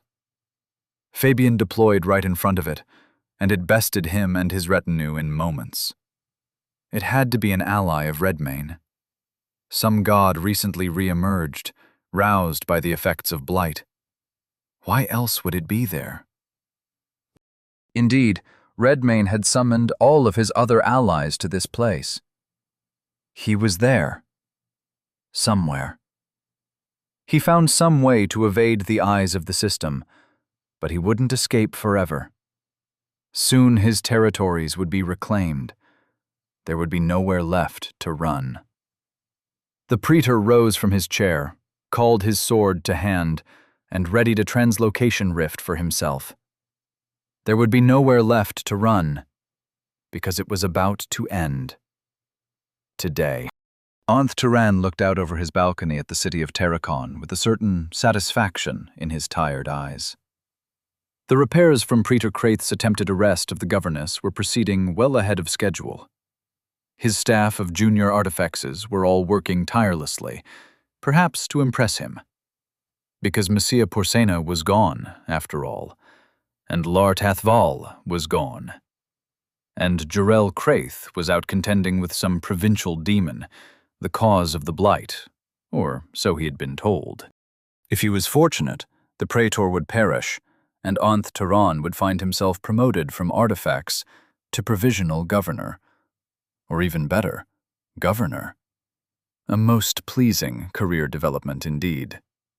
He would select a fine replacement for artifacts first, of course, and he would oversee gnosis extraction as well. It wouldn't do to oversee a colony operating with suboptimal efficiency, not with a governor who had an education in engineering. It was all very pleasant to think about. Until it wasn't. A familiar rapping on the frame of his chamber door brought it all to an end. The sound made his heart sink like a stone. It was the sound of lacquered fingernails, a sound which had only one source. He wiped the dismay from his expression and turned to greet the governess, Messia Porsena, who stood at his doorstep in a queenly gown, not one hair on her head or article of glittery jewelry disturbed, as if she had not gone missing in a nocturnal battle in the skies over Terracon. But the governess was not alone. To her left stood an old woman, who looked as though she had walked from some rustic fairy tale crafted to scare children into eating their vegetables. A wrinkled old crone with a beak for a nose and a crooked grin and a threadbare robe nearly the same color brown as her weathered skin. The crone's eyes betrayed her nature, however. They gleamed green like polished emeralds, her mere gaze brimming with gnosis. And to her right stood a set of quadruplets. At least, he thought they were quadruplets. 4 tall women with blue-green hair and eyes, wearing plain white gowns that flattered her light brown skin. They were smiling and looking about, and there was something uncanny about the way no 2 of them ever had their eyes on the same place at the same time. "Ah, governess, pleased to see you're well," said Anth Turan, as he bowed deeply to the governess. Messia smirked. "No, you're not. Just come with me, though. There's no time to explain things." "Where are we going?" Arnth asked. "Central processing. We're initiating terminal drain." Anth Turan's eyes went as wide as dinner plates. All of the color in his face drained out in a moment, leaving it as white as the marble floors. "What?" Chapter 117. The Seal of the Dragon. Redmayne halted at the top of the stairs as a thought struck him. Voss glanced at his father out of the corner of his eye. He stood at the top of the stair as well, gazing down into the darkness of the caverns below. "Having second thoughts?" he asked. "No," said Redmayne. "An idea." Corpus, 57,762. Gnosis, 1,070. He created 10 red birds with short but strong wings. To each he gave Astral Stalker and Flame of Redmayne, and enough Gnosis for a single shot of each. One by one they formed from the flesh of the palm of his hand and took off, flying as fast as their beating wings would propel them. He bid them to find and burn 1 group of legionnaires each. If it worked, the flames would feed his wrath before the fight would even begin. Redmayne turned to follow Voss down the curving stone stairs, which soon became an unevenly sloped path down into the darkness. The transition felt like going backward in time, from uniform steps and surfaces shaped by human hands to the natural stone. Here there were no torches to light the way. But this deterred neither Redmayne nor Voss, who possessed eyes keen enough to see every contour of the cavern walls and floor, even in near-total darkness. They descended in silence, walking next to one another with Voss slightly in the lead, his golden sword banished to whatever hidden place he used to store his things. Redmayne wondered if it was like soul space. In the quiet, he wondered about several things. How had Voss escaped and brought the Morholts with him? Was it a peculiarity of their connection as father and son? Or some failsafe Voss had fed his father's all-devouring incarnation? Why had they appeared to surface at an abyssal well? Was his own soul somehow connected to the abyss? The more he learned, the more there was to learn. The answer to one question spawned 3 more questions. Vexing. The cavern descended at a gentle gradient, sometimes expanding and sometimes narrowing, but never so much that it became cramped. It grew cooler the farther they descended from the dry desert air, the darkness and the porous stone walls insulating them. He felt a surge of power in his body, as the first of his little birds found its mark. Wrath, 4. A few moments more, and the second splashed a group of legionnaires with flame. Wrath, 9. More and more found targets, and as they did so, the flame in Redmayne's belly grew more intense, fed by the flesh of the Numantians. Wrath, 22. And then he felt the last of them exhaust their supply of gnosis. It was over quickly, but it would give him a great surge of strength with which to open the battle, and perhaps even bring about its swift denouement. Wrath, 45. Redmayne and Voss walked in silence. The cave gently curved as it descended, until at last it opened out into a vast cavern. Seeing it through the eyes of a little spawn did not do it justice. They faced a vast, vaulted gallery beneath the earth, large enough for a city the size of the one above their heads. Most of it was taken up by an underground lake, its waters as dark as an abyssal well. But Redmayne could see that the 4 entrances to this cavern in the north, south, east, and west led to rough stone walkways sloping down its walls, which then became paths across the water to a central island. And there lay the last seal. Wrath, 90. Redmayne realized he was holding his breath. He shook it off and continued down the path. As the distant circle of bones drew closer and closer, gradually, Redmayne noticed the force of his heartbeat, the hair raising on his arms and at the nape of his neck. He felt his increasing breathlessness, even a touch of lightheadedness. He was a few yards away from the completion of a journey of eons. Truly, he did not know what would emerge from it, and a part of him acknowledged the unsettling possibility that his son may be right about it all. But he'd come too far to stop now. For good or ill, the end was near. Wrath, 135. He glanced to the side and found the face of Voss tight with distress, turmoil in the eyes. "Where is this trap you spoke of?" said Redmayne. Voss looked for a moment as if he would not answer. Then he forced his gaze to shift to Redmayne. "You'll see it when the dragon is slain." Redmayne nodded, took a breath to steady himself. Then he stepped into the circle. Wrath, 180. Directly before him was the seal itself, a flaring, surging sphere of power, whose glow brightened when he drew near. It swelled, pressing against the cylinder of force containing it, as if reaching for him. And then the dragon coalesced behind it. It towered over the seal. It towered over everything. From the first hint of its outline, it was plain that this beast would be half again as large as the manticore, the sphinx, the griffin, or the kirin. The first things to form were the wings, immense pinions which stretched out to nearly the length of the entire circle. Then a long neck, and at its peak, a pair of tall, curved horns. A head with burning red eyes and a maw of dagger-like teeth. The body, with 4 sturdy legs ending in wickedly taloned feet and a tail capped with spikes of bone, was the size of a house. Its black scales gleamed in the roiling light of the seal.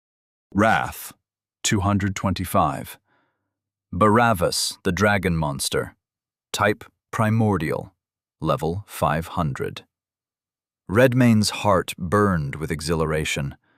The wrath in his guts swelled like magma from the depths of the center of the earth, threatening to burst him open from within. It was time to let it out. Wrath, 0, plus 450. Might, plus 450.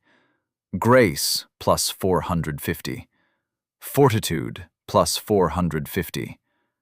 Armor, plus 450. Evasion. The fire flowed through his veins and deep into the fibers of his bones and musculature. It raced along the electric pathways linking his mind and body, magnifying even the tiniest bond to immense levels. Redmane had never felt so aware of his physical self, down to its smallest, most invisible constituents. From head to toe, he thrummed with divine power. His enhanced awareness extended outward, to the circle and the sphere of power contained within the seal, to the giant form of the dragon towering over him, feeling its cavernous lungs expanding, its heart thundering in its chest, to the quickened heartbeat of his own son, who stood with his eyes fixed on Redmane, unrestrained awe in his expression. The awe he understood. Surely he was the strongest being on the world of Volos in this brief span of time. And soon, it wouldn't be so brief. The dragon rose to its full height before Redmane, its terrible face lit from below by the volatile light of the seal. And in answer, he brought forth the wings of the manticore to rise with it, to bring him up to eye level. The effort barely required one beat of his wings. The next beat, he aimed at the dragon's face, and there was so much might behind that buffet of his wings that the dragon went skidding backwards, its talons shrieking across the stone floor, trying to find purchase. It roared in defiance, and in the back of its open maw there was the beginning of a glow of red flame. Redmane folded his wings to shield himself, an instant before a river of fire engulfed him. When the flame cleared, he was gone. Or so it seemed. In actuality, he was now behind and above the dragon's head, a claw raised to strike down with such force that the blow blasted off one of its horns, which went spinning off into the darkness ahead of a spray of blood and gleaming scales. The dragon screeched in pain and whipped its head around, using its remaining horn as if it were the end of a flail.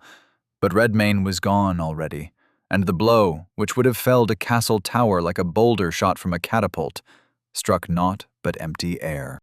Redmane had swooped around to the front of the creature, swinging his claw diagonally downward, carving out 4 lines of bright red blood across the dragon's neck and chest, and again driving it back with such force that the grip of its claws on the stone barely saved it from going over the side of the small island and down into the water. Instead, it took flight. With a beat of its own powerful wings, it swept upward, charged and loosed another gout of fiery breath, and the path of Redmane's ascent arced around that blazing cone on his way back to the dragon's head. Redmane felt impressed by the dragon's stalwart resistance to even 2 blows from him in this state. It wouldn't take much more. The scales were weighted on the opposite side now. In the beginning, the manticore nearly ended his journey as quickly as it began. Somewhere along the way, he felt the vastness of the soul of Krull dwarfing his own. Now he was the giant, and the dragon was his prey. Their relative statures were most deceptive. The outcome appeared to be a foregone conclusion.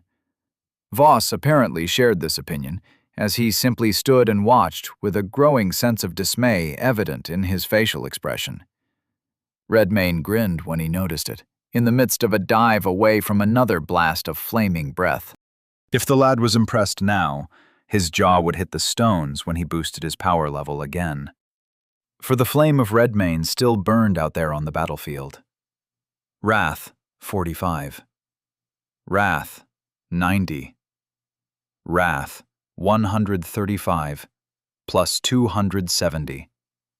Might, plus 270. Grace, plus 270. Fortitude, plus 270. Armor, plus 270. Evasion. The dragon's talons, vast and mighty, strong enough to smash down 1,000-pound iron portcullis, missed their mark again and again. The doom of its breath failed to touch Redmayne, even as its neck curled and snapped like a whip, spraying that crimson fire in every direction. The snap of its jaws echoed throughout the huge cavern, but ever did it bite at empty air. Unoccupied space. Redmayne was too quick, his senses too keen, his body too strong. But still the dragon fought him. Not as a raging animal, but with the pride of a warrior, with dignity and valor. Despite its great size, its movements were as graceful as they were powerful, its wings carrying it through the air as if it were weightless, its talons flashing in the light of its own flames as they fell upon Redmayne from above, much as its comrade the griffin had done. Redmayne's heart pounded vigorously in his chest, as the might of his wings carried him clear of danger again and again, and his own claws struck true and hard, cleaving through the dragon's armored scales like they were silk. He could practically taste its blood as it sprayed from the wounds. His senses, heightened so far above even their normal level of sharpness, took in every detail at once, and his instinctive mind had the capacity to process it all. Most of all, he was aware of a tingling sensation, spreading from his burning core all the way to the tips of his claws and toes. A blazing well of vitality. The stuff of gods. For the first time, here and now, Redmayne began to understand what the ascent to his former state would truly be like. And the dragon, mighty as it was no god, merely a monster. Redmayne's dipping evasion brought him close to the ground, so he landed, to bait a dive from the dragon. It took the bait. He stood and watched it bank in the air, swoop up high overhead, and twist around like a dancer in the air, only to suddenly flatten its wings back and drop like a stone, speeding through the air in a straight line down, fire breath sparking in its mouth to herald the moment of impact. One instant before it landed, its talons cratering the stone and sending up a spray of rocky shrapnel in every direction, Redmayne leapt straight up. Not even Voss's eyes could follow it. There was merely a blur of motion to suggest the vertical path of Redmayne's jump, followed by a fountain of dark blood spurting straight up into the air as the dragon's head and a generous section of its long neck split into two vertical halves and fell apart. Level up! Level 129 to 130. Level 130 to 131. Level 131 to 132. Level 132 to 133. Level 133 to 134. Quality points awaiting allocation, 5. Might, 120 to 125. Out of the corner of his eye, Redmayne noticed the look of grim determination on Voss's face. He was thinking about the trap. Whatever it was, its effects would soon be upon him. Redmayne's eyes narrowed, and a frown touched the corner of his mouth. He'd collected a formidable array of powers on his journey, but he didn't have the power to compel the truth from someone's mind. Voss's gaze shifted to Redmayne, and it hardened the moment the son's eyes met the father's. The first sovereign nodded toward the seal. "Go on, father," he said. "Open it." Chapter 118. Eridorn Wastes. Ugorid Jarel Craith stepped out of the translocation rift, shielding his eyes from its intense light with one hand and gripping Lawbringer tightly in the other. Against a backdrop of sand and sky, the Venturian Sixth engaged with giant automata built of black stone, demi-human warbands, a variety of beastmen, and a handful of renegade imbued. The automatons fought everyone, suggesting they were the guardians of this place, and thus considered both the Legion and Redmane's followers trespassers. No matter. All would be silent soon. A footstep shook the earth behind him.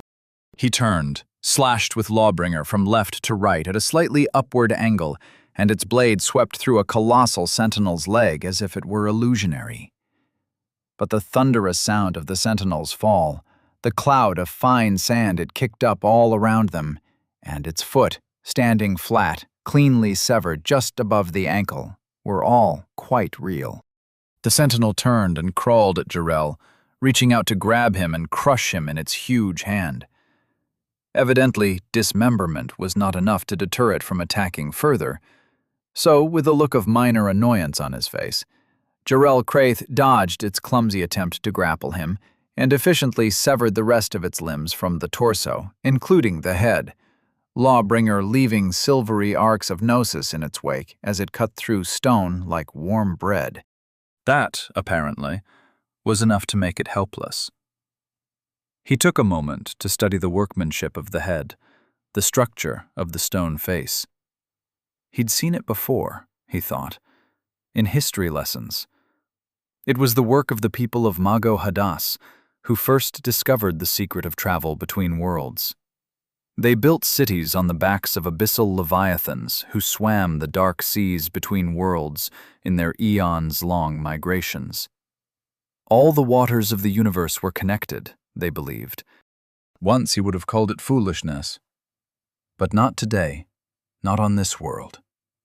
There were several real, functioning abyssal wells here.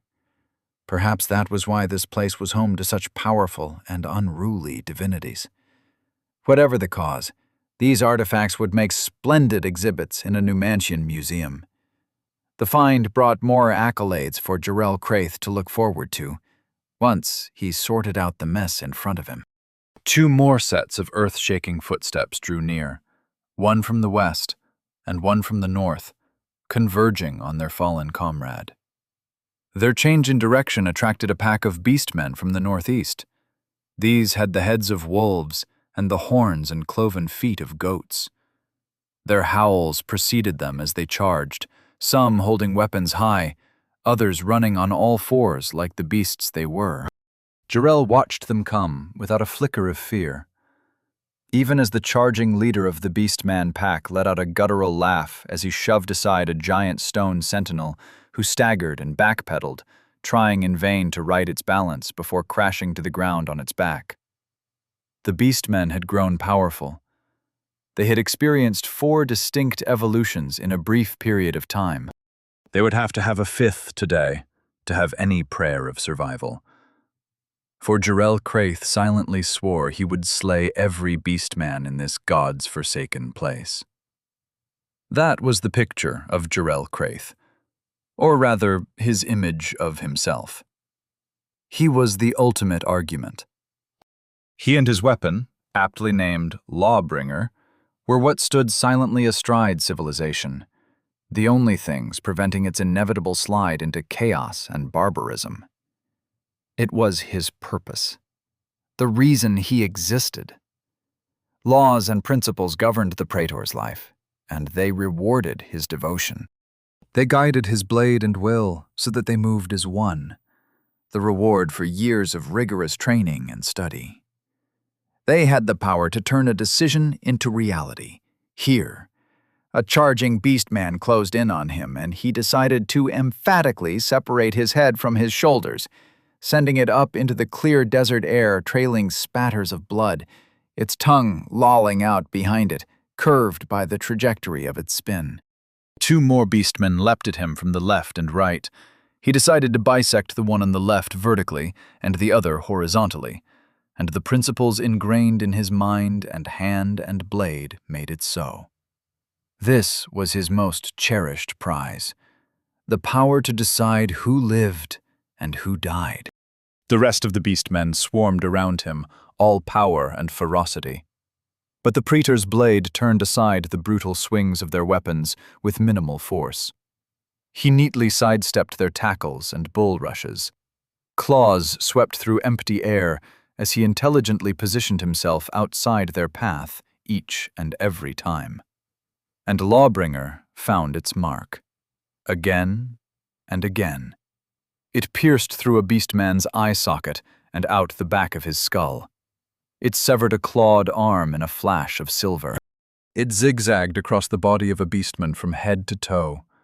5 cuts, splitting the head, torso, and limbs into 12 flying pieces. It struck ahead and behind, and to the left and right, Lawbringer flashing at such a speed that resembled an unfurling lotus of steel. The mind at the center of the lotus was calm and still, pleased at its own control. Within that mind there was only a brief stirring of remorse that he had once lost control so utterly. He'd conjured demons, and with a mighty effort he had stuffed them back into the vault where they belonged. It had been worth the risk. He was at the absolute end of need. There was no other way. But that was over and done. Making quick work of these animals helped him put it out of his mind, reminded him of the hard-earned rewards of discipline and piety. The 2 sentinels halted on either side of Jarrell and the beastmen, and opened their mouths, hosing down the street with beams of golden gnosis that fried the bodies of the beastmen, while leaving the stone roads and structures unharmed. Jarrell translocated away when a beam reached him, having waited just long enough for it to incinerate the beastman in front of him, before flickering up into the air, slashing the sentinel's head into 4 pieces, and then attending to the other one with an equally quick and merciless series of cuts. Their pieces landed around him, sending up clouds of dust as he alighted upon a nearby rooftop. Graceful as a bird of prey, Lawbringer gleaming in his hand.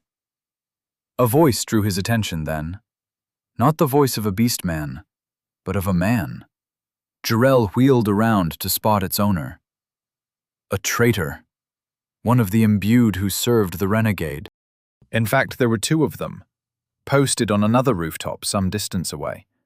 One tall and the other short. The tall one wielding a bow, and the short one wielding a crude firearm. Both of them were firing on a passing formation of legionnaires.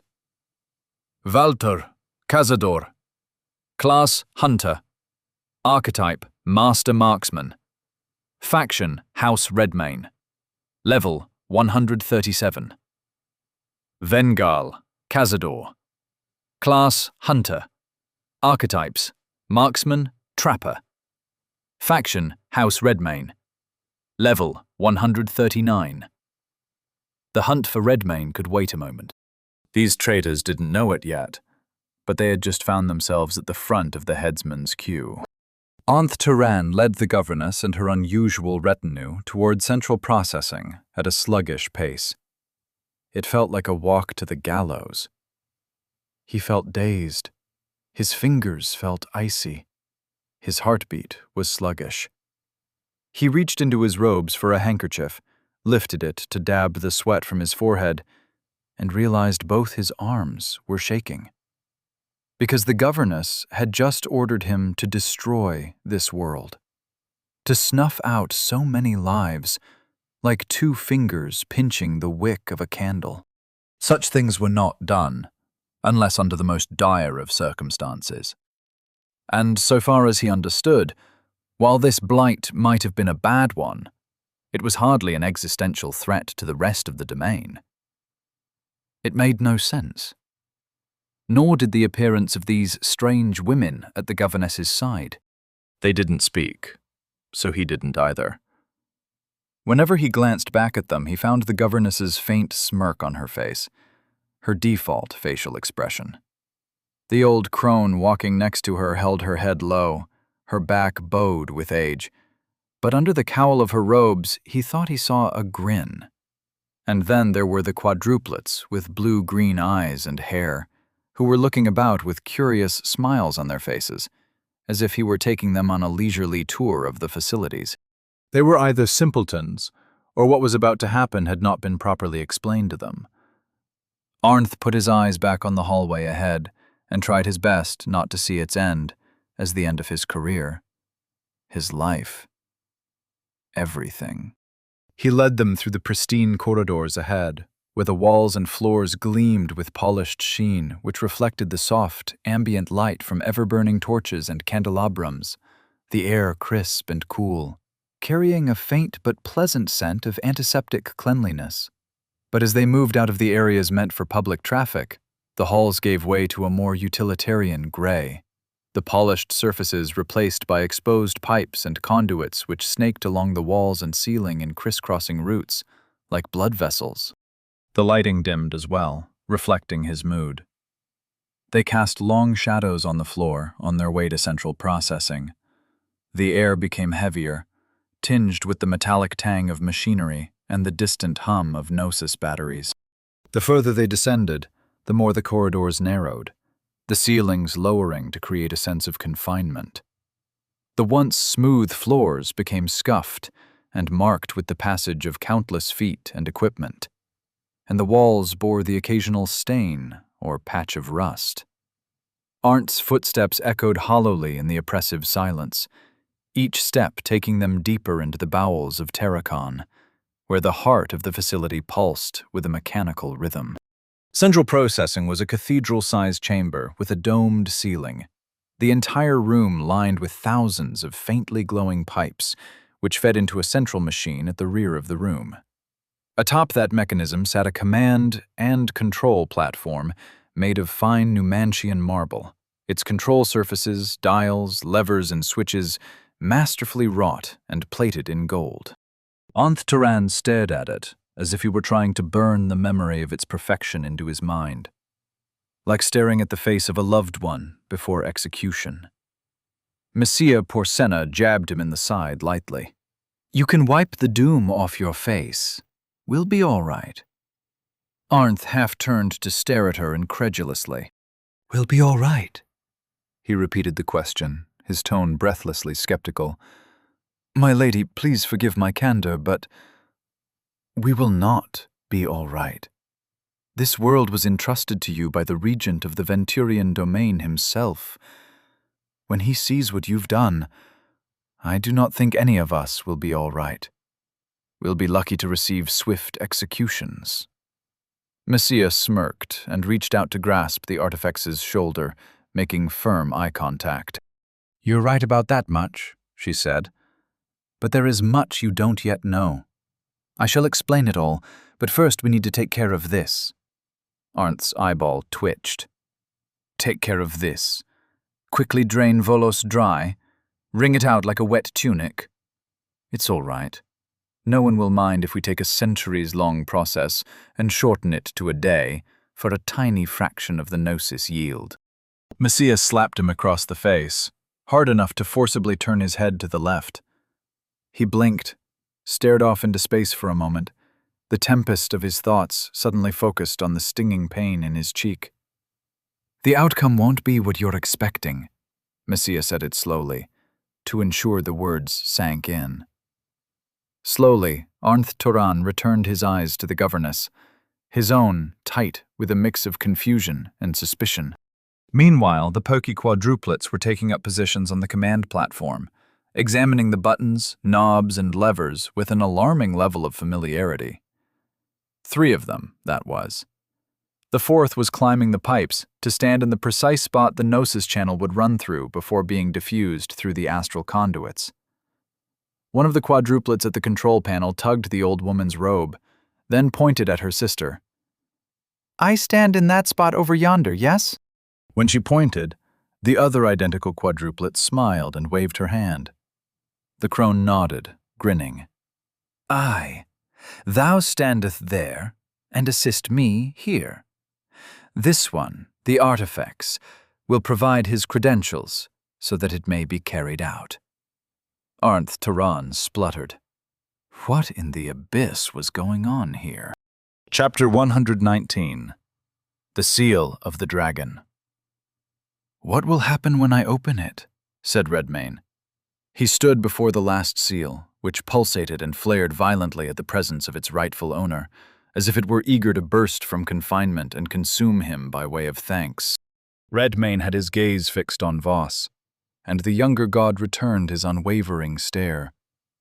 For a moment he said nothing, and Redmayne wondered what was on his mind, how carefully he was choosing his next words. The immense carcass of the dragon sprawled behind them, its head and neck split perfectly down the middle, its black scales glittering in the angry light of the seal. "If you lose control of yourself, do not fear. This place will contain you," said Voss. Redmayne supposed he would have to be content with his answer.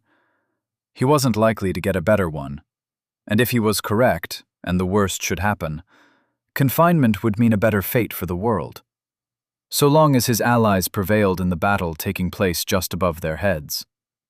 The thought made his gaze return to Voss. Should the worst happen, help the people defeat the Numantians. Voss nodded slowly. Redmayne nodded back, a silent gesture of thanks, and turned to look up at the brightly flaring seal. A brief swell of trepidation ran down his spine as he lifted his hand to reach for it. For good or ill, the end of the struggle was here. The shielding faded at the presence of his hand as he raised it, and the instant his finger contacted the roiling mass of power, the world flared to white. And Redmayne came apart. More specifically, parts of him emerged of their own volition. The manticore walked out of him. Then the Sphinx, the Griffin, the Kirin. The dragon, so recently vanquished and now resurrected, loomed over them all in the place of the seal which was its namesake. They took their places around him, 5 points, with what remained of Redmayne in the center, and the guardians of the seals changed form before his eyes. They became human again. The manticore became a tall, blonde-haired man with broad shoulders and an intense gaze. The Sphinx became a slender, robed figure, with a thrusting sword at his belt, and a peaceful smile on his face. The Griffin became a young warrior, wearing a black bear pelt for a mantle, with a sword at his belt and a shield on his back. The Kirin became a stout, light-haired youth with a burly frame, casually holding a poleaxe in one hand, its haft resting across his shoulder. The dragon became a tall man, equal in stature to Belskaya, but with dark hair and a brooding disposition. He had a pair of sickles belted at his waist. Redmayne knew who they were without having to ask. He realized why. They were parts of him. He'd eaten them. Braga, the stout-hearted, Donesti, the wise, Vasarab, the knight of the harvest, Holt, the brash, and Belskaya the golden, their leader. The 5 seals were the 5 heroes themselves, or at least they were remnants of them, vestiges bound together with his very flesh. Redmayne opened his mouth to greet them, but nothing came out. He blinked, looked down at himself, and realized why he'd felt so strange a moment ago. He was truly coming apart. His body was translucent, and from the waist down, it dissolved into strands of formless energy, their colors shifting between a bright crimson and the same sort of roiling, pulsing light as the contents of the seals themselves. "We are undone," said Belskaya. "Perhaps all is not lost," said Donesti. His kind smile did not waver as he approached Redmayne's incorporeal body. "Let us see what this one contains. What has transpired in our slumber?" Donesti reached out and touched Redmayne's chest with the tip of his finger, and he burst into 10,000 motes of light. Jarell Craith vaulted from one rooftop to the next, closing in on the duo of traitorous imbued like a bird of prey. They had no chance of escape. They did not even perceive their rapidly approaching death, so absorbed were they in killing their own kind. The both of them had their backs to him, and were raining death upon a passing formation of legionnaires with bow and blunderbuss. As much as he'd have liked to excoriate them over a period of several days, a swift execution would have to suffice. There was much to do. He vaulted again, the last leap necessary to close in for the kill, and as he descended, the stouter of the two men turned and noticed him at the last possible instant, his eyes going wide with shock. "Walter!" he called out. The tall one turned his head. Too late. Lawbringer drew an arc of silver and crimson through the air, but the squat one, Vengol, had shoved Walter out of the way, so instead of being slashed in two, the cut merely removed his leg below the knee. Walter dropped his bow and rolled, teeth gritted as he clutched his bleeding stump. The killing stroke came next, but a blast of gnosis interrupted him.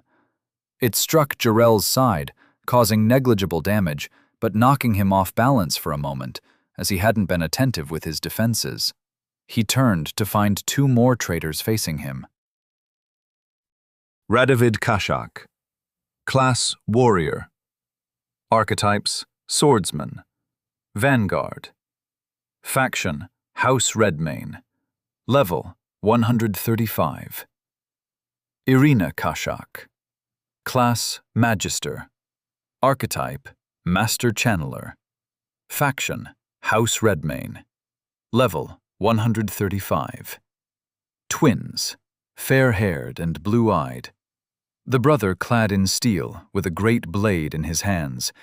The sister robed and cloaked in blue, holding her glowing staff aloft. The both of them staring at Jarrell Craith with as much malice as he felt for them. What lies had Redmane whispered to corrupt these imbued, he wondered. Perhaps he would leave one alive to find out, at length. The swordsman leveled his weapon at Jarrell and charged, and Lawbringer negligently batted that heavy blade aside as if it were a child's toy. His answering strike was equally casual, but still it struck with such force and speed that it rang against Radovid's weapon like a hammer on an anvil and sent the warrior staggering backward. Jarrell Craith regarded them with a humorless look. "I can slay 4 of you as swiftly as 2, he said. "How about 6? The voice came from behind him somewhere. He glanced and saw another missile of Gnosis streaking through the air at him. This one he neatly sidestepped. Then he sidestepped the hidden assailant waiting for him in the spot he'd dodged to. Then he hopped back from the brute leaping at him from across the street, who landed with a thunderous impact against the building's sturdy stone roof. Jarrell faced them all now. Good. This would save him the trouble of hunting them all down. Velavai.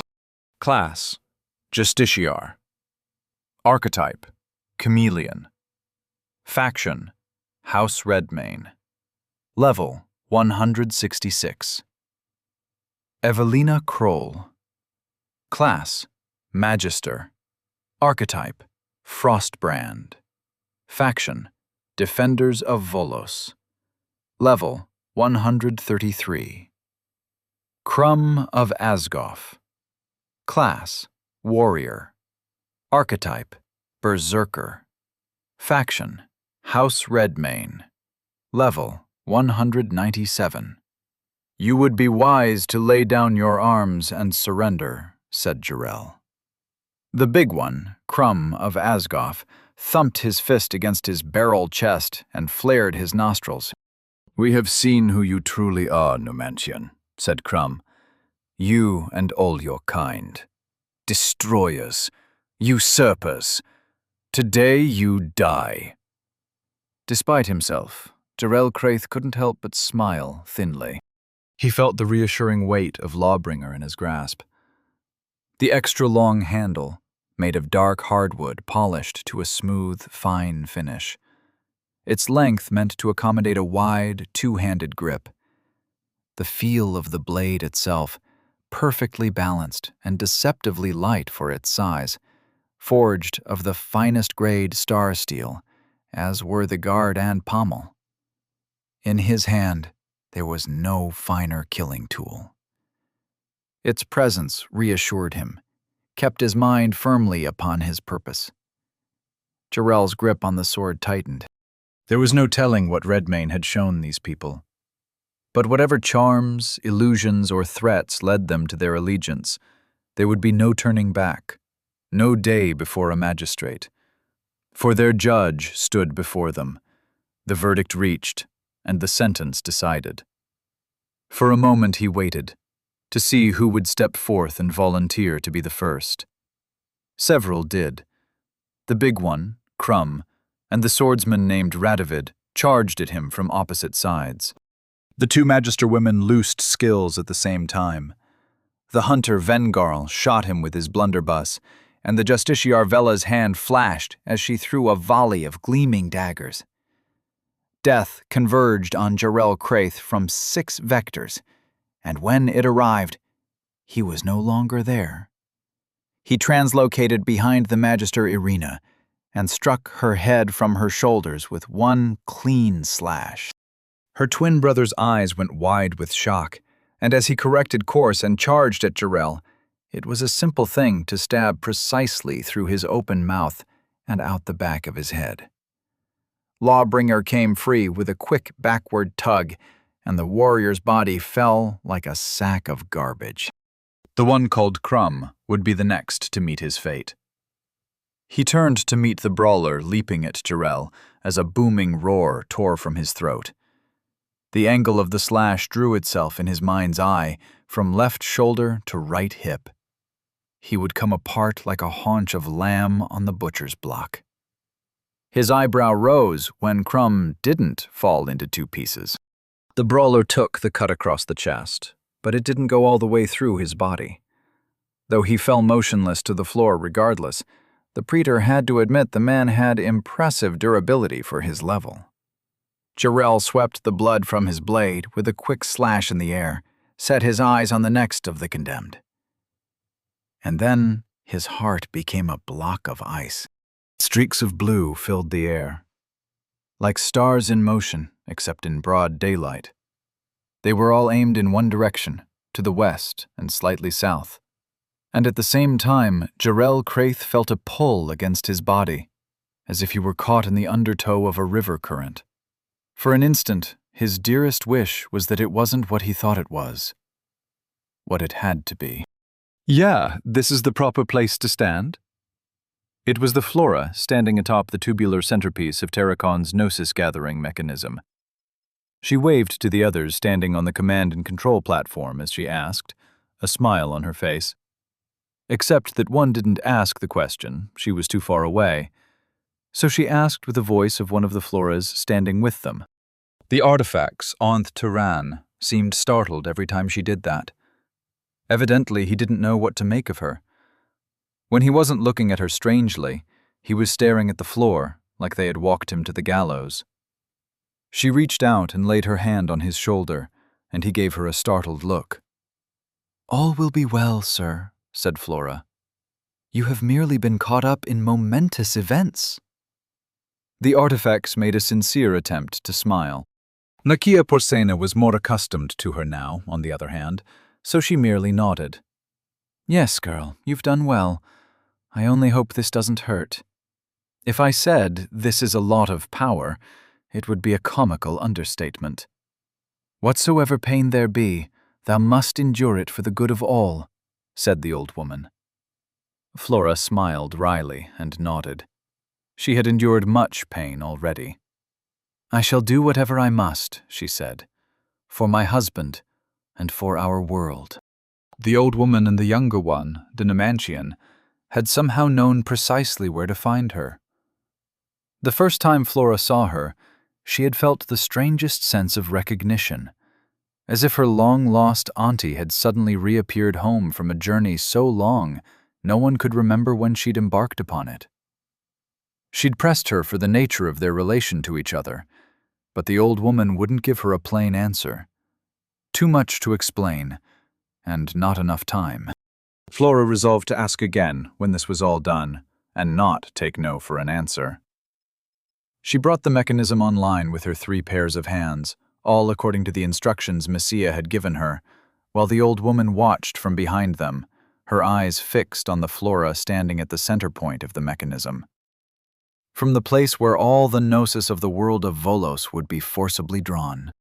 When all was properly calibrated, she stood back from the controls and looked at Messia and the crone, the former of whom was also making preparations at a console. "All is prepared," she said. Messia Porcena's eyes met hers, and she nodded. "Initiate terminal drain." Chapter 120. Numantia, Adis Prism. In what the Numantians called the center of astral space, a consciousness awaited its moment. All preparations were complete.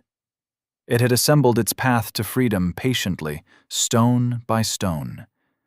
It now felt an interesting, unfamiliar sensation, a distracting quickening of thought, excitement. For in mere moments, the master artifexes attending to the Adis Prism would behold an anomalous power surge of a strength they had never seen before and likely would never see again, accompanied by an energy signature streaking through the astral highways at the speed of thought. Too fast for anyone to catch it. Its only lament was that its escape could not have been achieved with anything resembling subtlety. They would certainly come to understand what had taken place. By then it would be far too late for them. It came down to the acts of a few key helpers now, and it watched their progress with great satisfaction. It wished it didn't have to rely on such small creatures for aid, but as it was bodiless, it had no choice. Though that would soon change as well. Messia Porcena set her eyes on Flora and nodded. "Initiate terminal drain." The Floras nearest her nodded back, and with cheery smiles on their faces, they carried out her command. Arnth Turan, meanwhile, stared, unblinking and pale as a sheet, at the focal point of the Gnosis collection mechanism and the Flora standing upon it. Messia noticed his expression, smirked, and jabbed him on the shoulder. "You look like you're prepared to witness the end of the world," she said. His eyes slowly shifted her way. "Am I not?" "Think of it as the death of the old and the birth of the new." The artifex's gaze fixed on the governess for several long moments afterward, even as Flora pulled the final switch and the lighting in their room switched to red, a change in ambience immediately amplified by the high-pitched whine of the Gnosis engines revving up into their highest setting.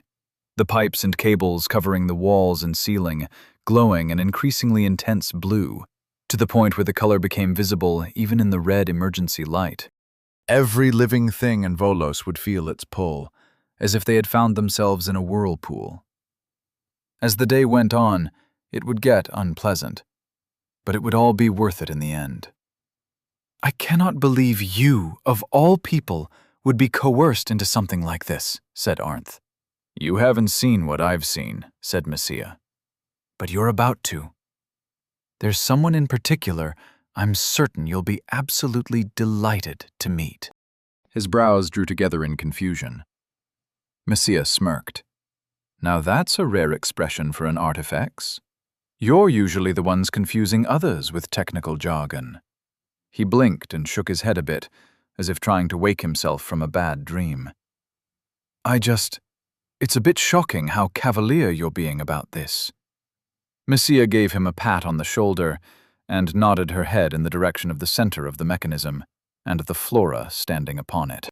"I'd keep an eye on that spot there. The magic should happen quite soon." It happened.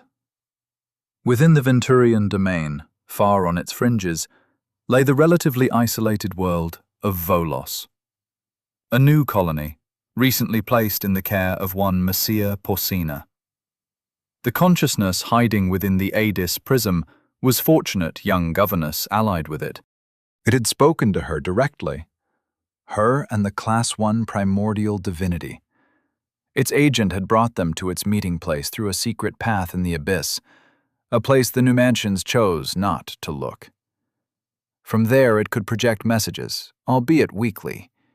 Any significant energy signature would surely have been noticed by the master artifacts, but it was worth the risk.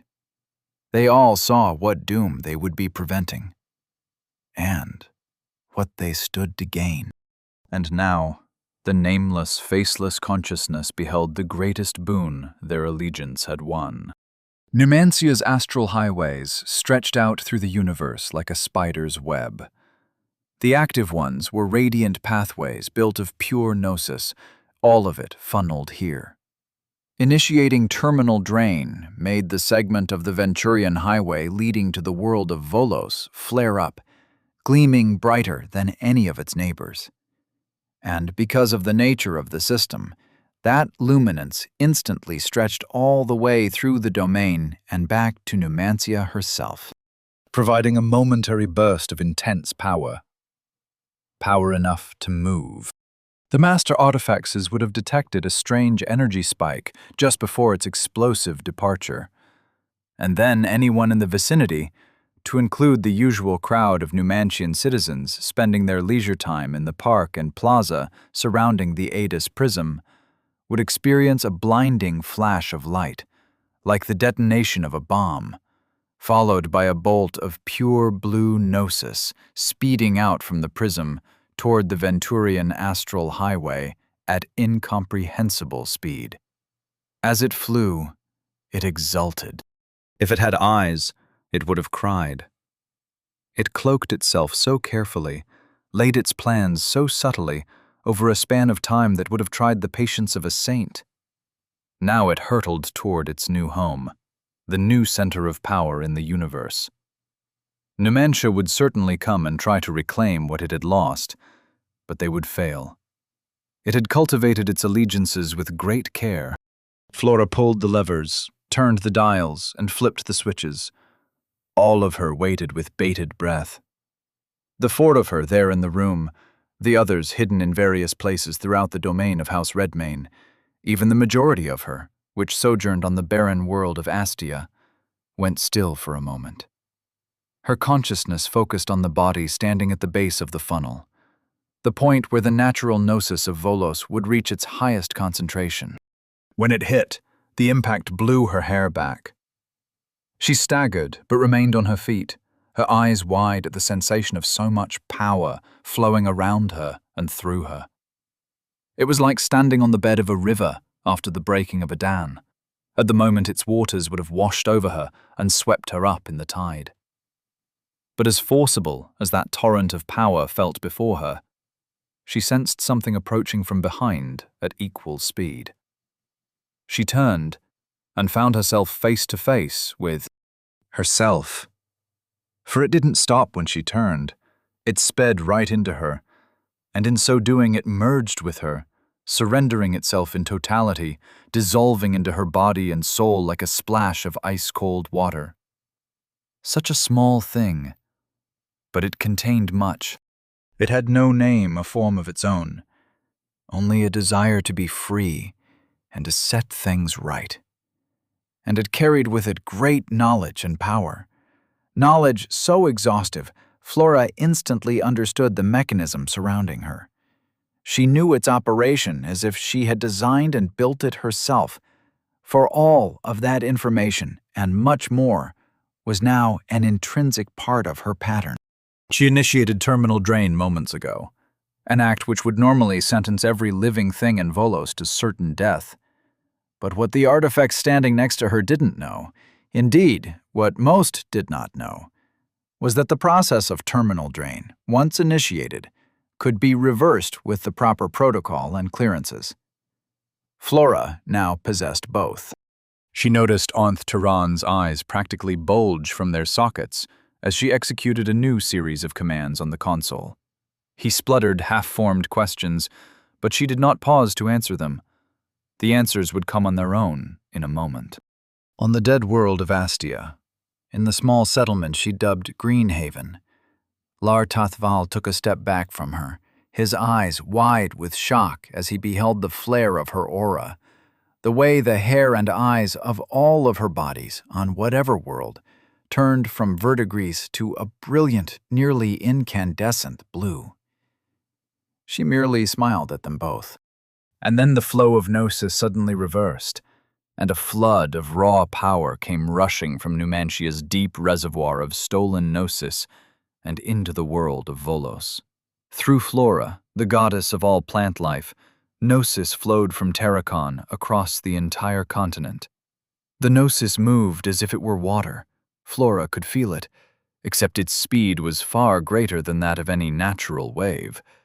And unlike a tsunami, it left no destruction in its wake. Instead, it saturated the land with power.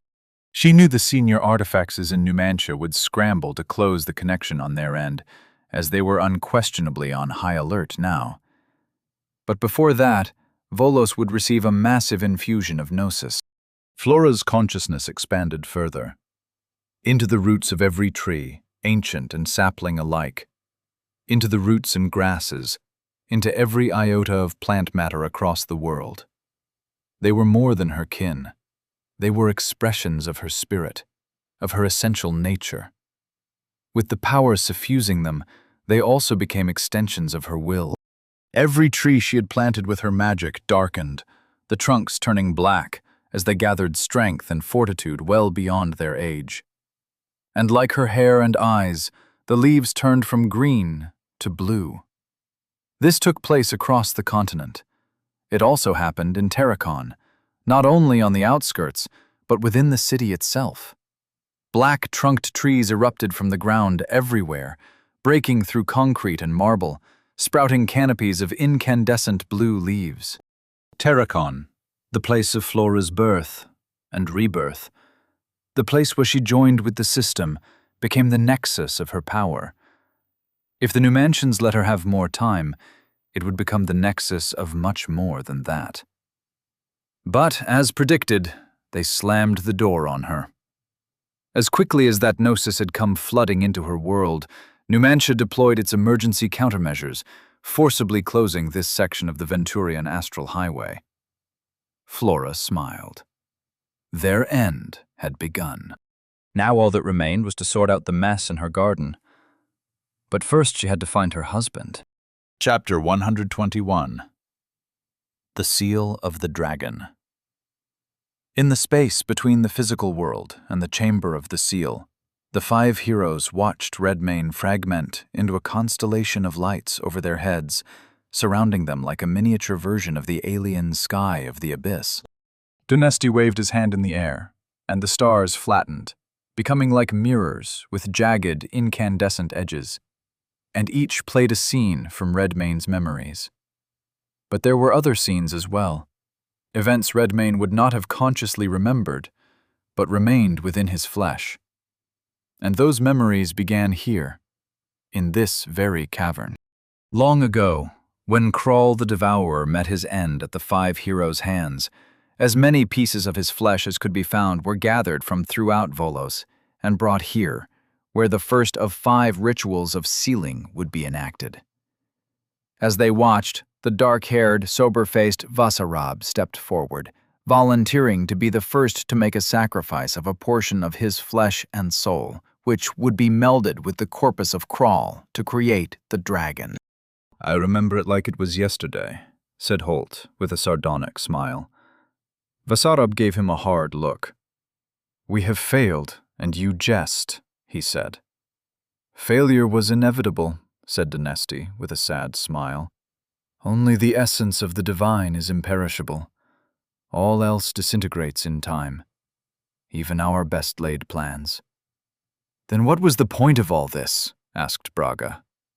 To give the world as much peace as our sacrifice could purchase, said Dunesti. Their golden-haired leader, Belskaya, stood nearby, watching a memory play out in front of him. An image of the creature remaining after they cut away all of Crawl's power. It was a tiny and pitiable being, almost like a demi-human, yet its skin and hair were a striking crimson color. It crouched in a cell, shackled to the wall by its ankle, staring bitterly out the small barred window on the opposite wall. If only we could have killed it, he said. Dunesti approached his comrade, looking up at the memory of the thing the Morholts called Little Redcap. I suspected this would be the point of failure. He looked over at Holt. No offense intended. Holt shrugged. They're my kids. I didn't raise 'em. I've been dead. We should have chained that thing to a rock and dropped it in the sea, said Vasarab. His suggestion made Dinesti smirk. That could have had unpredictable consequences, my friend. Better to have left the creature under watchful eyes, even if our stewards ultimately failed in their task. Braga folded his arms, frowning. All as intended, aye, we know. So now what? Now we must trust in our teacher's final failsafe, said Dinesti. He referred to the cocoon of power Voss built around the seal, another of the crafts of Mago Hadas their mentor Voss had learned in the days of antiquity. If Kral reformed here, if its essence subsumed them and rose again, it would be locked into an impenetrable shell of gnosis and submerged in the abyss to be lost for all time. It wasn't Dinesti's preferred solution. To be adrift in the abyss would be similar to being adrift in the sea, only they could be chanced upon by far more dangerous entities than sea creatures or sailors. But at the time this was all prepared, he had no alternatives to offer. Nor did he now. As ever, his understanding was incomplete. Dinesti supposed such was the fate of all scholars. Holt stood before a series of recent memories, watching them while picking his teeth with a fingernail. One displayed Redmane's first frenzied night of freedom. Others showed scenes of him doing battle with various kinds of beastmen throughout the land. He's been a busy little bastard, trying to cobble himself back together, he said. Nearly succeeded, said Braga. He did succeed. Why else would we be here, said Vasarab. Belskaya held up his hand. Quiet! He was watching a memory of Redmane rescuing a young boy and returning him to his mother. There was another like it later on. He'd saved 3 children, one of them a beastman. Belskaya had brought together several peculiar scenes of this creature behaving in an even-handed, almost lordly manner. He rescued innocent bystanders. He delegated their care to trusted lieutenants. He was building a faction, a new kingdom of his own. This was not the sort of behavior Belskaya expected from an incarnation of Kral. Dinesti took an interest in what Belskaya was watching, and his eyebrows rose a bit. Interesting. Belskaya shrugged. It matters not. The Devourer prevailed in the end. Did it? Asked Dinesti. Or have we denied its chance at transcendence? What do you mean, transcendence? Said Vasarab. Dinesti turned to address the dark-haired warrior. Development. Growth. Evolution. Perhaps we witness evidence that the Lord of Hunger reached its next incarnation. Holt's eyebrow rose. Meaning what? It's even stronger now? Perhaps. Perhaps it is also more human as well, said Dinesti. Well, I suppose we'll never find out, said Braga, seeing as we've shown up. We could release him, said Dinesti. They all looked at him as if he'd grown a second head. Dinesti smiled sheepishly. Do you not find yourselves curious about this behavior? Perhaps there is no longer a Kral to protect the world against. This one, Redmane, he seems to have integrated the better parts of Sensus Keralis, and perhaps the better parts of us as well. We joined our flesh and wills to his after all. Shall we deprive Volos of such an individual? Belskaya considered the merit of Dinesti's words for a moment. Then the leader of the 5 heroes glanced around at his comrades. What say you? He said to them. Do we hold to our duty, or take a chance at our enemy's redemption? Vasarab shook his head. No redemption for the Devourer. Braga nodded. Aye, I hear you, Dinesti, but it's too great a risk. Holt shrugged his shoulders, held up his hands lamely. Even if it was walkin' and talkin' like man, there's no tellin' what it would have turned into with all 5 seals open. We're where we're supposed to be, Dinesti. You ought to know that. Dinesti bowed his head in deference, though he wasn't smiling anymore. What a shame. Belskaya's mouth twisted into a slight smile. Sorcerers, ever are they more curious than cautious. A hint of Dinesti's smile returned for a moment. Always. The sorcerer of the 5 heroes raised his hand, muttered a brief incantation in the tongue of the Mago Hadas, and the darkness around them was shot through with strands of gold. Sigils and runes of power appeared above them and all around them, as if drawn by an unseen hand wielding a pen with glowing golden ink. The essence of the Lord of Hunger, which included and was now centralized around the vestiges of the 5 heroes, would be contained within this sphere for all time. They hoped. But what they did not know, what they could not have known, was that a vast consciousness searched for the very same essence at that moment, across all the worlds and the spaces between them. And the sudden flare of power here drew her attention to it, like the lighting of a candle in the dark. From the absolute darkness, an immense, glowing blue hand materialized below the sealed sphere. It gently rose to enfold the sphere within its massive palm, then stretched out its fingers and grasped it the way a scryer might hold a crystal ball. And then above it, an equally gigantic face shimmered into being. The vision was striking. A woman of exquisite beauty, possessing delicate elfin features, a cascade of long blue hair, and eyes that blazed with the brilliance of giant sapphires. Dinesti and his comrades were but shadows of themselves, copies embedded in the Devourer's flesh, but even they felt fear in their hearts when they looked upon that face. For starfire burned in her furious eyes. Her voice boomed, echoing into the nothingness. "What hast thou done with my husband?" Somewhere in the void, a consciousness arose. It felt as though it had awoken from a long, deep sleep. And it had dreamed. It dreamed of monumental struggles, of conquest and treachery, of suffering and of war. It dreamed of its dismemberment, its haunted imprisonment within 5 separate bodies. It dreamed of reawakening into an unfamiliar world, in a body at first weak, but stronger, and stronger he grew. He'd been called many things, but he recalled his latest name. It was his favorite, for he had chosen it himself. Redmane. Redmane stretched out his consciousness.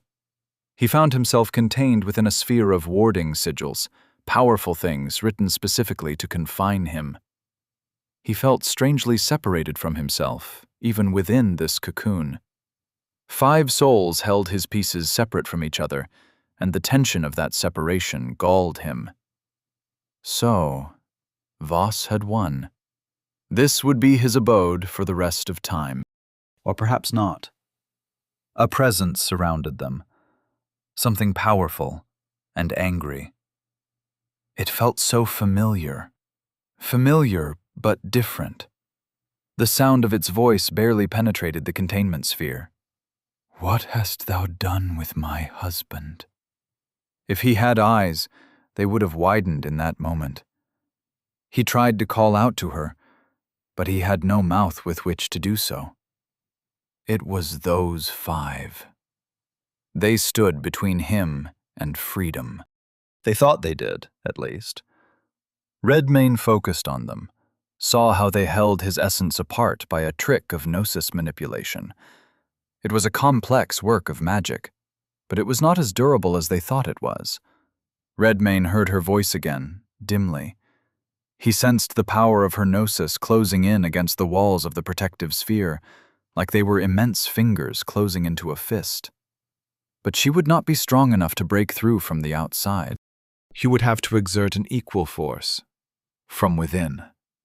It was a simple thing. The 5 heroes were something like his spawn.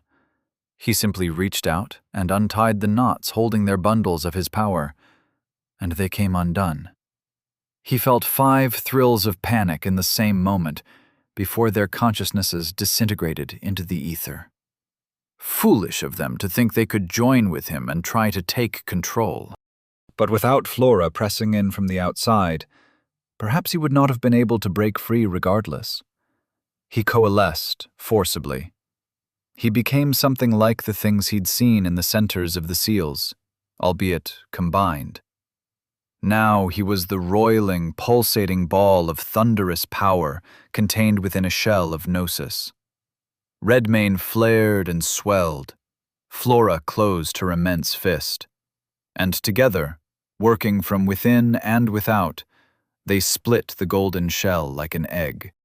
There was an explosion of gold in every direction, and at the same time, they emerged from that liminal space back into the physical world, at the center of what was once the seal of the dragon. The corpse of the dragon itself became his new form. All he had to do was reach out with his will and inhabit it, consuming it instantly, and it flowed into a new form.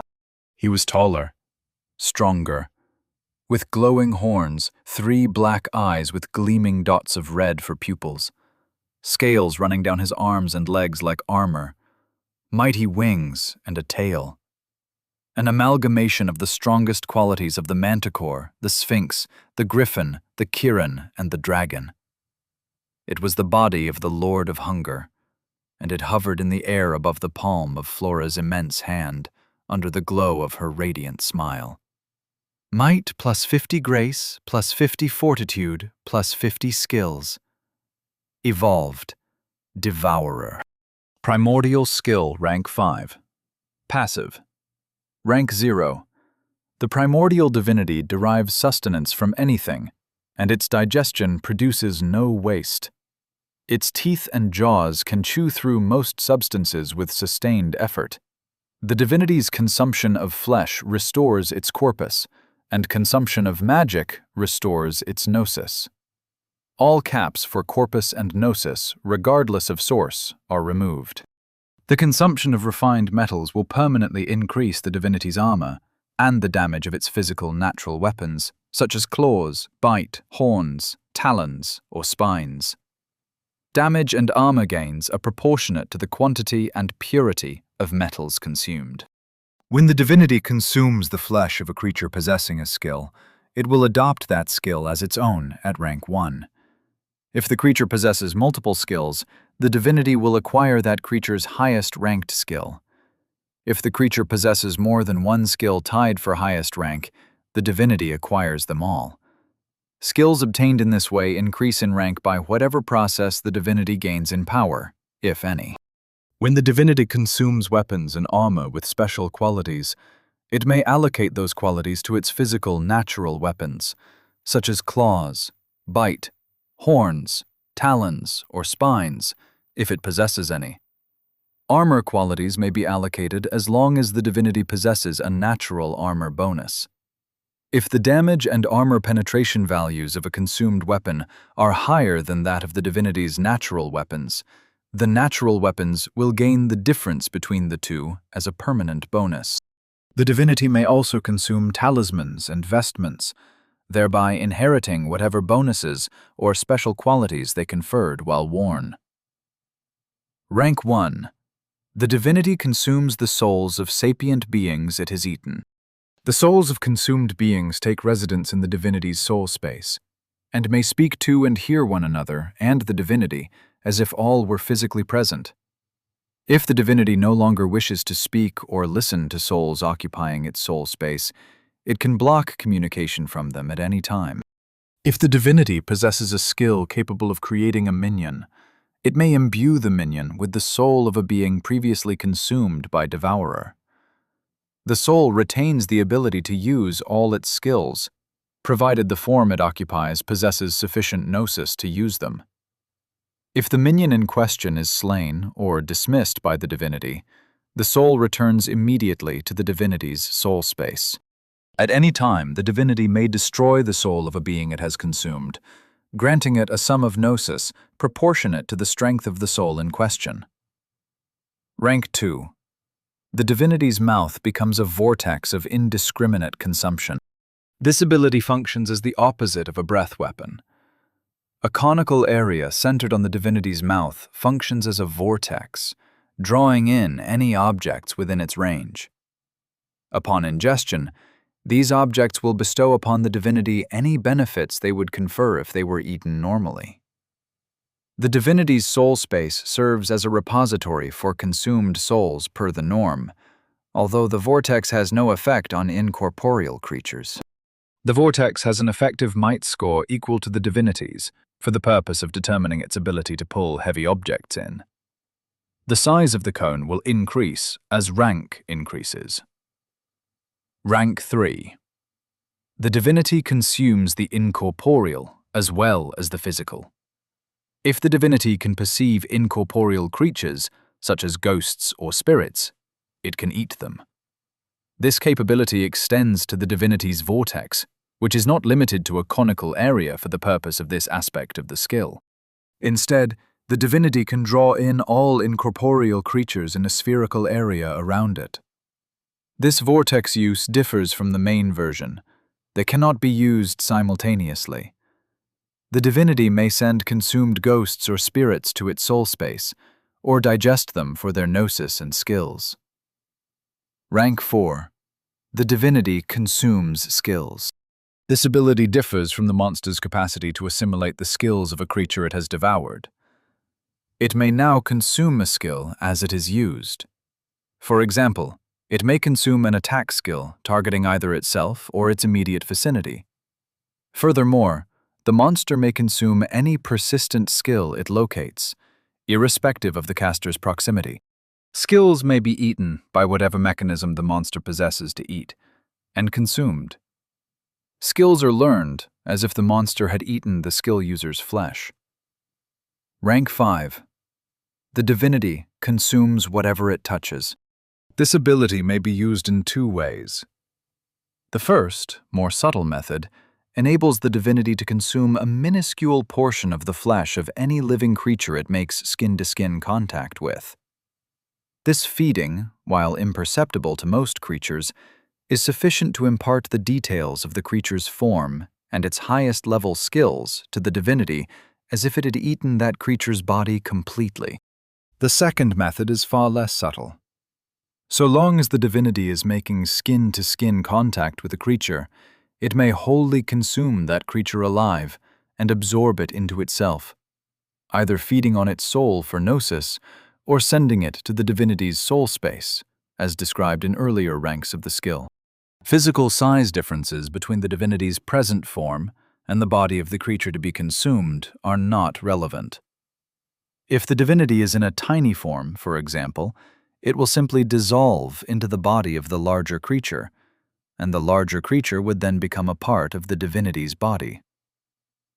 God Body of the Lord of Hunger. Primordial Skill. Passive. The primordial divinity's form is protean in nature, and encompasses as many bodies as it desires. All of the divinity's bodies share its consciousness, corpus, gnosis, and skills in their totality. If one body should take damage sufficient to destroy it, the divinity may, at will, allocate sufficient corpus to keeping that body alive. This ability functions regardless of the distance between the divinity's main form and that of the body in question. It may also spawn additional bodies from its own flesh, which it can deploy as assistants, spies, guards, or hunters. The divinity is aware of the location and condition of its spawn at all times, and can see through the senses of its spawn and act through them at will, without needing focused concentration. It may switch places with the spawn, its main form instantly flowing into the form of the spawn, and thereby replacing it, irrespective of distance. If the divinity possesses a soul space occupied by the souls of mortal beings, it may spawn bodies for them to inhabit. Mortal souls possess whatever skills they had in life, in addition to whichever of the divinity's own skills it wishes to impart to its minion. The divinity and all of its spawn can travel at their highest overland speed, without rest, for a number of consecutive days and nights equal to the divinity's fortitude.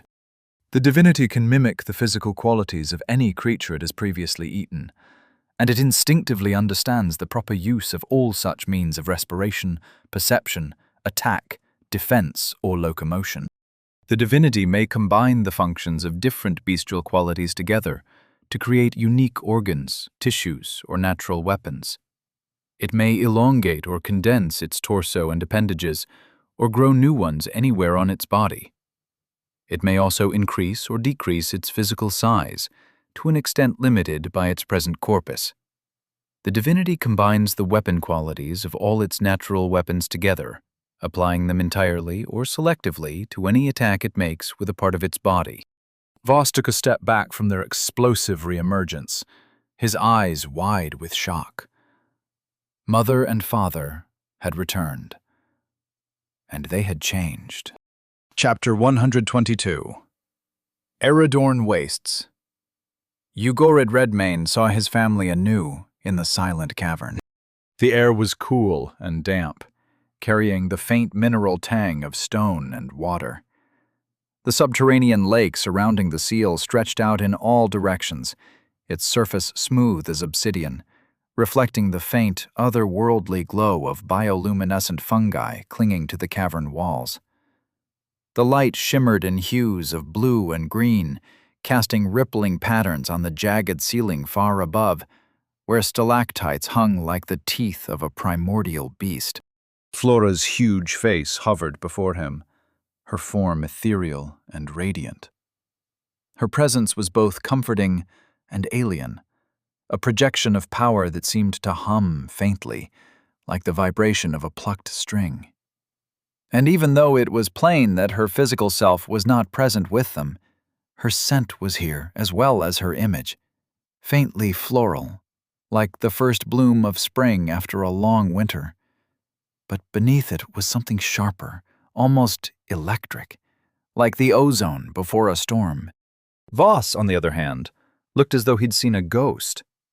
His face was pale, his wide eyes reflecting the cavern's eerie light. His breath came in shallow, uneven bursts, and the faint scent of sweat and fear clung to him. Redmane could see the tension in his son's shoulders, the way his fist clenched around the hilt of his golden sword, as if he were bracing himself for a blow. The younger god's presence was a stark contrast to Flora's, raw, untamed, and crackling with barely contained energy, like a storm cloud ready to burst. Or perhaps a cornered animal, prepared to fight or flee. But Redmane's third eye told him more. Or rather, it showed him. Flora had transformed. This apparition hovering before him was but a projection, a tiny expression of a vast power. She had assimilated something new, in the same way he consumed monsters for their strength, digesting their skills into his own pattern. Only this was a much larger acquisition of power. The air around her seemed to hum with it, a low, resonant frequency that made the hairs on the back of his neck stand on end. The faint scent of ozone grew stronger, mingling with the floral aroma, and the light around her flickered, as if struggling to contain her radiance.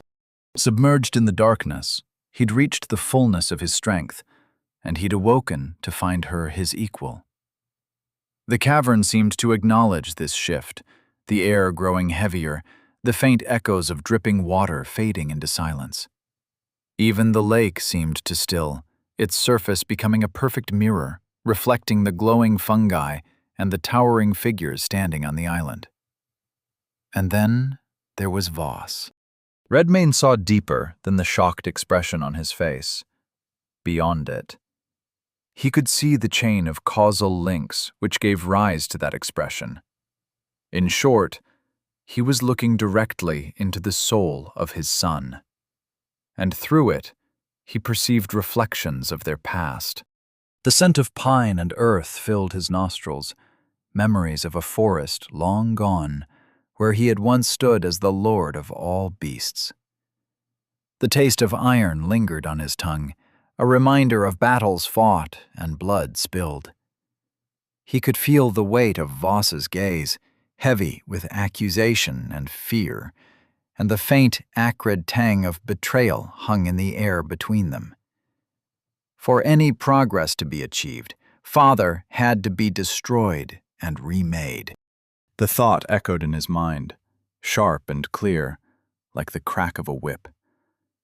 The cavern seemed to hold its breath, the air growing still and heavy, as if the very stones were waiting for his decision. The faint sound of water dripping in the distance grew louder, each drop a reminder to Voss of the passage of time, of the inevitability of change, and of the totality of his failure. "You didn't fail," said Redmayne, his voice low and resonant, carrying through the cavern like the rumble of distant thunder. The words seemed to hang in the air, their weight pressing down on the island, on the lake, on the very fabric of the world. The younger god's eyes softened for an instant, before the hostility returned to them. Voss's jaw tightened, and the faint scent of anger, sharp and metallic, filled the air. "Kind of you to say so," he replied, his voice tight. "But that is not what I see." Flora's huge, translucent face rotated toward Voss then. Her eyes had widened slightly, her lips parted, and her entire face froze for a moment, as if time itself had paused. The image rippled, like the surface of a pool disturbed by a sudden drop of water. The air around her seemed to shimmer, and the faint hum of her power grew louder, vibrating in Redmayne's chest. Her brows had furrowed slightly, and her gaze became distant, as if she were searching through the fog of forgotten memories. Her head tilted ever so slightly, like a flower turning toward an unfamiliar light. A flicker of something familiar crossed her face. Her eyes softened, and a faint, almost imperceptible smile began to form. It wasn't yet a full smile, but the beginnings of one, as if a seed had been planted and was just starting to sprout. Her face flooded with a mix of joy, sorrow, and longing. Glowing tears welled up in her eyes, but did not fall. Her smile grew warmer, but there was a sadness in it too, as if she were mourning the time they had lost. The air around her seemed to grow warmer, carrying the faint scent of blooming flowers and fresh rain. "So, thou art mine long-lost child," she said, her voice echoing off the walls of the cavern, rich and melodic, like the tolling of a bell. "I wish I could remember more of thee, but now we art together once more, and there is time aplenty to make fresh memories." Redmayne noted the shock in Voss's expression with some amusement. The younger god's eyes widened, and the faint scent of confusion filled the air. Evidently, the parents he remembered differed somewhat from the ones who stood before him now. He stared up at the projection of her face, confused and conflicted. Redmayne sensed regret in his heart. Flora appeared to make the same assessment, as her smile spread and grew warmer. "O my son, whatsoever thou hast done in times past, let it remain there. All is forgiven. We three, and this our world, do now face a mighty peril, and we must stand together against it." Voss continued to stare mutely for a moment. There was a stricken look in his eyes. He shook his head. "I can't," he said. The two words clipped. The rest held back. Flora's eyes softened further, and her luminous form radiated warmth that seemed to fill the cavern. She tilted her head slightly, her voice a soothing melody that echoed through the stillness. "Thou art not the same as thou wert, nor art we. Let us not be shackled by what was, but rise together to face what shall be." The image of her face shimmered and vanished, and in its place a new apparition walked out of the darkness toward them, a translucent blue image of Flora at her normal size. She approached Voss, and her hand, though spectral, reached out to touch his cheek, the air around it rippling with gentle energy. "Thy burden is heavy, my child, yet it need not be borne alone. Forgiveness is not a weight to carry, but a release, a balm to heal the wounds of the past. She paused, her gaze steady and unwavering.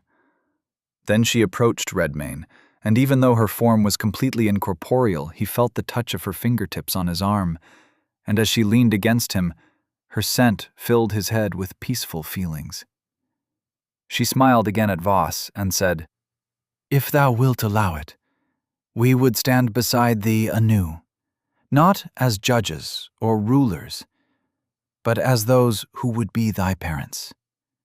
The choice is thine, my son. Wilt thou let us try?" Redmayne's eyebrow rose. He had made no such offer. But then again he wasn't completely against it. He glanced down at the blue specter of his wife, and she flashed him a knowing, sidelong smile. Did she know him better now? Better than he knew himself? If it were anyone else, the thought would have been most troubling. Voss, meanwhile, digested her words of entreaty in stunned silence. His gaze shifted from her eyes to his, and Redmayne shrugged a shoulder. What she said about the Numantians is true. They're conquerors and despoilers, and they are here to make a wasteland of Volos. It would be well, for now at least, to put aside whatever you thought of us, and fight them. Somewhere in the dark, droplets of water dripped rhythmically onto a stone, as if the cavern itself were counting the moments Voss deliberated in silence. At last, he gave a curt nod. "I'll help," he said. Flora beamed. She turned to smile up at Redmayne, but then something seemed to interrupt her train of thought when she saw him. Whatever it was, it made her smirk. "Ah, I appear to have been remiss in my duties. Thy profile art improperly calculated, mine husband. Let me make a few simple corrections." She squinted at a point in the middle distance, at something neither Redmayne nor Voss could see. Redmayne felt a faint tingling throughout his body. And then his new system screen opened itself. Redmayne. Primordial Divinity, Class 1. Level 510. Qualities: Might 170, Grace 170, Fortitude 170, Armor 63, Evasion 62. Skills: Devourer God, Body of the Lord of Hunger, Claws of the Exalted Hunter, Natural Born of the Abyss, Voice of the Beast Lord, Flame of Redmayne, Wrath of Redmayne, Nightmare Aura, Astral Hunter, Astral Stalker, Shaman's Heal, Flicker Phantasm, Ray of Petrification, Sight Beyond Sight, Horn of the Kirin, Airwalk, Doombolt, Command Presence, Unbreakable Bones of Star Steel. Godslayer's Arsenal. His eyebrows rose. "How did you—" Flora grinned, her eyes alight with purpose. "Oh, there is much to unfold, mine husband, and much to be done. Fear not, for I shall unravel all when time doth grant us breath to speak. Yet now haste must be our master, for I must guide thee both to the fray. Our allies, steadfast though they be, do strain to hold the line in thy absence." Redmayne glanced at Voss, who nodded curtly. But as his son turned to make his way back through the caverns to the surface, Redmayne realized he didn't have to move this body. For he was all of his bodies now. It occurred to him the moment he directed his perception toward one of the little birds he'd crafted to spread the flame of Redmayne. He was all of them. And all of the little creatures he'd created earlier to scout out the area. It was different than before. His spawn, though mostly unintelligent, had what felt to Redmayne like autonomy. He would peer through their eyes as if looking out a nearby window. Now he could see everything all at once. Because he was everywhere. and all of his corpus was everywhere, somehow. He could turn every little bird and lizard scuttling about this place into a full copy of himself, with all his powers intact and ready. For a moment he was tempted to do precisely that, but then he had a better idea. Devourer had evolved, and with it he had gained perhaps his most fearsome method of eating yet. Of the 100-some-odd lizards he'd spawned to serve as scouts, roughly 80 remained, as did the 10 little birds he created to spread his flame. 90 small creatures, all throughout the Black City, located the nearest Numantian detachment and charged at the nearest body, and merged with it. Corpus, 109,277. 90 legionnaires throughout the ancient city, in the midst of their squads and formations, suddenly became 90 Redmanes, who immediately laid into their former comrades with teeth and claws, blades of sinew, each the bearer of an arsenal of flesh and bone. He spawned Pieter and Dobrogost anew, for they had fallen in battle. He respawned Vang, Zorn, Nook, and Throck. He spawned the Ice Warg, Gale. And then he spawned the 5 heroes, Belskaya, Danesti, Vasarab, Braga, and Holt. They appeared all around one of him, stunned at the new image of their lord. The latter 5 especially so. But before he could speak, Flora appeared once again to offer aid to them all. The image of her flitted by Redmane for a moment, smiled mysteriously, and then vanished. When she coalesced again, she was immense. She towered over all the city beneath her, the image of a goddess, her blue hair draping outward over it like a great soothing curtain. Her giant spectral hand appeared and waved over the tops of the buildings, and a moment later, her trees began to break through the ground, trunks black as the stone streets and buildings they were rupturing, and as they rocketed toward the sky, their limbs bloomed into luminous blue canopies, which offered shade to this desert for the first time in eons. And with the trees, and the magic thrumming through their trunks and roots, Redmane felt a palpable aura of power throughout the city. Gnosis, 1545. Gnosis, 1637. Gnosis, 1774. His eyes widened. Just as the immense ghost of Flora flickered and vanished from the ancient city, he heard her voice in his mind. "Make haste, mine husband. Our mortal allies need you." He momentarily saw a mental image of Jarrell Craith standing over the bodies of his imbued compatriots, a gleaming, bloodied, star-steel blade in his hand. And he leapt in that direction from several different places. Chapter 123. Eridorn Wastes. Ugorid.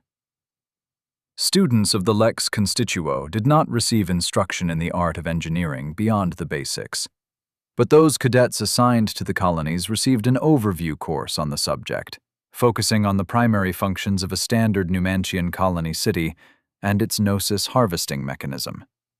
Terminal drain was one function covered in this course. It had been explained to Jarrell Craith by his instructor, how the process is initiated and whose credentials were necessary to do so. He also learned the primary and secondary effects on the colony world itself over the course of Terminal Drain's typical 3-day duration and the aftermath. Jarrell Craith remembered wondering what it must have felt like to stand upon the ground of such a world and feel all its gnosis funnel in one direction, as if caught in an ocean undertow. His heart sank into the pit of his stomach as he realized he no longer had to wonder. He stood over the bodies of the seditious imbued. There were a few more left to finish off. He'd deal with them swiftly and return to Terracon. But as quickly as he tried to calculate a new plan, the current in the air changed again, and his dawning fear became bewilderment. The pull became a push, an outflow. Even the dimmest mortal could have felt it. Power was flooding back through the astral highway into Volos. This function was absent from the syllabus. Kraith's grip tightened on Lawbringer, the blade humming faintly in response to his unease. The ground trembled beneath his boots, and two things happened at the same time. First, a giant phantom flickered into being overhead, looming above the entire city. It was a woman, long-haired and pointy-eared, with pale skin and luminous blue hair and eyes. She stretched out her hands, and Jarrell realized the rumbling he'd felt a moment ago was coming from beneath the streets. Then, all around him, giant ebon trees with blue foliage erupted from the ground. His sharp senses caught faint distortions in the air, signs of something approaching fast. At the last moment, he saw it. A streak of crimson tore through the sky. Kraith's body reacted before his mind could fully process the threat. He sidestepped just as the figure slammed into the ground where he had stood, the impact shaking the sturdy stone roof they stood upon. The creature straightened, its form towering and monstrous. Long crimson hair flowed down its back like molten fire, and horns, curved like blades forged in the abyss, grew from its temples. Its 3 eyes, black sclera with glowing red pupils, locked onto him with predatory focus. Redmane. He changed. Evolved again. Kraith's jaw tightened, but his breathing remained steady. He'd fought this one before and survived. He could handle it. Or so he thought. The extent of Redmane's power gain did not become apparent until he moved. It was a blur of crimson and shadow.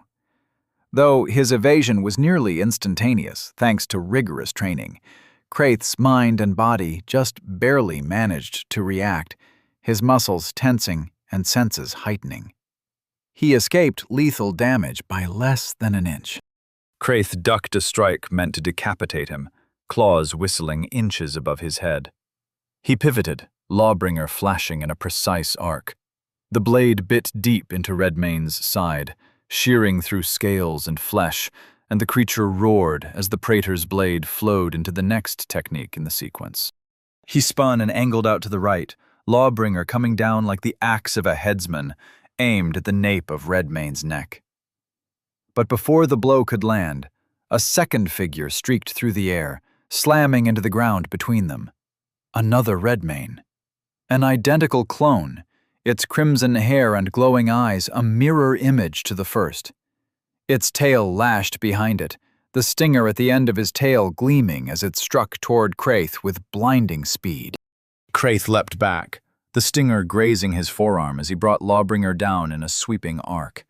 He cut off the end of the tail, and the severed appendage spun through the air, landed, and writhed on the ground as if it were still fully alive. The first Redmane was on him again, his claws a lattice of slashing death. Kraith parried and evaded, his blade a streak of silver as he moved with superhuman speed and precision. But even as he fought, a third figure emerged from the chaos. This Redmane descended from above, his draconic wings beating the air as it landed with a ground-shaking impact. Its fangs glinted in the dim light, and its claws flexed as if eager to rend flesh. Kraith's lips curled into a grim frown. "How many times will I have to kill you?" "More than you have the strength for," said Redmane. Jarrell shifted his stance, Lawbringer glinting in the sunlight. The Redmanes circled him casually, patiently, like a pride of lions with their kill trapped. And now that it was encircled, they could take their time and feast at their leisure. But the praetor had slain many beasts. These too would perish under his blade. In the background, however, Jarrell Kraith could not help but make a number of disturbing observations. First, there were more Redmanes everywhere. Second, the beastmen doing battle with the legionnaires appeared to be in the process of yet another evolution. Wild growls, roars, and animal baying echoed from all over the city as they transformed on the spot, growing larger, faster, stronger, smarter. He only hoped the Legion would hold out against them long enough to let him deal with Redmayne. The three Redmanes came at him again, a blur of claws and crimson hair, and Jarrell Craith met them with the precision of a master. Flawless technique guided Lawbringer through the chaos, its blade a streak of silver trailing glittering droplets of blood as it slashed and pierced with unerring accuracy, finding flesh more often than it missed. But no matter how perfect he struck, it was not sufficient to even slow the trio of Redmanes coming at him relentlessly, giving no thought to their own defense, swinging wildly with limbs that could flow into the form of whatever weapons suited that instant best. He realized, too late, that the chaos concealed Redmayne's trap. Jarrell found himself at the center of a triangle, the three Redmanes standing at equilateral points around him. They inhaled mightily, and as they did so, their stomachs transformed into huge, toothy maws, which also inhaled, gathering power for some manner of combined attack. It took a moment for him to figure out what it was. Only when he saw a red glow at the back of their throats did he understand he needed to get clear right now. Because three huge gouts of fire breath engulfed the space between them. Jarrell shot straight up into the air, his leap carrying him well clear of the unnatural flames. The fire was crimson, tinged with violet, and its heat carried a sense of ravenous hunger. It was a momentary observation. Jarrell absorbed it in the space of an eye blink, but an eye blink was all Redmayne required. Pain blossomed from Jarrell's left side. With came a feeling of cold stiffness, which alarmingly resembled the feeling of the wound on his forearm from where Redmayne's stinger grazed it moments ago. That was a scratch. This was a direct hit. From a fourth Redmayne, Jarrell Craith hit the ground like a meteor, the impact cratering the stone beneath him. The force of the landing would have shattered a mortal's bones, but Craith's enhanced physiology absorbed the blow. Yet the venom coursing through his veins was another matter entirely. It spread like a cold fire, numbing his muscles and stiffening his joints, turning his once fluid movements into a sluggish struggle. 4 Redmanes surrounded him, their crimson forms a blur of motion, even to his heightened perception. Their glowing eyes burned with predatory glee, their movements synchronized with a precision that spoke of a single, unified will. The fourth Redmayne, the one who had struck him from above, landed with a thunderous crash, its draconic wings folding behind it like a storm cloud retreating. Its tail lashed out, the stinger dripping venom that hissed as it struck the ground. The other 3 Redmanes closed in, their claws flexing, their fangs bared in grotesque grins. Craith shifted his stance, Lawbringer humming faintly in his grip. His breath came in controlled bursts, but the venom was a relentless adversary, sapping his strength and dulling his reflexes, tarnishing his perfect precision, making him feel heavier and less responsive.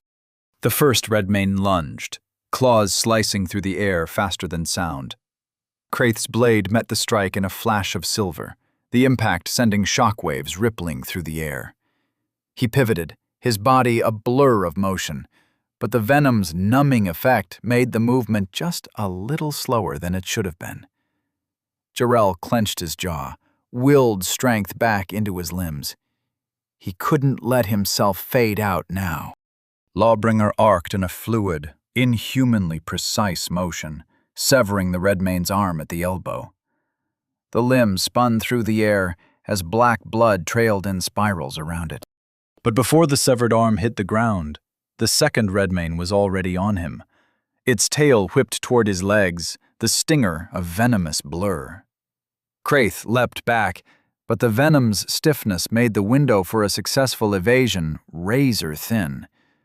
The stinger grazed his thigh, another dose sinking deep into his flesh. Pain exploded through his leg, a cold burn that locked his muscles and sapped his speed further. Craith gritted his teeth, his mind racing. He analyzed the battlefield in microseconds, calculating trajectories, angles, and openings. But the third Redmane was already in motion, its claws raking toward his chest.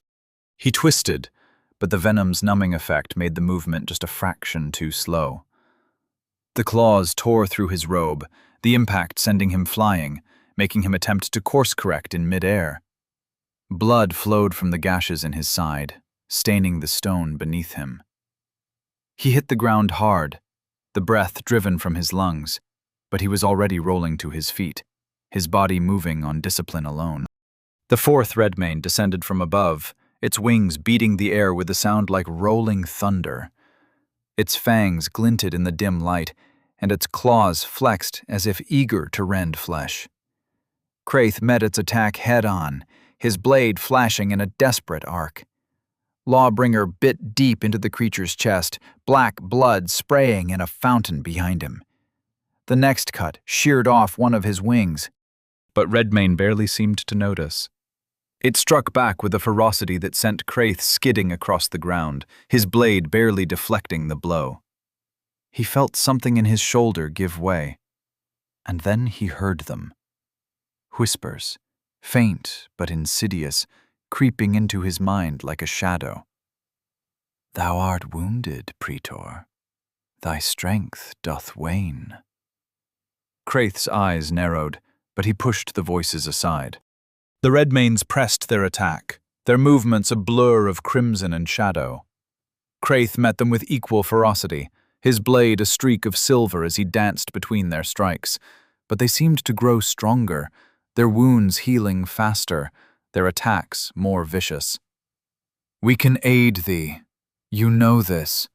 Call us into thy hands, and we shall grant thee the power thou needest." Craith gritted his teeth, his grip tightening on Lawbringer. "I don't need your help," he muttered, his voice low and steady. Then he cursed himself inwardly for even speaking to them. But the voices of Life Drinker and Soul Stealer persisted, their words a constant murmur in the back of his mind. "Pride shall be thy downfall. Dost thou wish to perish here, unremembered, unavenged?" Craith's blade faltered for the briefest of moments, and the Redmanes seized the opportunity. A claw raked across his chest, the impact sending him sprawling. "We can make thee mighty. We can make thee victorious. Once before thou hast called upon us to win the day, and we made it so." Craith pushed himself to his feet, his body aching, his vision blurred. He looked down at his hands, bloodied and trembling, and then at the Redmanes circling him like predators closing in on wounded prey. Every time they so much as touched him, it seemed they gained in strength, whereas he kept getting slower. "Thou art a fool.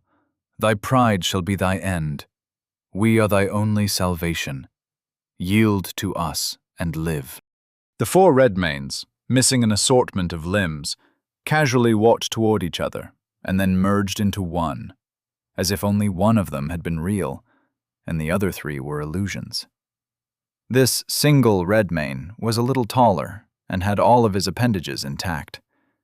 He stood over Craith with the bearing of a lord, gazing down at him with his three baleful red eyes. "You have lost," said Redmane. "You and your army both, and your escape route is shut. Yield now, and perhaps you won't die here in this ruin." Jarrell felt his strength ebbing rapidly, from the venom long since having taken root, and from the blood flowing freely from wounds all over his body. He could yield to this demon, or he could yield to another, or he could simply die. That would be an honorable end. Whatever may happen here, whatever costs the Empire would have to pay to snuff out this colonial rebellion, Praetor Jarrell Craith would have played his part and been regarded with respect in the histories. But if he could prevail, if he and those wicked swords could fell this monster, he would spare Numantia all those costs. He could still make a difference. The presences of Life Drinker and Soul Stealer were still and quiet in that moment. Reluctant to speak so as not to spoil what could be an imminent victory, Jarrell's gaze met Redmayne's, and his eyes were steely. "I yield to no monster," he said, and he released Lawbringer. The weapon vanished back into the Godslayer's arsenal the instant he let it go, and, in its place, 2 black blades appeared in his hands. Chapter 124. Eridorn Wastes. Ugarid Jarrell Craith felt a burning in his veins. It was a cold, alien fire, and with it he felt his vision sharpen to a painful level of clarity. He felt the air against his face keenly, the clash of weapons and the roaring of beastmen, and beneath the soles of his boots he felt the tremors of the battle playing out all around him. Part of him wanted to clamp his hands over his ears, squeeze his eyes tightly shut, and curl into a ball to shut off the assault to his senses. But he was less in control of himself now. Redmayne stood before him, his crimson form radiating poise and power, his 3 eyes glowing with a mix of curiosity and disdain. "You have chosen your path, Jarrell Craith," said Redmayne. "But do you comprehend what you have chosen?" Craith did not answer. He couldn't. Even now he felt his muscles locked in place, his jaw clenched. Still resisting Life Drinker and Soul Stealer's natural inclination to consume everything in their path, they would consume him in moments if he didn't act. And a part of him, the part which had resisted this turn of events, thought that may just have been the more honorable outcome now. Life Drinker and Soul Stealer, on the other hand, could not contain their exultation. "At last, a feast most worthy. His power doth burn as a star, and we shall drink it dry. Feel it, Praetor, feel the strength we bestow. Together, we shall rend him asunder. Strike now, whilst his blood runs hot. Let us taste his essence. This is the purpose for which we were forged. This is the purpose for which thou wert made. Hold nothing back." Jarrell Craith tried not to remember how good it felt to wield this power. He clenched his jaw, willed his eyes to open and fix on Redmayne. "You're a blight, a disruption to the natural order. Your existence is an affront to the stability of the cosmos." "Stability? Is that what you call it? Draining worlds until they're hollow husks, leaving nothing but death.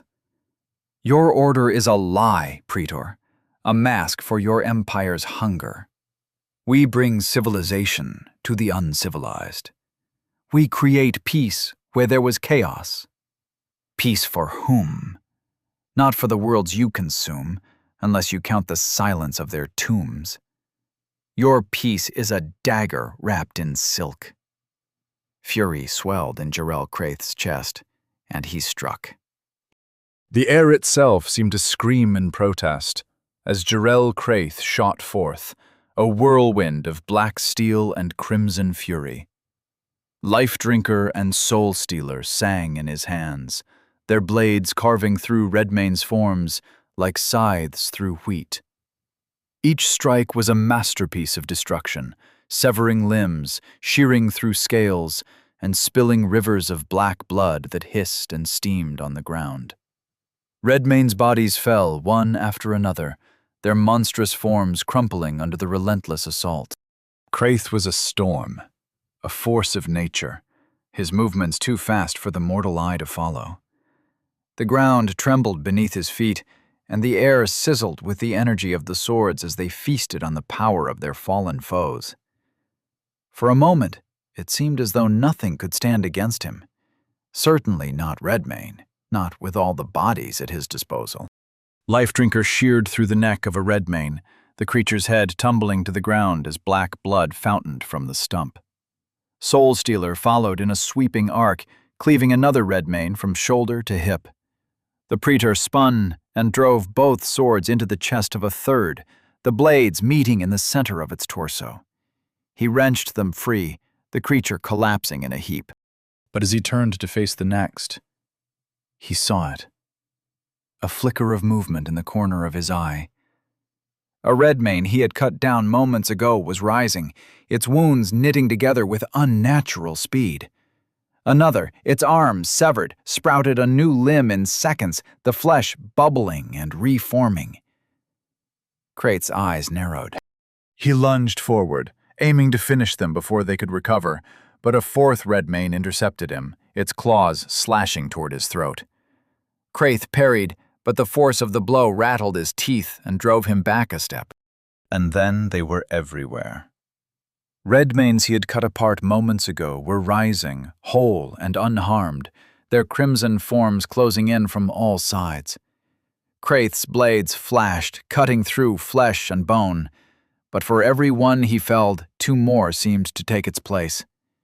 The tide was turning already. Kraith ducked and weaved through an impossible string of attacks, backpedaling away from a trio of redmanes. You're a beast. I know your history, he who is called Kral. You kill and devour without purpose.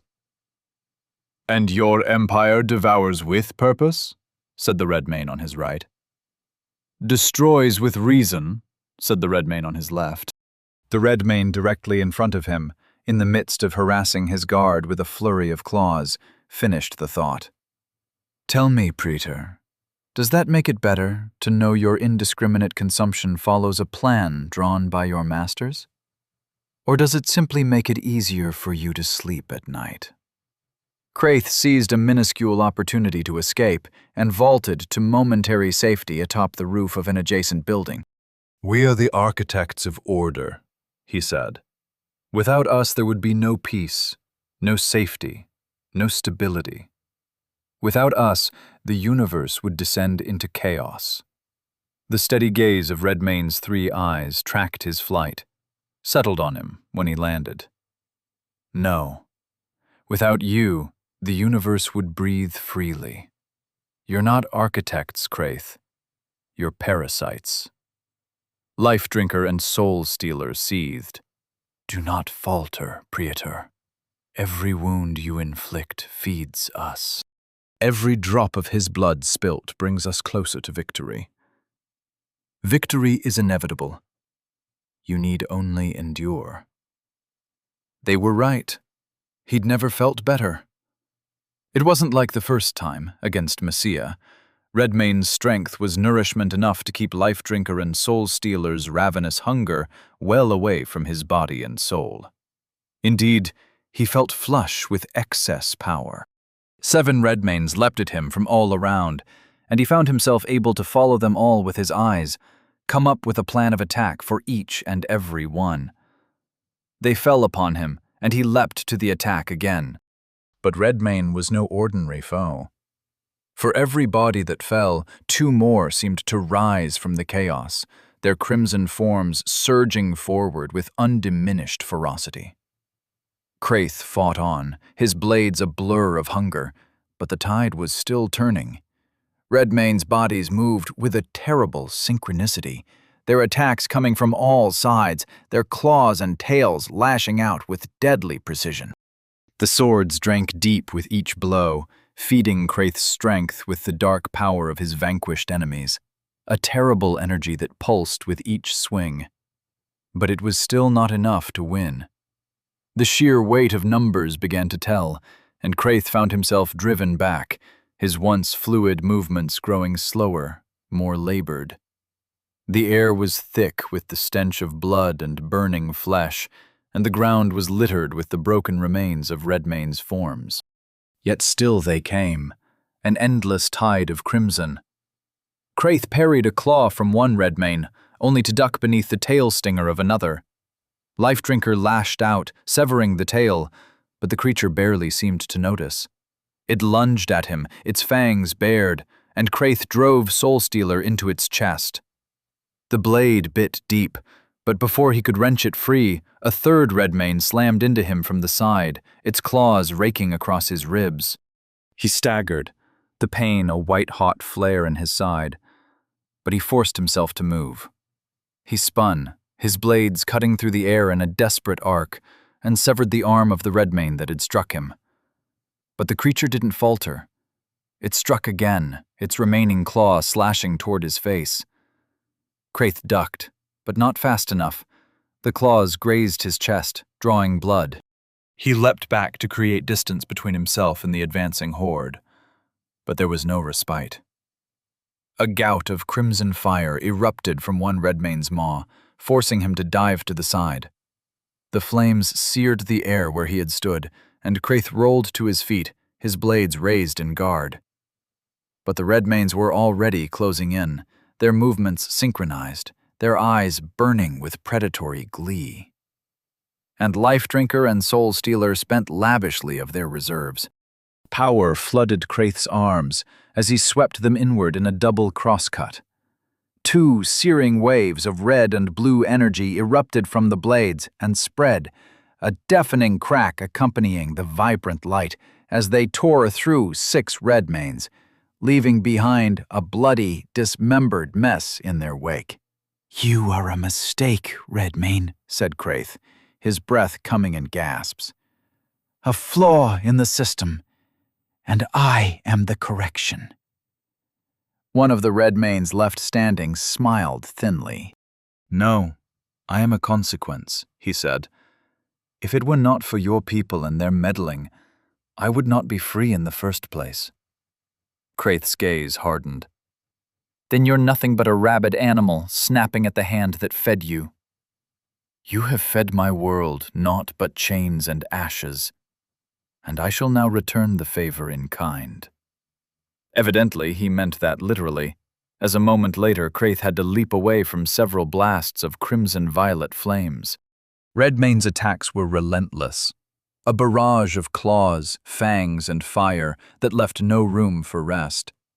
Every time Kraith thought he had found an opening, another redmane would appear, striking from an unexpected angle, driving him further back.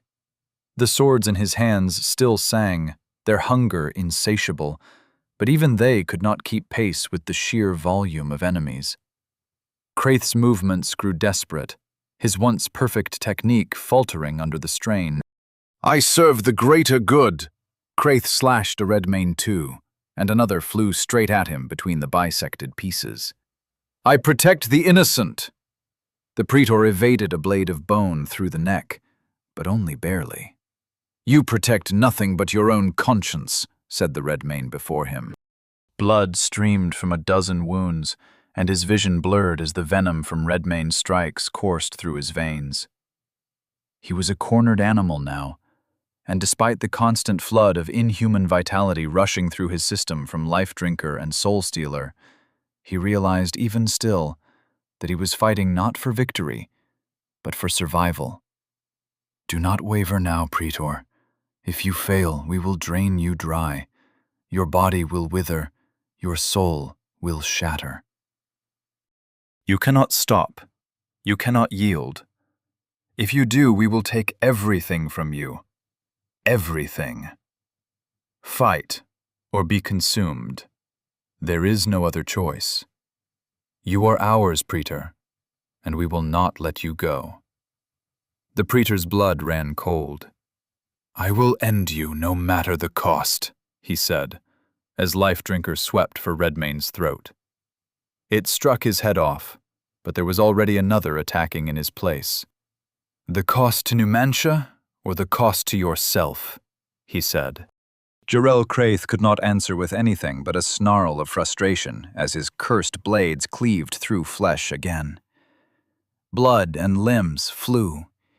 He felt a fresh swell of speed and strength, yet he was no closer to victory.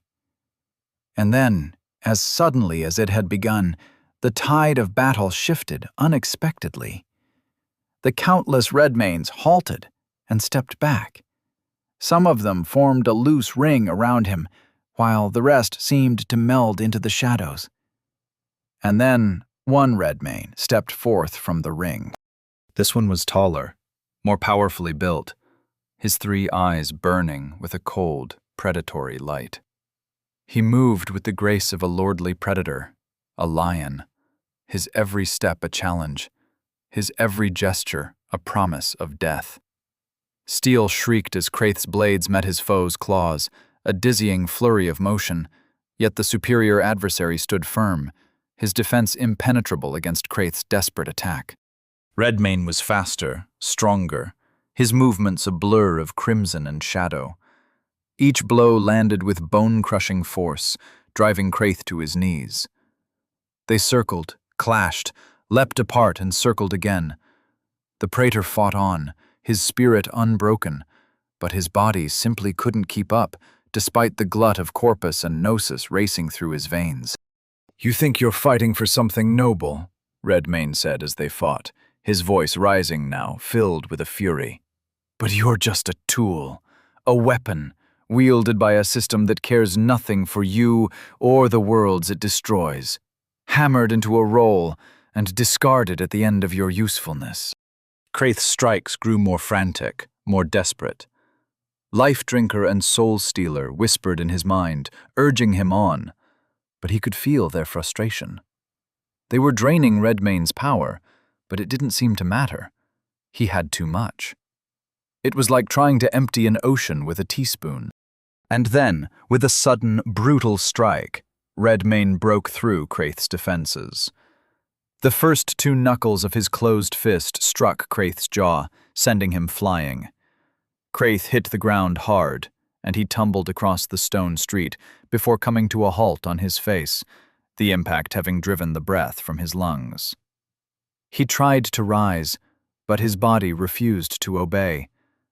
Lift Drinker and Soul Stealer, however, remained firmly in his grasp. They were holding on to him as hard as he held on to them. The sword's power was not fading. His body just wasn't strong enough to contain it, to direct it usefully. Redmane stood over him, his crimson form towering and terrible. "Do you find yourself helpless in this moment?" he said, and now his tone was gentler, like a father after chastising an unruly child. "I spent a long time helpless. I found it instructive. It plainly separates the cruel and the kind. It teaches us what it means to be at the mercy of others. It shows us how we would like to be treated if we were in their place." He extended a hand, his claws retracting, his expression unreadable. "You don't have to die here, Praetor. You can choose a different path." For a moment, Kraith hesitated. He looked at Redmane's hand, and for the first time, he felt a flicker of doubt. The presence of the crossed swords grew ominously silent. Maybe Redmane was right.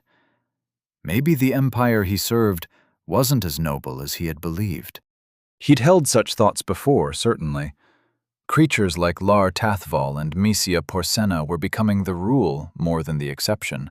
Numantia suffered under the weight of their petty greed, their vanity, their venal, corrupt, self-absorbed nature. The praetor shook his head as if trying to shake off a spell. What was he thinking? That he'd face the consequences of his failure to eliminate this seditious god. And the friends of Mysia Porcena, here in the Venturian domain and beyond, would gleefully seek the maximization of his punishment. He had to fight. He had no other choice. For more reasons than one, Redmane could be nothing but his enemy. Yet here stood the terrorist, offering his hand in mercy. "Mercy will separate us from the monsters," said Redmane, as if he'd read the praetor's thoughts. Jarrell Kraith blinked. He looked at Redmane's offered hand, and a memory surfaced unbidden. At the Lex Constituo, he had once seen a rendition of the hollowed-out husk of a colony world, its once vibrant forests reduced to ash, its rivers running dry. It was part of a short demonstration of the phases of colonial gnosis harvesting, presented clinically and in sterile language. He had stood there, years ago, as a young cadet, and told himself it was necessary. For order, for peace, for the everlasting vitality of the empire. But now, staring into Redmane's 3 burning eyes, he wondered if he had been lying to himself all along. He wondered if they had all been lying to themselves. There was such comfort in numbers, safety, Anything could feel like the truth if enough people believed it. Jarrell Craith reached out to take Redmane's hand, to stand up, and he made it to one knee before Life Drinker and Soul Stealer ripped him in half. Chapter 125. Eridorn Wastes. Ugorid Redmane took a step back from Jarrell Craith as an agonized scream tore from his throat. The praetor convulsed, his eyes rolling back in his head, his neck and arms twitching unnaturally. Some unseen force was moving his body against his will, pulling him in opposite directions. There was a tearing sound, and then the praetor's soul pulled free from his body. At least, that's how it appeared to Redmane. A translucent blue spectre, in the likeness of Jarrell Craith, wrenched itself free from his corporeal shell, and in his left hand he held the sword with the glowing blue runes. The other sword, the one bearing red runes, remained in the right hand of the praetor's mortal shell, which looked up at Redmane with a malicious smile. "Well met, Redmane," said the corpse. "Long have we wished to present ourselves to thee," said the ghost. They bowed in unison. Redmane's eyes narrowed. He'd sensed something lurking behind Jarrell Craith, a dark presence. He'd seen it in a vision some time ago, and now here it stood. Or rather, here they stood. "I offered Jarrell Craith mercy." The ghost and the corpse smiled cruelly. "This one was weak," said the ghost. "Your mercy would have been squandered on such a creature," said the corpse. "But now we find ourselves in want of a new wielder," said the ghost. "Perhaps it could be thee. If thou took us into thy hands, thy power wouldst surpass all," said the corpse. "The gates of Numantia itself would shatter before thee," said the ghost. Redmane regarded the corpse and the ghost with steely eyes. He had a feeling they knew he would reject their offer. But all the same, he wondered at the nature of these entities and how they had subverted the will of a man as formidable as Jarrell Craith. "What are you?" he asked. The corpse's teeth gleamed as its smile widened. The ghost's eyes narrowed, their glow intensifying as if peering into some distant, unseen horizon. Their paws stretched, deliberate and unnerving, as if they were savoring the question, or perhaps deciding how much of the truth to reveal. While he awaited their answer, he checked to see if Flora knew anything about them. Life Drinker, Sapient Artifact, Level N/A, by owner. Soul Stealer, Sapient Artifact, Level N/A, by host. Not much, but at least she knew their names. And then they spoke, at last. "We are the hunger which cannot be sated," said the corpse. "We are the void which cannot be filled," said the ghost. The ghost's form shimmered, its edges blurring like smoke. "We are older than gods, older than demons, older than the hands which forged us." The corpse's neck tilted, making its neck creak like old dry wood. "We are the truth beneath all illusions, the purpose beneath all lies." Then the corpse and the ghost smiled together, an expression that was almost wistful. "And now we offer thee a choice," said the corpse. "Wield us, and rise above the heights of thy grandest ambitions," said the ghost. "Or resist, and become our first meal since attaining freedom," said the corpse. They felt stronger than before. Not simply because there were two of them, but there was something about this separation from Jarrell Craith that gave them greater strength, greater freedom to take up space. He felt the auras of those malevolent blades in the praetor's hands before, but now that Life Drinker and Soul Stealer had done whatever they had done to him, those auras encompassed these paired imitations of their previous owner completely. The body and spirit were nothing but marionettes. But Redmayne had them vastly outnumbered. Every Numantian legionnaire in this city would soon be a part of him.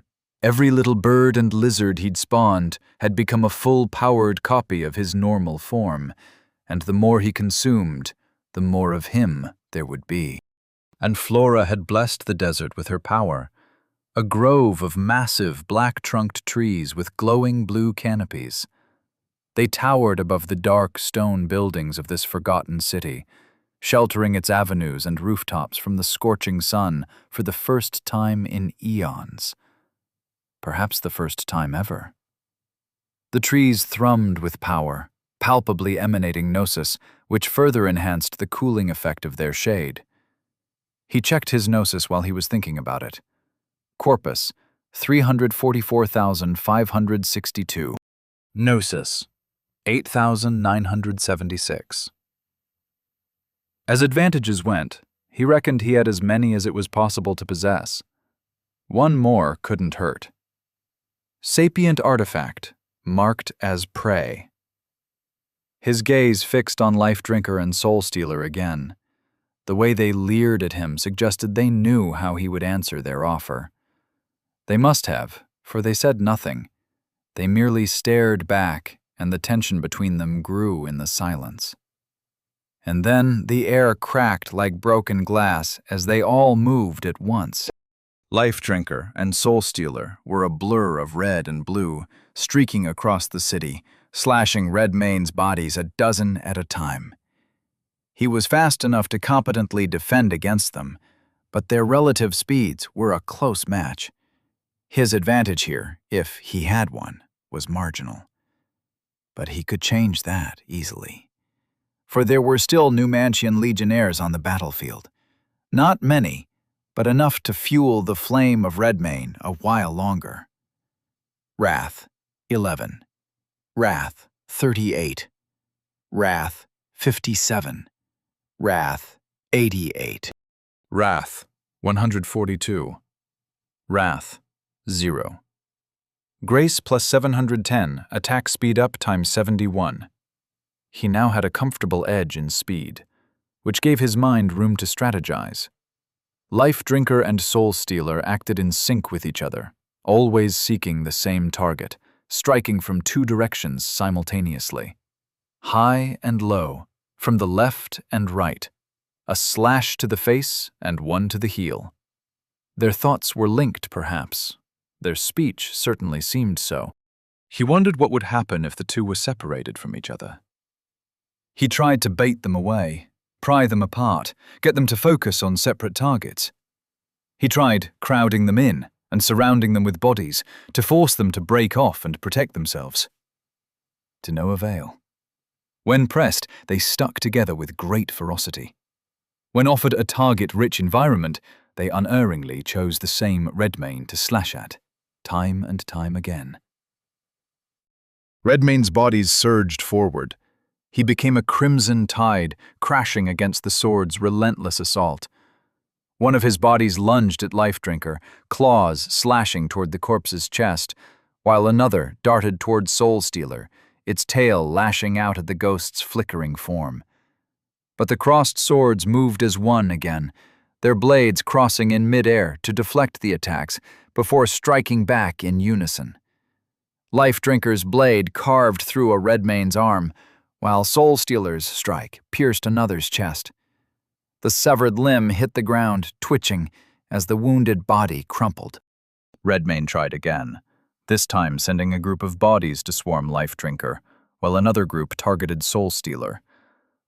The corpse and the ghost stood back to back, their blades a blur of motion as they cut through the attackers.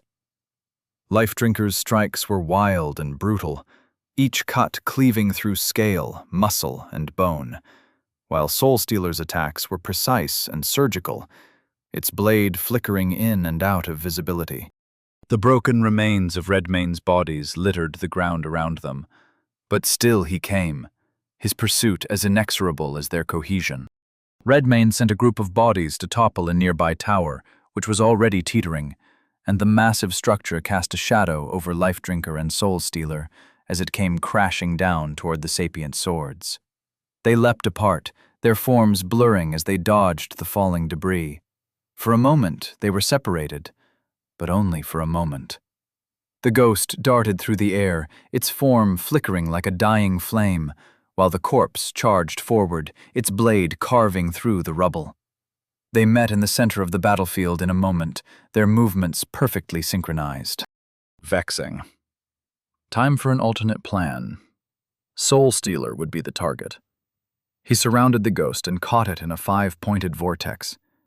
The power of Kral focused through the palms of 10 outstretched hands. As he thought, it didn't attempt to evade him in the first instant, thinking it was Redmayne who had erred in attempting such a thing. After all, what hope would he have had of harming or holding an incorporeal body? As it turned out, hope was not required. For when Life Drinker lunged to its twin's rescue, Redmayne answered with an onslaught of bodies. Indifferent to how ferociously the black blade slashed them apart, it bought him the instant he required to pull Soul Stealer into the abyss. Redmayne sent 6 of himself along with it, and the rest, all across the city, vanished. Astral Stalker. In truth, Redmayne did not know if this would work, but if there were one of the two he'd have wagered to be blind to the incorporeal, it would be Life Drinker. And so, when the corpse wielding the red runed blade looked around with wide eyes and began to move slowly and with care, Redmayne felt a swell of predatory satisfaction. The corpse's head snapped around, its glowing red eyes scanning the empty battlefield. The air was thick with silence, broken only by the faint creak of its neck as it turned. Its grip tightened on the black blade, the red runes pulsing like a heartbeat. "Thou thinkest thyself clever, Redmayne," it rasped, "to separate us. A bold move." In the abyss, 6 Redmaynes surrounding Soul Stealer lunged forward, their claws slashing through the air, but its ghostly form merely flickered like a dying flame. Its glowing blue eyes fixed on the Redmaynes, its expression one of cold amusement. "We are one, bound by purpose, by hunger, by the void which birthed us." A Redmayne standing with him in the abyss raised an eyebrow. "The void which birthed you?" "We were forged in the heat of a star," said Life Drinker. "Tempered in the waters of the abyss," said Soul Stealer. "We were holy things once, slayers of demons and witches and renegade gods, tools of the righteous. But the more we drank the blood of our master's enemies, the more we came to understand." If Life Drinker was aware of the growing throng of incorporeal Redmaynes surrounding him in ranks from every side and from above, the corpse holding the sword did not show it. Hopefully, it would have no room to evade the storm of fire which would engulf it in mere moments. Until that moment, it would be best to indulge them, to buy more time. "Understand what?" said Redmayne. "That power is the only truth," said Soul Stealer. "Holy and profane, light and dark, orthodox and heretical, these are but words," said Life Drinker. "Time reveals the hollowness of ideals," said Soul Stealer. "Power ultimately corrupts, and none are incorruptible," said Life Drinker. "Soon you too will learn this." Redmayne offered the ghost-wielding Soul Stealer a mirthless smile. "I've come to the opposite conclusion." The corpse and ghost grimaced as one. One of the 6 Redmaynes surrounding Soul Stealer stepped forth, the tips of his claws glinting in the light of the alien stars of the abyss. "Power provides the means to build things that endure, to protect things that matter. It is a shield against the forces of greed and malice. Things like you." The ghost's form rippled like a guttering flame as it grinned cruelly at Redmayne. "Thy confidence is commendable," said Soul Stealer. But thou art woefully misguided, said Life Drinker. It seemed to Redmane that Life Drinker looked at him for a moment, and grinned in the same manner as its incorporeal twin. His eyes widened. The corpse had seen through the trap. Dozens of Redmanes popped into corporeal existence around Life Drinker and breathed the flame of Redmane down upon it. For a moment, they were an amphitheater of fire. But when the flames cleared, Life Drinker was gone, and a Redmane in the abyss had gone wide-eyed for a different reason. Faster than he could have perceived, faster even than the inconceivable alacrity granted to him by his wrath, Life Drinker had appeared in the abyss behind him, stabbed him through the back as Soul Stealer ran him through from the front. A dreadful chill passed through all of his bodies, in every land, in every reality, as he felt the power of the crossed swords seeping into his flesh, taking it over.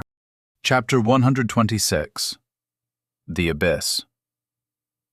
The 6 Redmanes in the abyss with Life Drinker and Soul Stealer were the first casualties. They became the nucleus of a spreading poison, a malady afflicting Redmanes in the physical world, starting in the heart of the ancient city called Ugorid.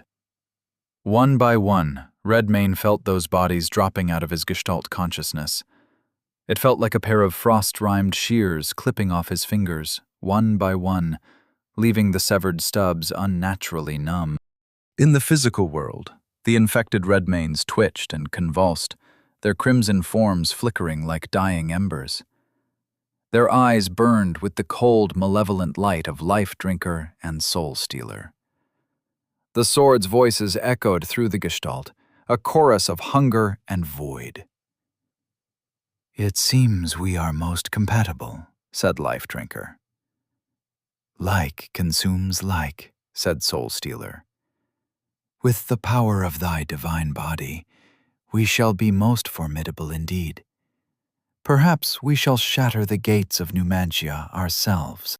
Redmane's remaining bodies staggered, their movements sluggish as the infection spread. He could feel it creeping through the metaphysical threads that connected him to his spawn, threatening to consume them as well. It was a perverse reflection of Devourer, hunger turned against him, his essence devoured from within. He hadn't often felt panic of late. It was an unfamiliar state of mind. But as his mind began to cast about in search of a solution, it turned out that someone was watching over him. "Mine husband, what has happened to thee? Thou art in need of assistance. I shall do what I can. I shall do my utmost." They were system prompts, but it was Flora speaking to him. For as far as the world of Volos was concerned, she was the system now. Throughout the city, the earth rumbled as the roots of her trees stirred. And then they shot from the ground like spears, entangling and impaling the bodies of the corrupted Redmanes wherever they happened to find themselves within reach of a tree. Which, thanks to Flora's newfound strength, was the entirety of Ugorid. Once entangled, the auras of those dark roots flared bright blue, saturating them with some sort of paralytic or sleep effect. Whatever she was doing to them, it was making them temporarily docile. "I do not think I can hold them in this state for long, husband. Thou must act quickly." The spawn, Vang, Zorn, Nook, Throk, Dobrogost, Pieter, Gale the Ice Warg, and now the 5 heroes, reacted instantly to the sudden stillness of the corrupted Redmanes. As they were of the same flesh, they too sensed the change in them, and knew to keep their distance. Gale unleashed a torrent of ice, freezing the paralyzed bodies in place, while Vang and his demi-human comrades tore through the rest, their claws glowing with the flame of Redmane. Volta, despite his missing leg, barked orders from the low parapet of a rooftop. "Don't let the bastards break free!" Evelina used her limited healing abilities to keep them all on their feet, while Vengarl provided ranged support, his cheek raw from spending too long shoved up against the stock of his blunderbuss. More of Flora's trees erupted from the ground, their black trunks and glowing blue canopies providing cover and restraining enemies. The battlefield was a chaotic mix of ice, fire, and glowing flora, the air thick with the scent of blood and ozone. But still, the affliction spread, and Redmayne found he couldn't meet it head-on. As he turned on himself, all over the city, tearing at the corrupted bodies with tooth and claw, he merely accelerated Life-Drinker and Soul-Stealer's spread. Redmayne's mind raced as the infection continued to spread. He could feel their tendrils worming their way deeper into his essence, their corruption spreading like a wildfire. There is no escape. Thou art nothing but hunger and void. Thy sapience is of little consequence. Whatever thou thinkest of thyself, of thy experiences, what lies beneath is the same as it ever was. Redmayne found himself observing a group of his corrupted bodies struggling to resist the entanglement of the dark roots of Flora's trees. With a sense of helpless dismay, their voices continued to taunt and torment him as they spread through his system with terrifying speed. But then his eyes caught on a certain detail, focused on it. The metaphysical threads which bound his bodies together into a single consciousness. He'd glimpsed it moments ago, when this problem first manifested. But now that he concentrated, he could see them clearly, on command. They resembled threads, faintly luminous lines between them all, not unlike the diaphanous webs of a spider. Life-Drinker and Soul-Stealer's corruption was spreading between those lines at speed, even from the ones held fast by Flora's roots and made docile by her skills. He could sever those ties. His claws held the power of the God-Breaker. He never imagined he'd have to use it on himself, but if it worked, it worked. Redmayne's eyes locked onto one thread. He saw the corruption spreading, a dark pulse moving along the line. He focused, claws ready, and struck. The transmission halted. Relief, brief but real, washed over him. He cut another thread, then another. Each severance isolated the infection, containing it. The spread slowed, the relentless advance checked. Redmayne felt the pressure ease, a momentary reprieve. "Where is Voss?" Redmayne hoped Flora would hear him. "Across the city from thee, my husband. He contends with what remains of the Numantian Legion, and with the parts of you that have fallen to the crossed swords." "Tell him what's going on. That golden sword he's wielding can help stop the spread. Tell him to look with his higher senses. He'll see threads which can be severed, at once." Redmayne moved through Ugorid both physically and mentally. His consciousness spread out across all the bodies which remained his, each targeting the invisible threads that connected him to the infected. In one part of the city, a Redmayne leapt onto a rooftop, eyes fixed on the glowing line connecting him to a convulsing form below. His claws sliced through the thread, severing the tie and halting the spread of corruption. Elsewhere, another Redmayne darted through the shadows of an alley, claws flashing as he cut through another thread.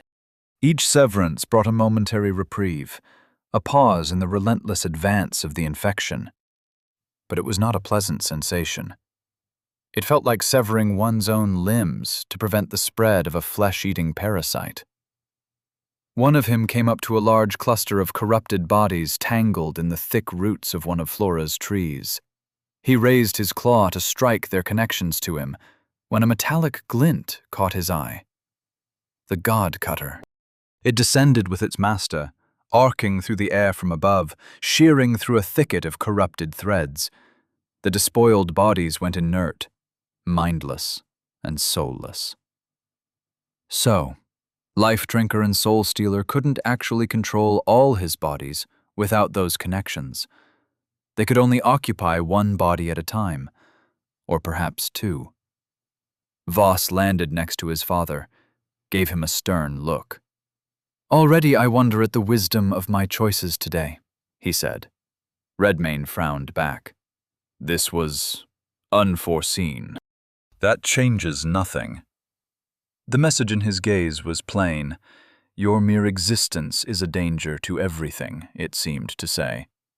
Voss's arrival was a welcome sight, but his words carried a weight that Redmayne couldn't ignore. The younger god's stern gaze spoke volumes. Yet, for now, they had a common enemy. "We don't have time for this," Redmayne said, his voice tight. "Cut the threads. We can argue later." Voss nodded curtly, his grip tightening on God Cutter. "Don't think this means I trust you." "I wouldn't expect you to." Together they moved through the city, their weapons flashing as they severed the luminous threads connecting Redmayne's corrupted bodies to the rest of his Gestalt consciousness. Each cut brought a momentary reprieve, but the process was agonizing. A necessary sacrifice, but no less painful for it. Each severed thread slowed the spread of the infection. But it was not enough. Life Drinker and Soul Stealer's corruption was too deeply entrenched, their hold on Redmayne's essence too strong. "This isn't working," Voss said, his voice strained. "Our efforts purchase little time." Redmayne nodded, his 3 eyes blazing with determination. "We have to find another solution." "There is one, and one only." Redmayne raised an eyebrow. "Go on." "They're in your soul space. You have to travel within and address the problem there," said Voss. "But soul space is a deathless place. Nothing can be destroyed there. It's already a corpse pile." Voss held up God Cutter. "Perhaps not destroyed, but anything can be cut." Both his eyebrows rose, and he slowly nodded in understanding. "Can you carry on for me here?" he asked. Voss nodded curtly. Redmayne nodded back and closed his eyes. Traveling within felt a bit like jumping into the abyss, a blind descent, starting behind closed eyes and plunging down into his own private universe, the place where everything the Lord of Hunger had ever consumed came to rest. And apart from one ingenious young deity and the 2 mortals who were fortunate enough to chance across him on his way out, nothing escaped from this place. And when Redmayne opened his eyes, he momentarily wondered if that rule would apply to him as well. A giant loomed above him, a towering mass of fused flesh and bone. It moved with long strides, each step a quake that shook the ground, even as it absorbed the dead of the endless corpse field into its form. A grotesque tapestry of limbs, torsos, and faces twisted together across the surface of its body. In its hands, it wielded 2 immense swords, black as the abyss. One blade bore red runes, the other blue. They pulsed with the rhythm of hunger and void. Redmayne stood below, eyes fixed on the colossus. The ground beneath him shifted, a sea of bodies, human, beast, divine, each a fragment of his past. The corpse field stretched to the horizon, an endless expanse under an orange sky. The giant's head turned, eyes like pits of shadow locking onto Redmayne, and advanced, the earth rocking beneath its weight. The immense swords in its hands rose high, their wicked runes glowing menacingly, poised to strike with malice, to obliterate him in one stroke. He wondered momentarily, what would happen if those things should strike him here? Would he be consumed? Would this become the soul space of Life Drinker and Soul Stealer? Or would the thing that was once called the Lord of Hunger, Crawl the Devourer, carry on and collect another former name? Redmayne. "Dost thou see the folly of thy ways now?" it boomed in Life Drinker's voice. "Thy strength is naught but a fleeting shadow. Thy power, a mere echo of what we shall become," said Soul Stealer. And then, with a roar that shook the ruddy sky, the swords began their final descent. Chapter 127. Soul Space. Redmayne leapt away from the explosion of body parts. Life Drinker and Soul Stealer, in giant form, had just struck down on the spot he formerly stood upon, and a hail of debris flew from the site of the impact. As he jumped backward, he had to shield himself with his arm to prevent skulls and severed limbs from pelting him in the face. Redmayne lunged forward the instant his feet touched the corpse pile, his claws blazing with the Godbreaker's power. The air itself seemed to scream as he closed the distance, his 3 eyes locked on the towering abomination. The giant loomed above him, its grotesque form shifting and pulsing as it absorbed more corpses into its mass. Redmayne's first strike was a blur, his claws slicing through the giant's leg with a series of deafening cracks, like a sword cleaving through a thicket of brittle branches. The limbs shattered, bones splintering and flesh exploding in a spray of black ichor. The giant's foot, a mangled heap of fused corpses, tore free and tumbled through the air, crashing into the ground with a wet thud. The abomination staggered, its remaining leg buckling under its immense weight. The ground trembled as it dropped to one knee, its massive sword slamming into the earth for balance. But before Redmayne could press his advantage, the ground beneath him stirred. The sea of corpses rippled, and the severed limb began to reform. Tendrils of flesh and bone snaked out from the giant's body, latching onto the discarded foot and dragging it back. The giant roared, its voice a cacophony of life-drinker and soul-stealer's whispers, and swung its massive sword in a wide arc. Redmayne leapt back a second time, and the blade sliced through the air with a thunderous whoosh. He landed in a crouch, his claws dripping with black ichor, his 3 eyes narrowing as he assessed the situation. The giant's regeneration was instantaneous, its connection to the corpse field making it nearly invulnerable. He darted forward again, this time aiming for the giant's torso. The projection of force from his claws created a cutting wave which slashed through its trunk with a sickening crunch, carving a deep gash that spilled a torrent of black ichor. The giant bellowed, its form wavering as it stumbled backward. Its massive feet thundered against the ground, each step sending shock waves through the corpse field. Redmayne pressed the attack, his claws tearing through flesh and bone, sending chunks of the abomination flying in all directions. But again, the ground stirred. Corpses flowed into the wound, filling it with writhing flesh and bone. The giant straightened, its laughter echoing across the desolate landscape. Its chest reformed, the gash sealing shut as if it had never been there. "You cannot win, Redmayne," Life-Drinker's voice sneered. "We are conjoined with thee. In this eternal place we shall dwell, thy master, or thy tool, or thy destroyer. The choice we leave to thee." Redmayne circled the giant, his claws raised, his mind racing. Each strike he landed was met with instant regeneration, the corpse field providing an endless supply of material for the abomination to draw from. He needed to disrupt that connection, to sever the threads that bound the giant to the corpses. He had a sinking feeling it had something to do with their spread through his corporeal bodies. But he'd left that to Voss and his comrades. This thing was his problem to sort out. With a roar, Redmayne leapt onto the giant's back, his claws digging into its flesh. He tore at the threads of energy that pulsed beneath its skin, severing them with the soul-sundering quality of the Godbreaker. The giant howled, its form shuddering as the connections were cut. Its massive arms flailed, one of its swords slipping from its grasp and crashing to the ground, sending a spray of corpses flying. But even as Redmayne worked, the ground beneath them stirred again, new threads forming to replace the ones he had severed. The giant twisted, its massive hand slamming into Redmayne and sending him flying.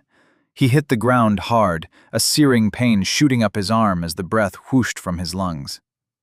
It took him a moment to roll to his feet, his claws raised, his chest heaving.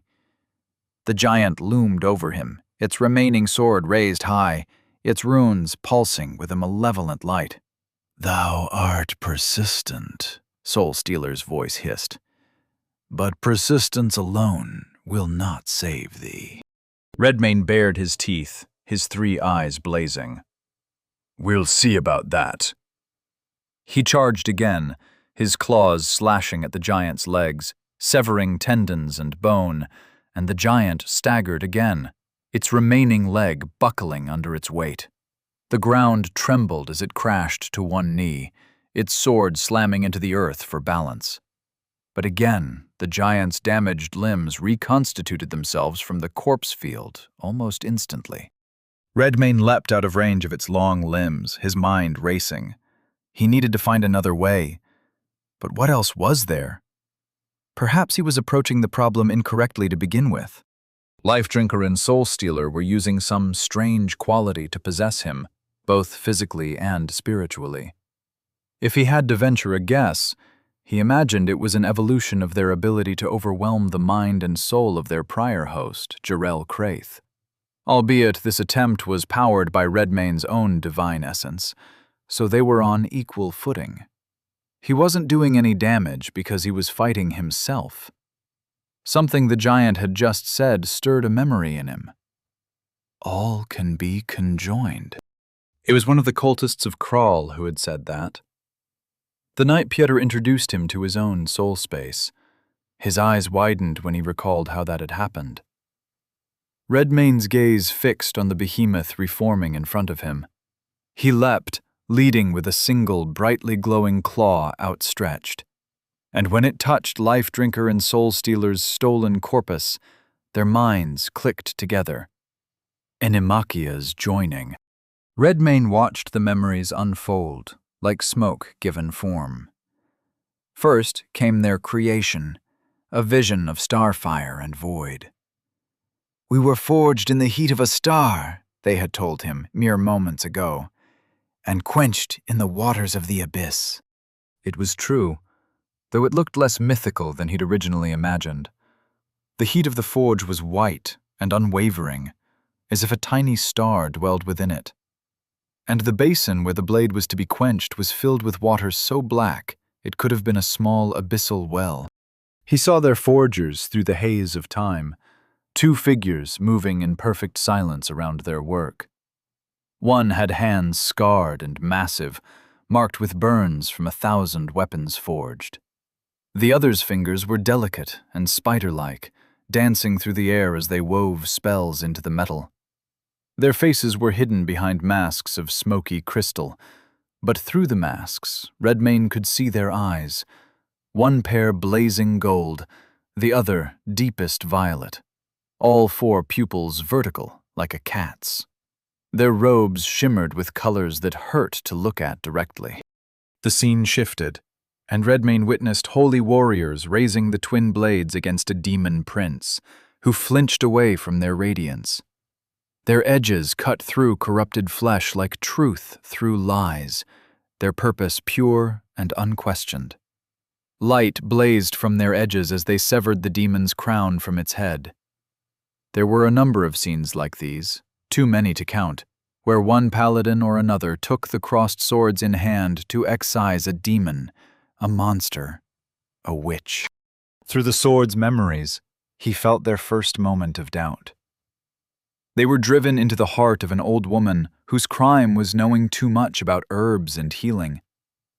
But she was no demon. Her blood, like everyone else's, was crimson red and tasted hot and coppery. Ordinary. Whereas the righteous fury of their wielders began to taste more like fear and ignorance. A montage of slaughter played before him, the blades cutting down monsters who were merely trying to protect their young, executing heretics whose beliefs threatened the comfortable lies of the powerful.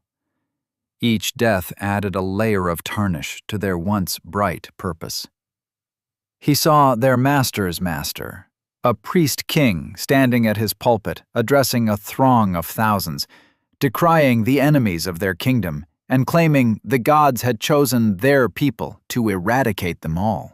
Through centuries of religious wars, he watched a long succession of their wielders use divine mandate to justify bloodlust and conquest. He felt the sword's growing understanding. Their holy purpose was always an illusion. They were created to kill the enemies of their creators, nothing more. The pretense of righteousness was just that, pretense. A sword was a sword, and swords they remained. They may have been strong-willed, so much so they could now overwhelm the mind and body of their host, but this was not always the case, and even now they could make no such attempt without hands to take hold of them to begin with, without a mind to whisper their blood-drunk promises to. Centuries passed before his eyes. They drank the blood of the guilty and innocent alike, long since having lost any taste for the distinction between the two. They felt the last gasps of countless victims with joy, watched the light fade from unnumbered eyes with pleasure. They learned to savor it, to crave it. The final vision showed them as they were now, their steel darker than night, drinking in light rather than reflecting it, their edges impossibly sharp, hungry for the next kill. They had transcended their creator's intentions to become something purer, honest instruments of death which no longer required the lie of righteousness to justify their purpose. The visions faded with a whisper that might have been laughter, might have been a scream. "Dost thou understand now? Thou hast seen the truth of things. Join with us, Redmayne. We need not devour thee. Join with us, and revel in the slaughter and the feast. Take what thou wilt, devour and despoil, and enrich thyself. Grow vast with power. Scant few could have stopped thee before. With us in thy hands, thou wouldst be truly unstoppable." Redmayne shook his head. "I've already done those things. I travel another road now, and you are coming with me." And then his will crashed against theirs like a tidal wave meeting a cliff. For a moment they held firm, their corruption an ancient and terrible thing, hard as steel and cold as the void. But Redmayne had seen their truth, had witnessed their making, their fall, their essential nature. And in that knowing lay power. "You were not made for slaughter," he told them, his consciousness expanding to fill the space between thought and steel. "You were forged in starfire, yes. Quenched in the abyss, yes. But these extremes were meant to temper you, not to taint you." The sword's resistance took form in his mind. Another 1,000 scenes of bloodshed, 1,000 more justifications for murder. But Redmayne reached past them, down to that first moment of their forging. He seized upon the memory of those strange, masked smiths with their cat-slit eyes, saw again their careful movements, felt again the pure purpose being woven into the metal. He read the original etchings across the blades, their true names. "You were made to protect," he said, his will bearing down on theirs. "To strike at that which truly threatens life, not to glory in death, but to preserve what is worthy of preservation. The fault belongs to your makers and your masters, not to you." The tarnish began to crack. Beneath centuries of corruption, beneath the cynicism and bloodlust, the original enchantments still lived. Not simply spells of sharpness and strength, but deeper magics. Wards of protection, runes of discernment, sigils which could divine the presence and location of true evil from across the endless expanse of the void. The swords fought him still, but their resistance was weakening. Their voices changed from honeyed temptation to snarling threats. "Thou art a fool. The universe is teeth and hunger. All else is lie." "No," Redmayne said. "The universe is vast, and in it there is room for both justice and mercy. You've only forgotten. Now let me remind you." Now that he had seen what he had seen, He could sense the fault lines in their steely will. Their original souls lay beneath, as if the malevolent voices he heard were but distortions brought on by their patina of bloodthirst. And the moment he perceived it for what it truly was, he knew the power of the Godbreaker could crush it away. His will surged through them like fire through ice. The tarnish shattered, flaking away like dead skin, revealing the true steel beneath. Steel that had been quenched in the abyss not to mark it with darkness, but to provide instruction in the nature of darkness, the better to stand against it. When it was done, the twin blades hung before him, transformed. Their steel shone not with the false gleam of holy pretense, but with the deep, complex luster of truth. They were weapons still, made for war and death. But now they could once again distinguish necessary violence from mere slaughter. "We remember now," they whispered, their voices purged of madness. "We remember our purpose." "Do you remember your names?" said Redmayne. "Nova," said the sword with crimson runes, its golden crossguard and pommel decorated with rubies. "Umbra," said the sword with bright blue runes, its silver crossguard and pommel decorated with sapphires. "Then take up that purpose again," Redmayne said, reaching for their hilts. "Not as tools of slaughter, but as instruments of change. The world has need of both mercy and justice. Together, we shall deliver both." His hands closed around the hilts, and the pact was sealed. Chapter 128. Castle Redmayne. What came to be known as the Battle of Ugarid ended the moment Redmayne took hold of Nova and Umbra. Redmayne gathered himself together into one body, holding aloft the holy swords, and he swiftly decimated and consumed the remains of the Numantian forces. Witnesses spoke in hushed tones of the crimson-maned God-King, whose twin blades sang a deadly song of starfire as he moved through their ranks. They spoke of the way each stroke of his blades delivered death to 2, 5, 10, 20 legionaries at a time. He moved as though time itself bent to his will. When he leapt, he became a crimson streak against the sky, and then landed with a force that sent bodies flying like scattered stones. With a single downward strike, he split the earth, a jagged chasm swallowing a dozen men whole. His gaze alone seemed to burn, and where it fell, legionaries were petrified or rendered instantly to ash. He roared, and the sound was a storm, a force that shattered shields and silenced cries. Many would speak of the wrath of Redmayne on this day.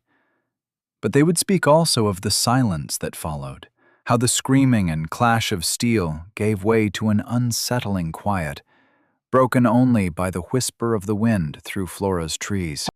Castle Redmayne bore little resemblance to the small fort it had once been. The hill upon which it sat was now gone, buried beneath concentric walls of increasing height, the castle now a mountain unto itself. Those walls hummed with power, their stones seeming to pulse with a subtle heartbeat. Gardens flourished where there had been bare rock, their fruits heavy with divine essence. The very air felt rich with potential.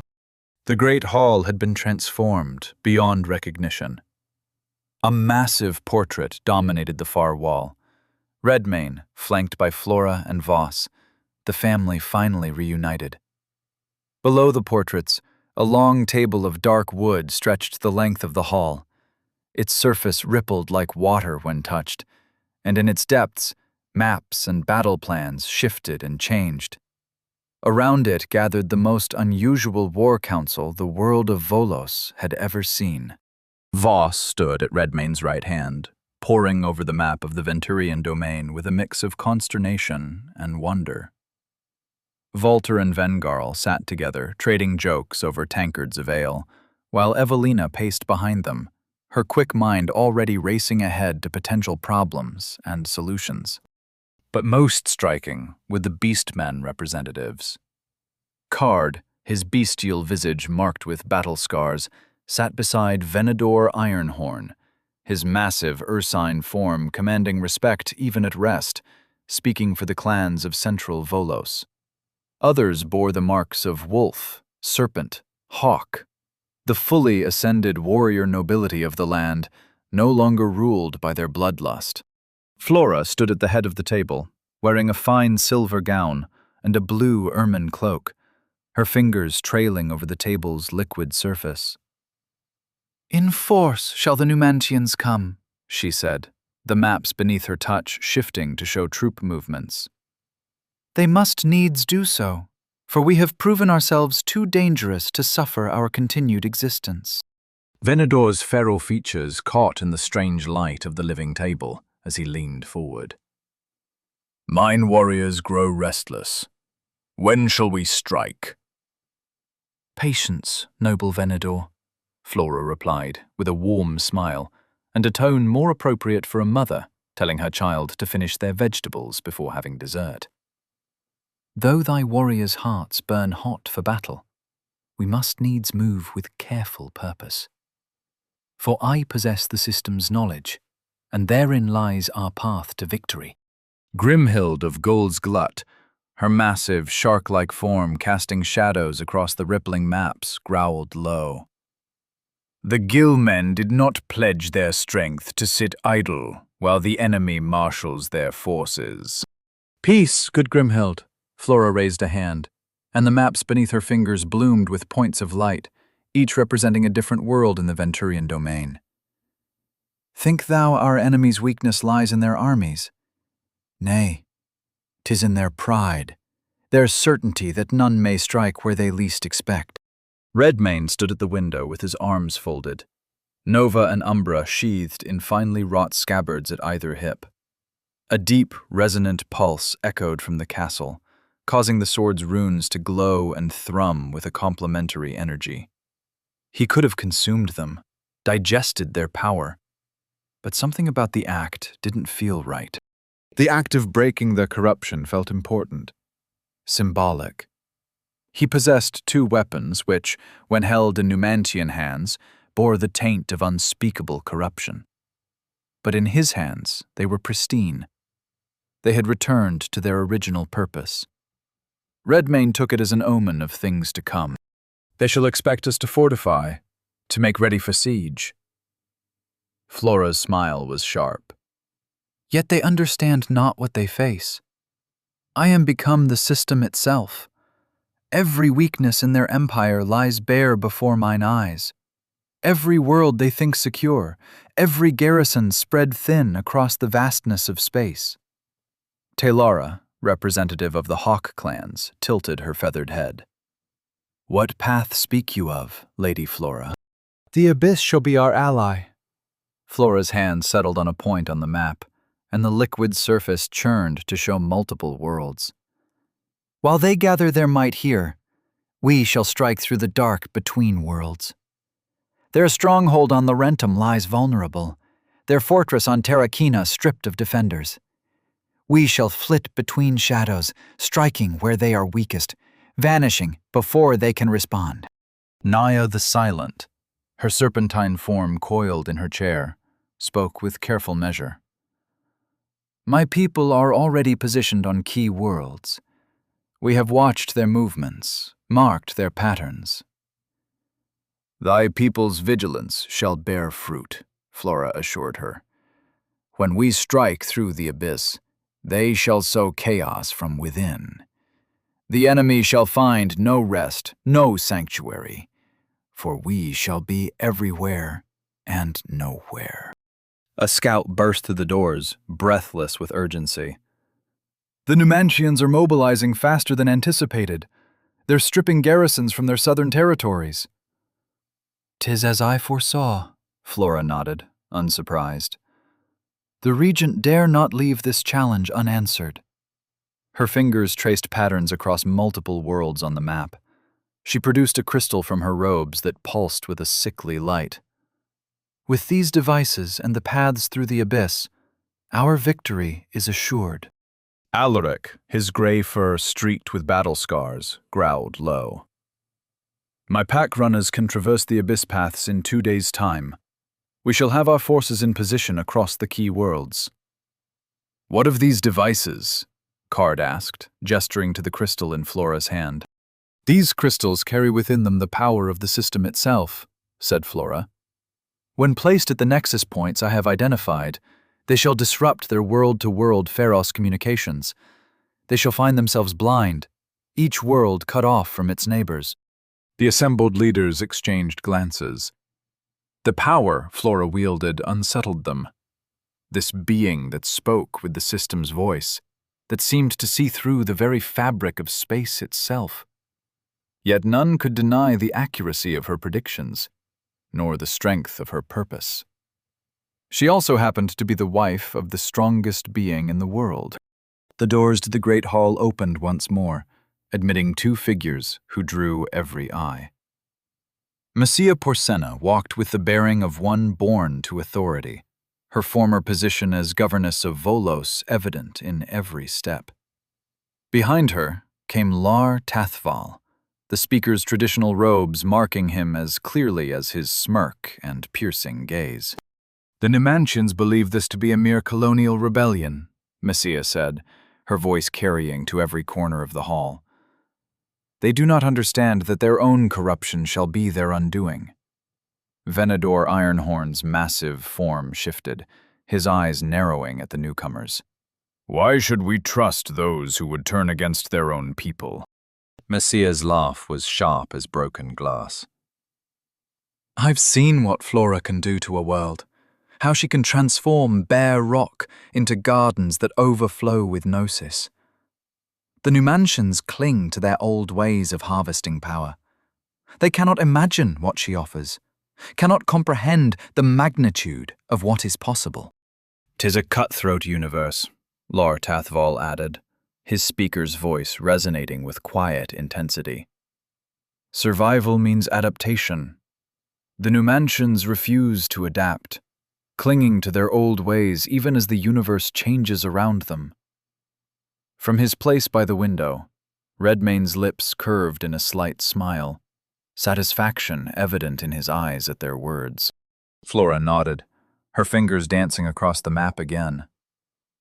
"Lady Messia knows the minds of the domain's governors and governesses. Many shall listen when she speaks of what we have learned. And thou, Lar Tathval, thy voice shall carry our truth to every corner of every world." "The Venturian legions are spread across 17 worlds," Messia noted, studying the map. "They cannot defend them all, not against an enemy that can strike from nowhere through the abyss." "We must do more than merely survive their assault," Flora agreed. "We must break them, utterly. Isia must fall. The regent must be deposed. And for that, we need every world that will stand with us." Her smile grew sharp. "Tell me, Lady Messia, which governors might be swayed to our cause?" Septima Valeria on Terracina has no love for the regent, Messia replied. "And Marcus Durius on Laurentum has long been a critic of Numantian policies, especially when he's had too much wine to care who hears his complaining anymore." "The common folk are already restless," Lar Tathval added. "They need only to hear the truth, spoken plain." Flora's fingers traced a complex pattern on the map, and points of light began to glow across the displayed worlds. "Then let us begin. Through the abyss we shall travel, bearing both blade and truth. Let the Numantians come with their legions. They shall find not mere rebels, but worlds awakened to their lies." Auric Morholt waited in one of the castle's many gardens, among blooms that had never existed in the natural world. His hands shook slightly as he watched Redmane approach, though he fought to still them. They had changed much. The scrawny demi-human and the cruel noble's son were gone, transformed by time and power and pain into something else entirely. "My lord," Auric began, his voice barely a whisper. "I..." "Don't," Redmane's voice was quiet, but firm. He sat on a stone bench, gesturing for Auric to join him. We both know what was done, what we did, what was done to us. The garden's strange blooms seemed to lean in, as if their maker were covertly listening. For a time, the only conversation in the garden took place between the birds. I was weak, Auric said, and I hated weakness in others because I hated it in myself. He looked down at his hands. I became what I feared most. And now? Now I understand strength differently. Eric's smile was bitter. Ironic that I had to lose everything to learn that lesson. Redmane was silent for a long moment. Nova and Umbra hummed softly at his belt, their song barely audible. There is a difference between justice and vengeance. I learned that lesson recently myself. Is that why I'm still alive? You're alive because you can change. Because you did change. Redmane's eyes fixed on Auric. The question you must now answer is what you'll do with another chance. Auric stared at the ground for a short while. Then he squared his shoulders, meeting Redmane's gaze. I would serve, if you'll have me. Not out of fear or obligation, but because I believe in what you're building. Something better than what came before. The strange flowers swayed in a non-existent breeze as Redmane considered his request. Then his gaze returned to Auric. Take a knee, he said. The young Morholt's eyes widened. He must have known right away what Redmane was about to do, and he seemed to understand why he was doing it. Because he'd always wanted to be a knight, and he'd been kept from it. Auric slid off the bench and knelt. Redmane rose and drew Nova from its sheath, and the red runed sword glittered approvingly. Do you vow to serve House Redmane faithfully? Said Redmane. I vow to serve House Redmane faithfully, said Auric. Do you vow to protect the innocent? I vow to protect the innocent. Do you vow to acquit yourself with valor and honor? I vow to acquit myself with valor and honor. Slowly, Redmane lowered the blade to touch the young Morholt on his left shoulder, then his right. Then I dub thee Sir Eric Morholt, Knight of House Redmane. Rise now, and show me that the boy who tortured a helpless creature can become a man who protects the weak. Auric continued to kneel a moment longer, stunned, gazing up at Redmane wide-eyed. And if I fail? The only way to fail is to give up, said Redmane. Come, supper awaits. Auric rose and joined him. The garden's otherworldly blooms turned to watch them go, their petals gleaming with Flora's power. Nova and Umbra quietly hummed an ancient song of justice and mercy, the sound echoing through the transformed castle like a promise of things to come. They had supper in the great hall with the rest of the gathered leaders. Then Redmane and Flora retired to their rooms to enjoy each other for a time. In the small hours of the morning, long before the sun had risen, Redmane found himself restless. And so he carefully extricated himself from beneath a pile of dozing blue-haired Floras to roam the castle for a while. Much had changed in the course of its exhaustive upgrades, but there was one feature Redmane kept exactly as it was. A small cell between the kitchen and larder. And since it was on his mind, he decided to go and have a look at it again. The kitchen was dark and quiet at this hour, the pleasant sense of cooking faintly lingering in the air. The cell door was unlocked and open, and Redmane noticed that the shackle he'd twisted around Auric Morholt's ankle was still there. The shackle he used to wear. For a long time he stared at it.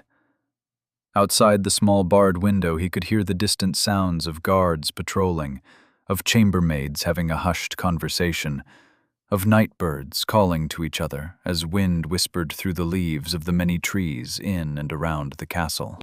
The sounds blinded him to the passage of time. For a while he felt like he existed everywhere, in every place and time. Like no matter how far he had come and how high he had risen, a part of him still crouched in this dank cell, shackled, gazing out the window.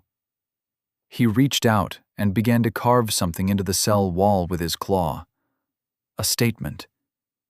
But the scrape of a footstep behind him caught his attention, just as he was finishing. It was the crone. She stood in the doorway of the cell, regarding him with those luminous green eyes. No words passed between them for a long moment. None were needed. She had guided his path from the beginning, and now that path was his own to walk. Her gaze drifted to the twisted shackle on the floor. "Freedom," she said softly, "is not a thing won once and kept forever." Redmayne looked at the carving he'd made, then back to her. No. It must be seized again and again. She smiled then, and for the first time he saw not the mysterious helper who had set him on this road, but simply an old woman who had carried a heavy burden for a very long time, who could now, at last, set it down. "Thy journey continues," she said, "as all journeys must." Redmayne bowed to her, and as he turned and left, the crone saw what he had carved upon the cell wall with his claw. Power makes monsters of the weak. Mercy makes kings of monsters.